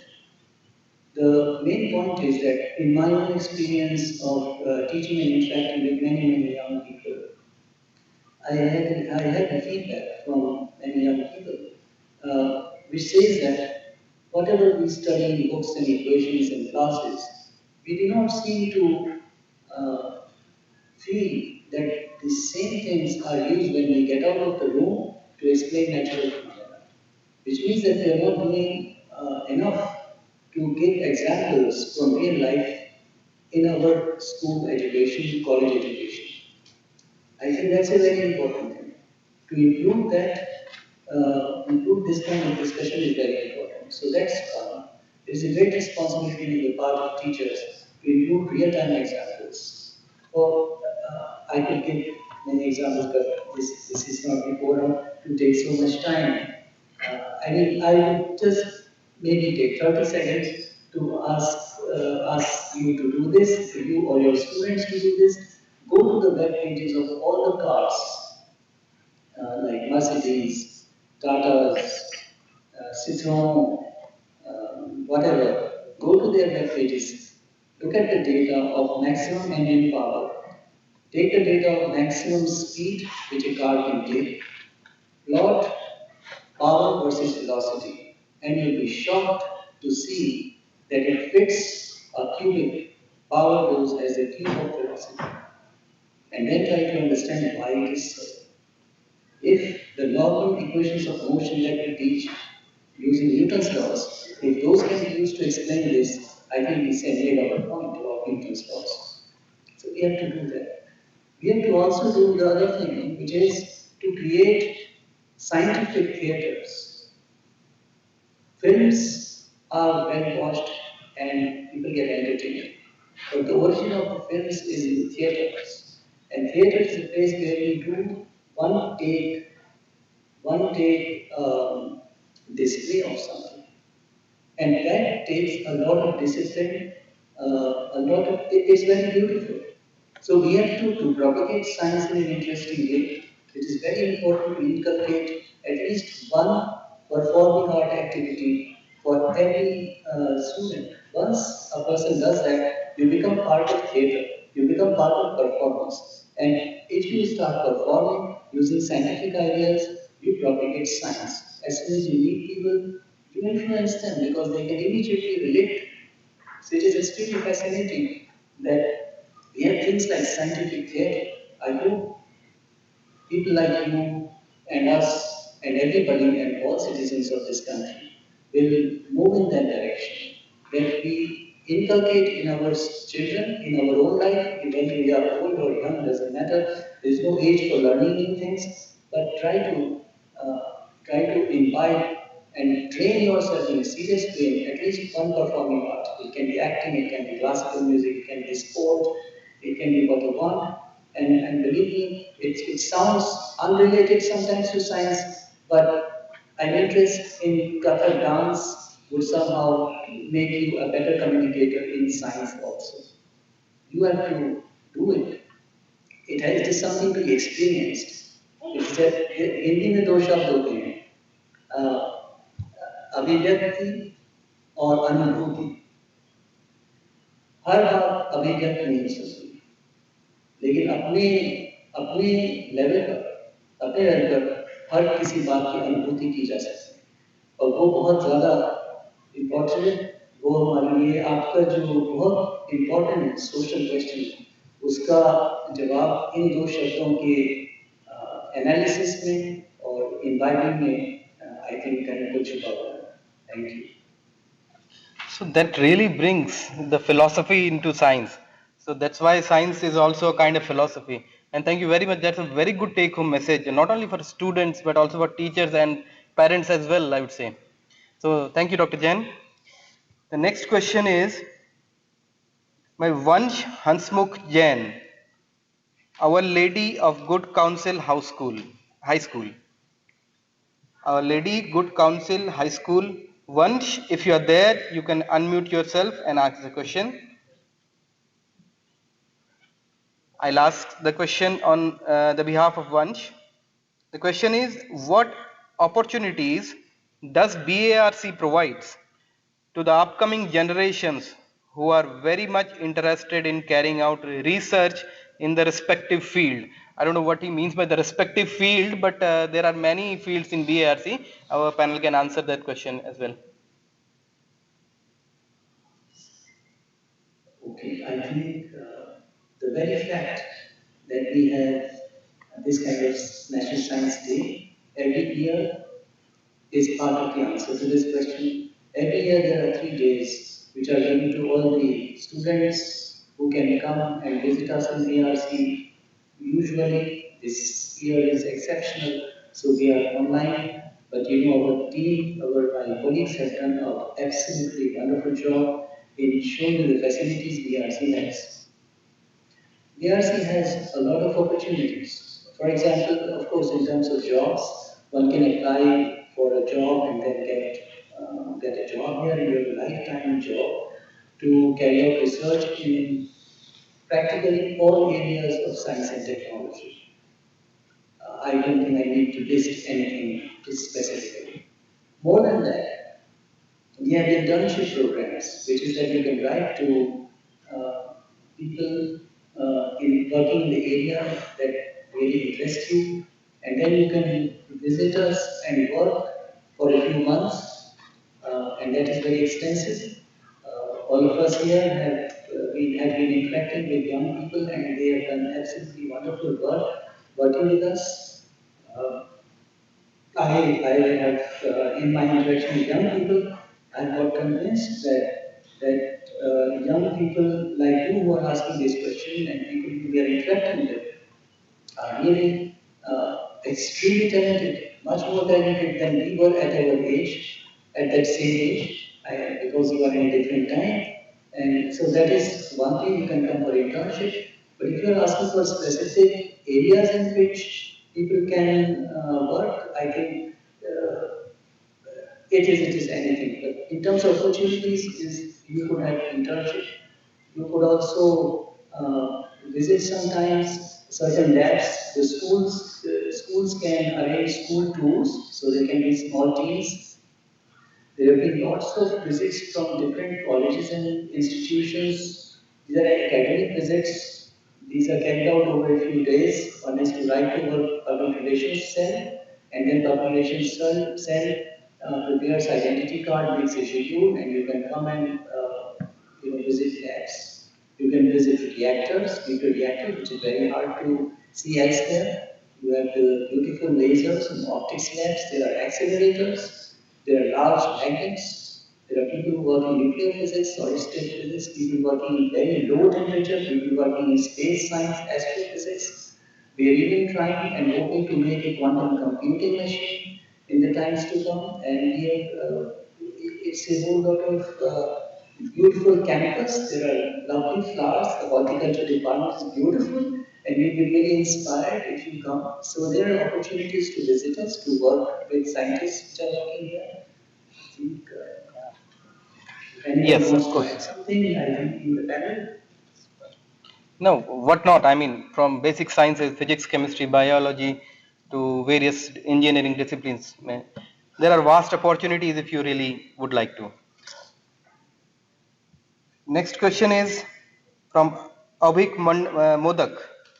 Abhik Modak from Atomic Energy Central School number 2. His question is, what will be the use of synchrotron in daily life? I think, yeah. Okay, is it online? No, we are not able to connect to him.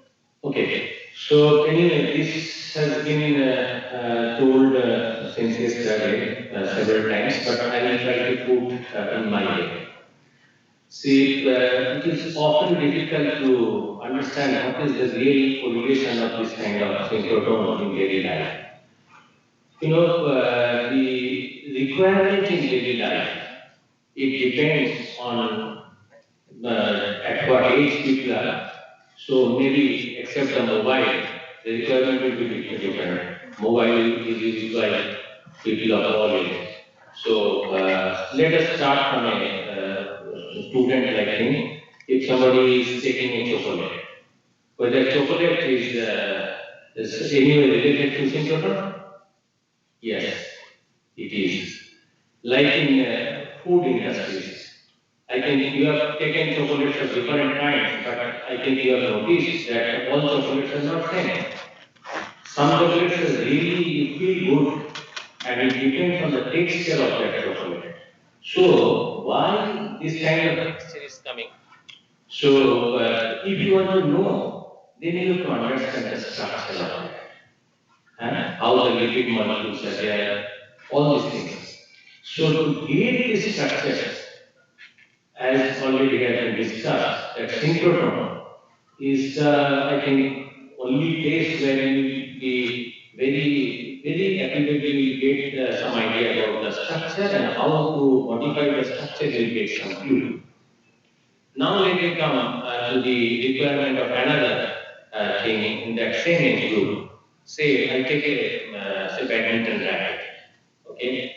In our time, I remember that all these badminton rackets were wooden rackets, and most of the time it was broken, and I was very unhappy. So, but nowadays I see the students they take some good rackets.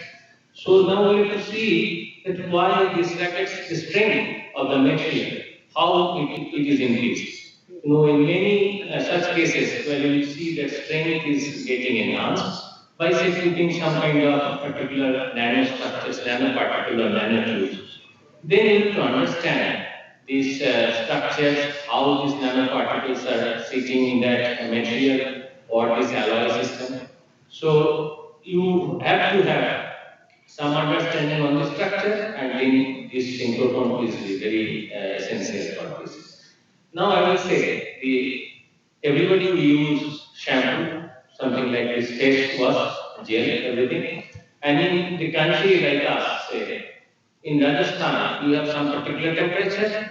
If you go to some North India, you have some different temperature. But the same company wants to sell their product and throughout the country. So now we have to optimize.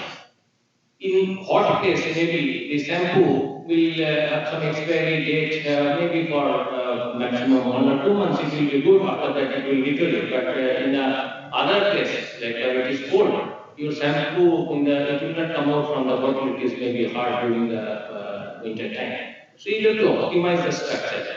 How you do? So that depends. That understanding of the structure you will have to get, and then you need this synchrotron for this purpose. Say another very essential nowadays, which is a battery. You are using some battery in the mobile, and you have very urgent call you want to make, and your battery is done. So you want to increase the battery life. Then how you can increase the battery life? All these transport phenomena, all these structures, if you want to understand, you can use the synchrotron because it has the properties already discussed in today or yesterday. So in every sphere of life, whatever we are using, you can just think of anything in food industry, agriculture, in bicycle or tire industries, cement industries, whatever we are using from morning till night, I think to improve the quality of this material or to invent some new material, this use of synchrotron is, I would say, it is interesting. Thank you very much, Dr. Sen.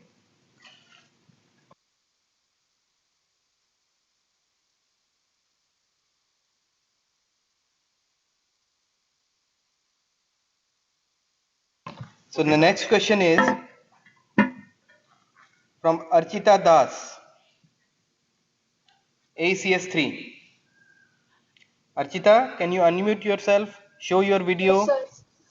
Yes, sir. Please open up your video as well and ask your question. We can hear you. So my question is, what are the advantages of synchrotron radiation over the ordinary X-ray rays and radiation? Yeah, it is a very nice question, and I don't know whether you have already got the answer since yesterday, but anyway, I'll try to put in my way. So, by this time, you have understood that the billions is a very important. What it means that, and in the normal X-ray, why it is less, and in synchrotron it is more. That thing you have already understood. So one thing is why this number, that means the billions we are talking, is important. First of all, it is more for synchrotron. This is one of the important property of synchrotron, that billions is more. But why it is required? High billions is required because when you are dealing with some number, okay, and these numbers, depends on the number of the X-ray photons which are reaching at some detector. And if you see all these things are not very deterministic, that okay, it will happen, this scattering phenomena will happen right now, it is very deterministic. It is some kind of stochastic process. So when you are dealing with some numbers, you have some errors associated with it, and you can, if I tell you, if I have some number 100, then the error will be root of 100, which is 10, and if you calculate the percentage error, you can calculate it, it will be 10% error. But if you increase the numbers at 10,000, and if you do the same exercise, take the root of that and take the ratio with the original number, you will see the percentage error is less.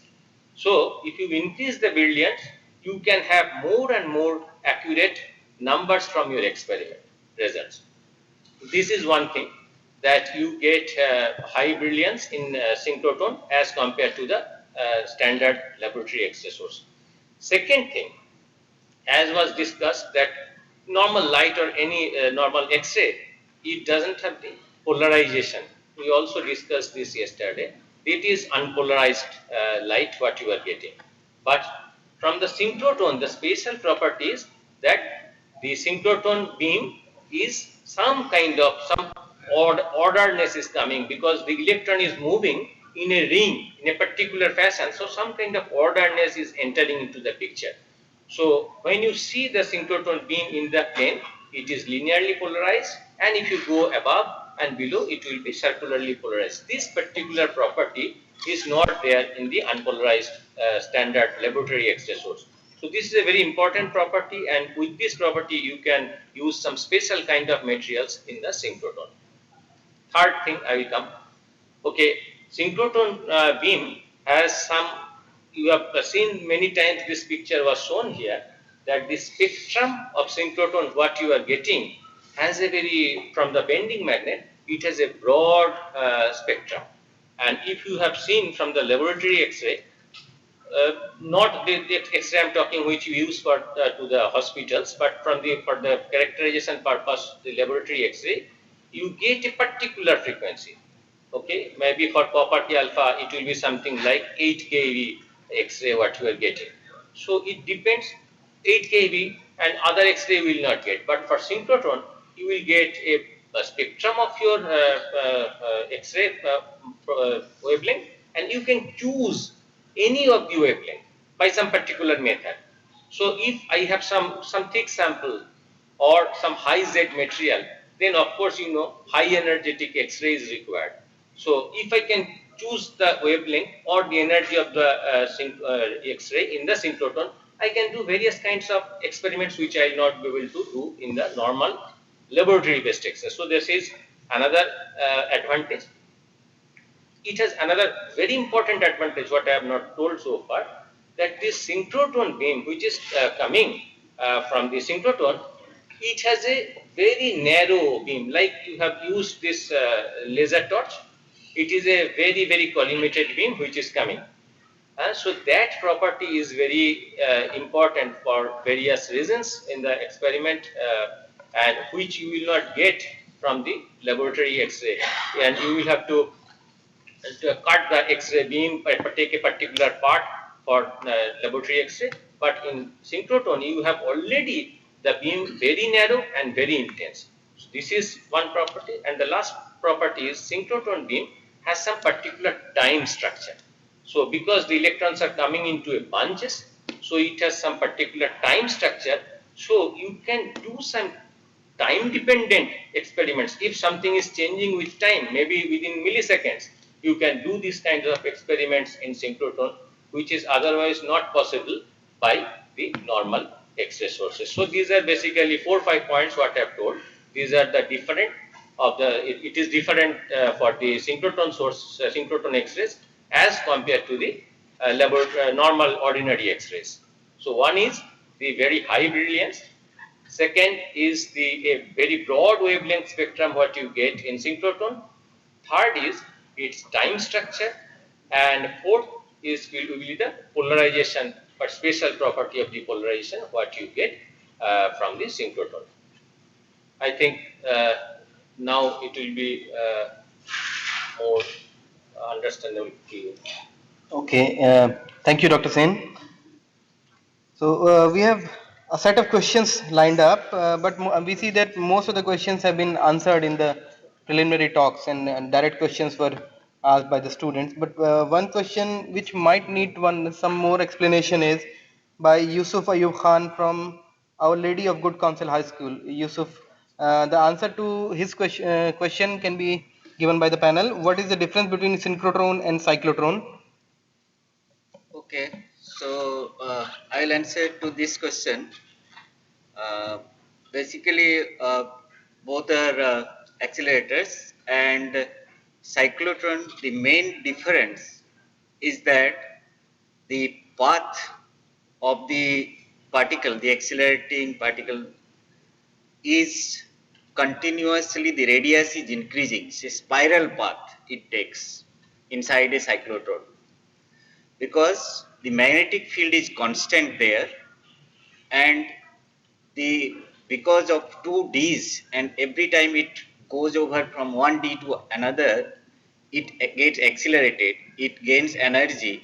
So when it gains energy, it requires larger radius to bend, which you might have experienced while bending, while riding a bicycle. With a high speed, you need larger radius to make a turn. Similarly, in here, you need a larger radius. So that means, depending upon your size of the cyclotron, the energy gained by the accelerating particle will be limited.